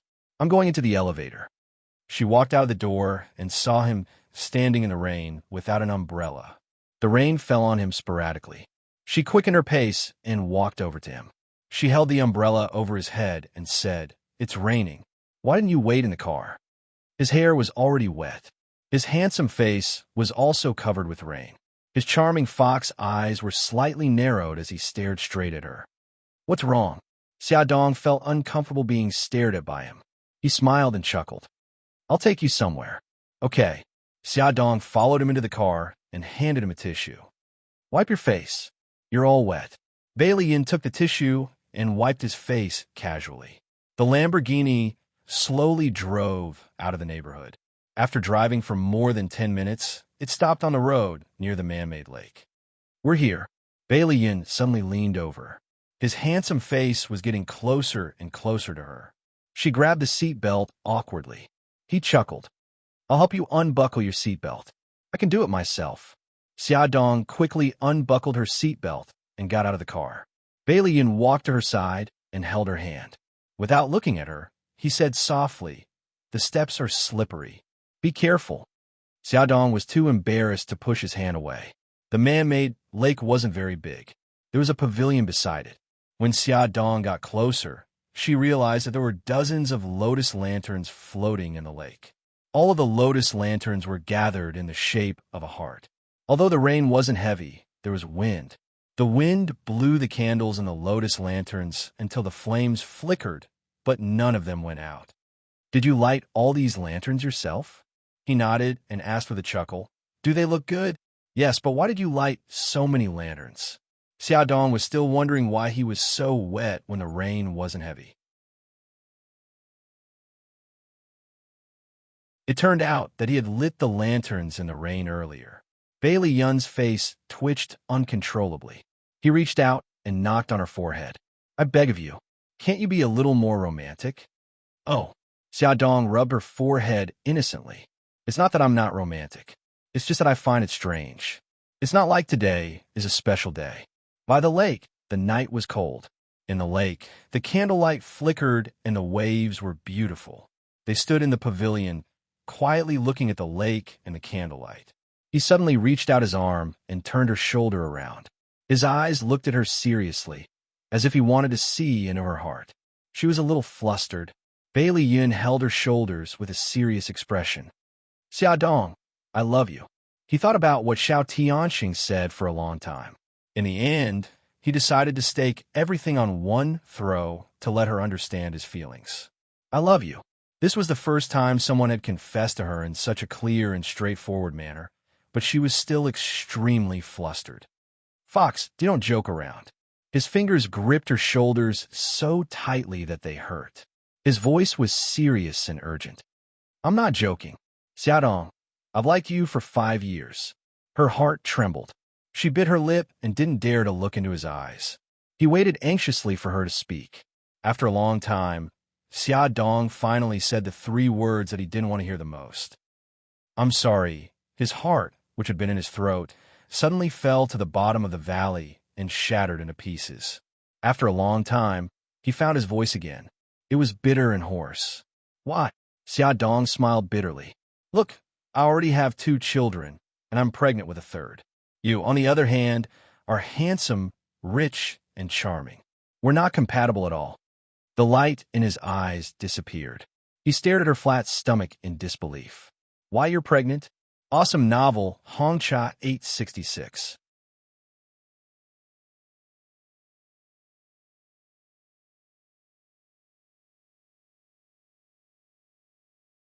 Chapter 160. Xiaodong nodded and stroked her abdomen with her right hand. It's already been 3 months. He looked as if he'd been struck by lightning. His face was pale, and he let go of her stiffly. The child is Mikakito-s? Do you love him? Xiaodong did not know how to answer him. She wanted him to give up, so she should answer him accordingly. However, she did not want to use Mikakito as a shield anymore. Why aren't you answering me? He shouted agitatedly. Do you know how much courage I had to muster to confess to you? Are you not even willing to give me a reason? She looked up at him. The dim light cast a shadow on her face.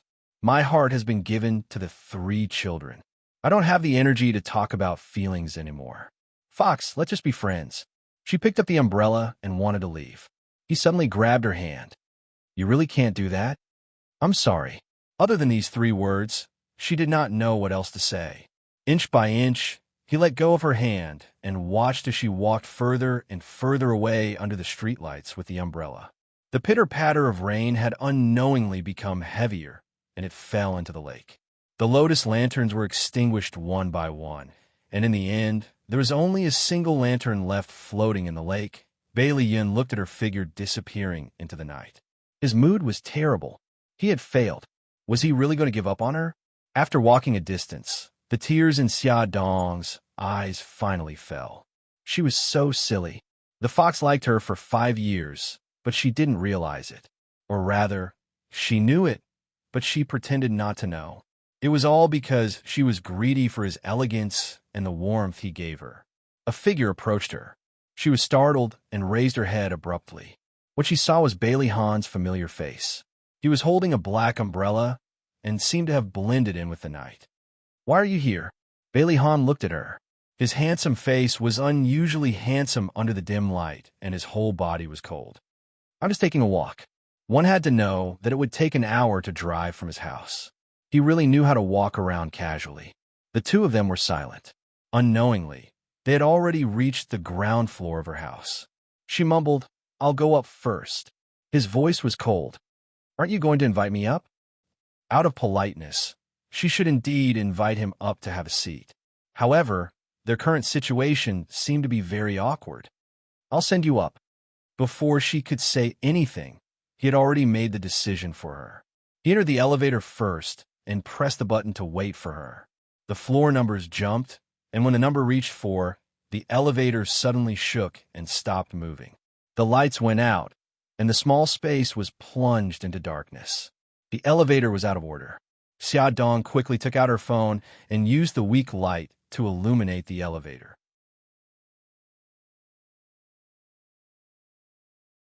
Bailey Han also took out his phone and called for help while reaching out to press the elevator alarm. Don't be afraid. The maintenance staff will be here soon. Bailey Han comforted her after ending the call. Xiaodong smiled bitterly. We're really unlucky. We've never encountered an elevator malfunction before. What a coincidence that the 2 of us encountered it together. Bailey Han suddenly hugged her and said in a low voice, You know, I'm very glad that I walked into the elevator with you just now. Her heart trembled. Why? He stroked her long hair, and his actions were unbelievably gentle. How could I be at ease leaving you alone in here? It would be a lie to say that she was not touched. Her heart felt like it was stuffed with a ball of cotton. She even forgot to push him away and muttered, "You shouldn't be so good to me." He smiled bitterly. "I don't want to either. I know that you're someone else's woman, but I just can't control myself." Because he couldn't control his longing for her, he drove to her neighborhood and happened to see a scene that he shouldn't have seen. Xia Dong felt helpless. She realized that she had gotten herself into a lot of emotional debt. Did Ayun confess to you? There were so many lotus flower lights. He only needed to look at them from afar to understand Bailey Yun's intentions. She softly said, "Oh, then how did you reply to him?" His hand involuntarily tightened around her shoulders. She laughed. "Didn't you say that I'm someone else's woman?" "Of course. I could only reject him."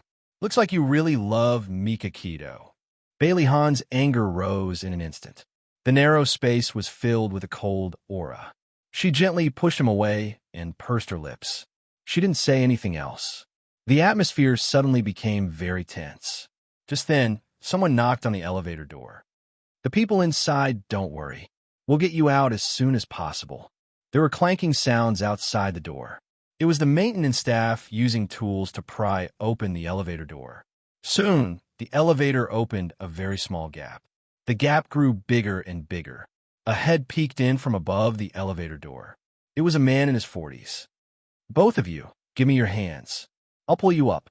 It was only then that Xia Dong realized that the elevator had stopped between the 4th and 5th floor.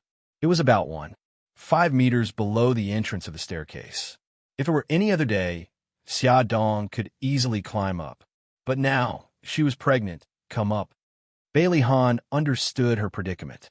He squatted on the floor with his back facing her and pointed to his shoulder. She couldn't help but recall the time when they were on the deserted island. After she was bitten by a snake, he carried her on his back. He was already impatient. "What are you waiting for? It's not the first time."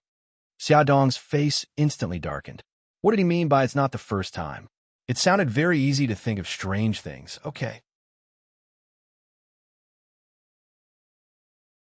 She carefully climbed onto his shoulder. He stood up steadily and slowly. The maintenance staff outside the elevator reached out to grab her and pulled her out. The maintenance staff reached out again and pulled Bailey Han out. "Thank you so much." Xia Dong thanked the two maintenance staff gratefully. The maintenance staff exchanged a few pleasantries and continued to deal with the malfunction. Xia Dong and the others climbed the stairs upstairs. When the door opened, Xiao Bao, who was nestled on the sofa playing on the computer, didn't even raise his head. He said lazily, "Mom, why were you gone for so long?" "I'm back now, aren't I?" "Xiao Bao, stop playing. Uncle Bailey is here. Hurry up and say hi to Uncle." Xia Dong took out a pair of clean slippers and placed them beside Bailey Han's feet. Xiao Bao quickly raised his head. His dark eyes stared intently at Bailey Han. His tone was a little harsh. "Bailey Han, what are you doing here?" "Xiao Bao, don't be so rude." Xia Dong reprimanded him sternly. Xiao Bao rarely got yelled at so harshly by her. He felt very wronged and glared fiercely at Bailey Han, who had just entered the room. "I hate you." He quickly jumped off the sofa, hugged his laptop, and ran back to his room. Bailey Han didn't look too good. Xia Dong was full of guilt. "I'm sorry. Xiao Bao is too willful. I didn't teach him well." His thin lips moved. "It's okay." She quickly asked him to sit down. "What do you like to drink?" "Tea." He looked around the living room. Although he had been here a few times, he had never really looked at it seriously. It was a very warm and cozy place that made people feel relaxed and comfortable. He leaned against the soft sofa and watched as she picked up the tea set. Her movements were elegant as she heated the teacups and poured the tea leaves. The tea leaves slowly sank, and the tea leaves unfolded. The water vapor mixed with the fragrance of the tea rose like clouds. Her expression was calm as she poured, and ordered the tea. The tea slowly flowed into a small, transparent glass teacup. You know the art of tea. Every time he got close to her, she would give him a new surprise. "I have a lot of time now. I'm interested, so I learn a little. Sorry for making a fool of myself." He picked up the teacup and smelled the fragrance of the tea leaves. "No, it's very good." He wasn't lying. Her skillful postures were even more standard and elegant than those rich miss who came from wealthy families and had learned the art of tea. She chuckled. He put down the teacup and looked at her. Are you still feeling unwell now that your drug addiction is acting up every day? I'm already much better. The antidote you brought is very effective. I haven't thanked you properly yet. He smiled. You already owe me a lot of thanks. It doesn't matter if you owe me one less time. She raised her eyebrows. Are you blaming me for not repaying you? He crossed his arms and looked at her provocatively. You're the one who said it. I've never said it before. Xiaodong's mouth twitched. He had indeed never said it before.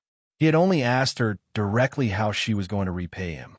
Mom. Xiao Bao suddenly ran into the living room in a panic. Yi Gai has a fever. Xiaodong stood up from the sofa. The back of her hand accidentally hit the teacup, and the hot tea spilled all over the table. It also scalded the back of her hand. She didn't take it to heart at all. She said, "Excuse me," and rushed to her daughter's room. Bailey Han frowned.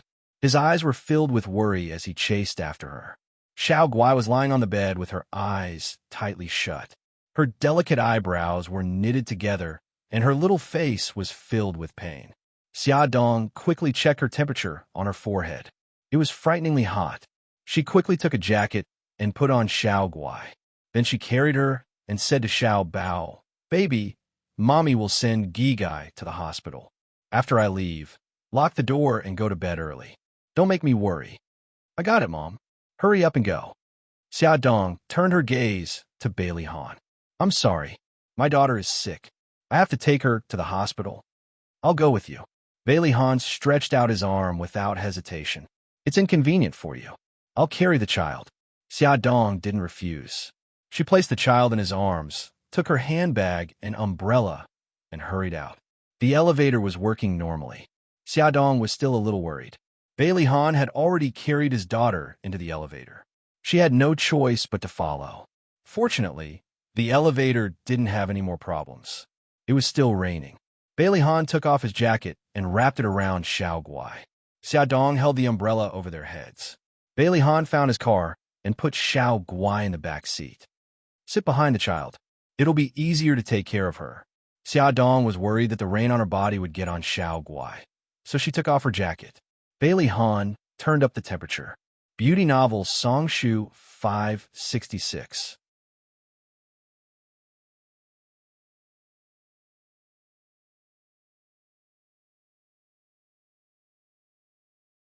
Chapter 161. Xiao Guai was sent to the emergency room. Xiaodong sat in the corridor of the hospital and waited anxiously. Xiao Guai had been fine before she went out to meet Bailey Yun. Why did she suddenly have a fever? A fever meant that there was a possibility of infection. Severe anemia was more difficult to control after an infection, and it could be accompanied by complications such as sepsis. Xiaodong couldn't control her mind and kept coming up with scary thoughts. She stared at the door of the emergency room, and her teeth clenched slightly because of her trembling. Bailey Han sat beside her and clearly felt her fear. He couldn't help but reach out and hold her cold right hand. He whispered, "Don't worry, Xiao Guai will be fine." He didn't understand why she was so scared when it was just a common fever and a cold. His strength seemed to be transmitted to her through his palm, making her feel that she wasn't alone and that there was someone with her to get through this difficult time. Her emotions gradually stabilized. Bailey Han felt that Xiaodong had stopped trembling. He wanted to retract his hand, but he couldn't bear to. Unexpectedly, she suddenly pulled her right hand out and said softly, "Bailey Han, thank you. It's late now. You should go back first." An inexplicable anger surged in his heart. "Do you think I can leave at this time?" So what if she relied on him a little? Xiaodong bit her lip and didn't say anything else. She was afraid that she would become more greedy for his warmth and hurt his heart. She had already caused enough trouble and didn't want to add another one. They sat quietly in the corridor. Even though they didn't speak, Xiaodong's heart calmed down a lot. After some time, the door of the emergency room finally opened and the doctor walked out. Xiaodong hurriedly went up to him and Bailey Han followed closely behind. "Doctor, how's my daughter?" The doctor's gaze fell on the two of them. "The patient is out of danger, but she's still in a high fever and her respiratory tract is infected. We're already thinking of ways to control her condition. Doctor, please save my daughter. Because she had always been careful in the past, even though Xiao Guai's health was poor, he had never been infected. Once she heard that Xiao Guai had a respiratory infection and a high temperature, Xia Dong panicked. Don't worry. Your daughter's current situation is already considered relatively good among the similar diseases. Trust us, there will be a way to control her infection. Thank you, doctor, thank you. Xiao Guai was sent to the isolation ward. After Xia Dong and Bailey Han disinfected themselves, they put on isolation suits, masks, and gloves before they were allowed to enter the ward. Her face was pale. She was lying in a pile of instruments, and there was a thin tube in her nose. Xia Dong felt distressed when she saw it. She blamed herself. If she hadn't gone downstairs to see Bailey Yun, if she had stayed by her daughter's side, her daughter might not have had a fever. Bailey Han patted her shoulder. When they came out of the isolation ward, Bailey Han's expression was grave. What illness does Xiao Guai have? From the conversation between the doctor and Xia Dong, he had already guessed that Xiao Guai's illness was not simple. It's just ordinary anemia. Xia Dong didn't dare to tell him the truth for fear of arousing his suspicion. He naturally didn't believe it. Although he wasn't a doctor, he knew that ordinary anemia couldn't have such serious symptoms. Her refusal to tell him the truth made him very angry. But she didn't have time to care. Looking at her watch, it was already past 10 o'clock. She said, I'm going to make a call. She took out her phone and walked to the end of the corridor to call Lu Xing. She told him about Xiao Guai's illness and that she would be at the hospital to accompany Xiao Guai. She also asked him and Suzaku not to worry and asked him to come to her house to take care of Xiao Bao. When she came back after the call, Bailey Han was nowhere to be seen. She thought that he had already gone back, but she didn't expect him to come back a few minutes later. He said lightly, I've already asked the nurse, miss, to arrange for someone to take care of you. You can go home and rest tonight. Thank you, but I'm worried. I'll stay too. He grabbed her wrist, and his handsome face was cold. Have you forgotten that you're pregnant? If something happens to you, who will take care of Xiao Guai? She was stunned and couldn't refute him. You have nothing to say? Very well, I'll take you home now. He grabbed her wrist and dragged her forward. She quickly grabbed onto the bench. Wait a minute, I want to see Xiao Guai again. He let go of her hand. She stood in front of the window of the isolation ward and looked at her daughter, who was still unconscious through the glass. She prayed silently in her heart that her daughter would be able to get through the night safely, that her body temperature would drop quickly, and that her respiratory infection would be controlled quickly. Okay, let's go. She was afraid that the more she looked at her daughter, the more reluctant she would be to leave. She steeled her heart and turned to leave. It was already 11 o'clock when they arrived downstairs. Bailey Han insisted on taking her upstairs. Standing at the door, she took out the key to open the door. Just as she put the key in, the door was opened by someone from inside. Lu Xing stood in front of them expressionlessly. His eyes were cold and murderous through his thick lenses and sharp as a knife as he glanced at Bailey Han. His whole body was emitting a signal. How dare you steal boss's woman? You don't want to live anymore. Bailey Han completely ignored him and said goodbye to Xia Dong calmly. Be careful on the road. Xia Dong watched Bailey Han enter the elevator and glared at Lu Xing. Lu Xing, do you have to be so obvious? Am I? Lu Xing's tone was indifferent. I think my expression is very normal. Your expression is very normal because you've always been expressionless, but your eyes are about to freeze. Xia Dong was speechless. Do you hate Bailey Han that much? Lu Xing said indifferently. If I liked him, things would be serious. Lu Xing, so you also know how to joke. Be careful that no girl likes you when you're always so cold. Lu Xing's mouth twitched. No, I'm very popular in Japan. A flock of crows flew over Xia Dong's head. Sure enough, she shouldn't have had too high expectations for Lu Xing's humor. Xia Dong scratched her head. You could sleep on the sofa tonight.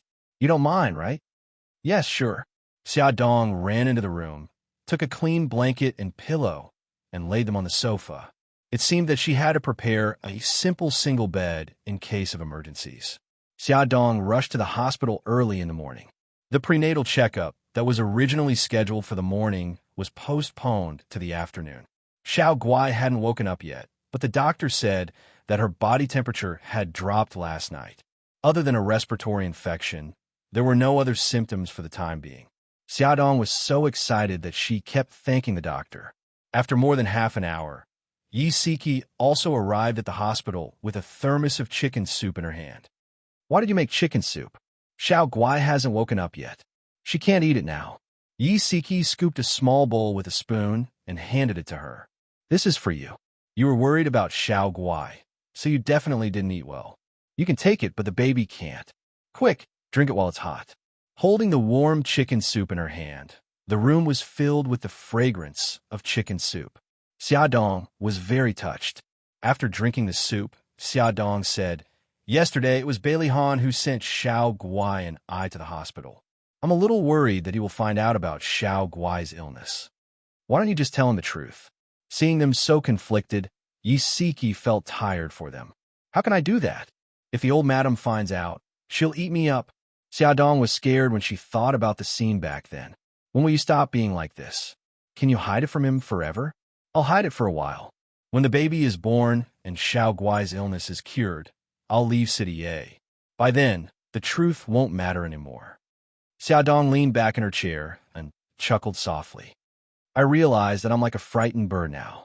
As long as there's even the slightest movement, I'm worried that the truth will be revealed. Yi Siki hit the nail on the head. But Bailey Han's feelings for you seem to be getting deeper and deeper. What do you plan to do about it? She laughed. What do you think I'm best at? Yi Siki rolled his eyes. Running away. Whenever she encountered relationship problems, Xiaodong would run away. Yi Siki was really speechless with her. Just as they said this, Xiaodong's cell phone rang. It was Bailey Han. How is Xiao Guai now? She's much better. Thank you for your concern. I'll visit her after work tonight. Okay, sorry to trouble you. Every sentence was very polite, as if she was chatting with a stranger. Bailey Han frowned. You take care of yourself too. Okay, I know. After the call ended, Yi Siki looked helpless. He was right. Bailey Han was getting more and more attentive to Xia. It was a pity that Xia wasn't willing to give him any response. Yi Siki sat for a while longer. Xiaodong urged her to go home, saying that her daughter was also home alone. Xiaodong walked Yi Siki to the elevator. When the elevator doors opened, she bumped into someone she didn't want to see, Xia Jinxing. Xia Jinxing also saw her. The moment the elevator doors closed, he pressed the button and walked out. Xiaodong looked at him coldly. After not seeing him for a few months, he looked even older. He must have been exhausted because of Su Xingchen's matter. Xia, why are you here? Are you sick? Or are the children sick? Xia Jinxing asked with concern. Xiaodong said indifferently, Why are you concerned about me instead of your precious daughter? Xia Jinxing's expression froze, and he squeezed out an ugly smile. Xia, you're also my daughter. Xingchen is now staying in this hospital. I only found out later that Xingchen had done a lot of things to hurt you. Xia, I apologize on her behalf. Xiaodong wanted to laugh. There were so many hospitals in a city, but they just had to stay in one. How much is a caddy for your apology? It's too cheap. I don't care. If there's nothing else, I'll take my leave. She turned to leave. Xia. He wanted to hold her back, but when his fingers touched her wrist, he was mercilessly flung away. Add Songshu 566 that you're tuning in to the Romance Rendezvous YouTube channel. We're so grateful for your support, and don't forget to subscribe to join us on this incredible journey through captivating stories. Your generosity through donations truly makes a world of difference, as it's the primary source of revenue that allows me to expand and enhance this channel for you. Thank you from the bottom of my heart for being a part of this adventure.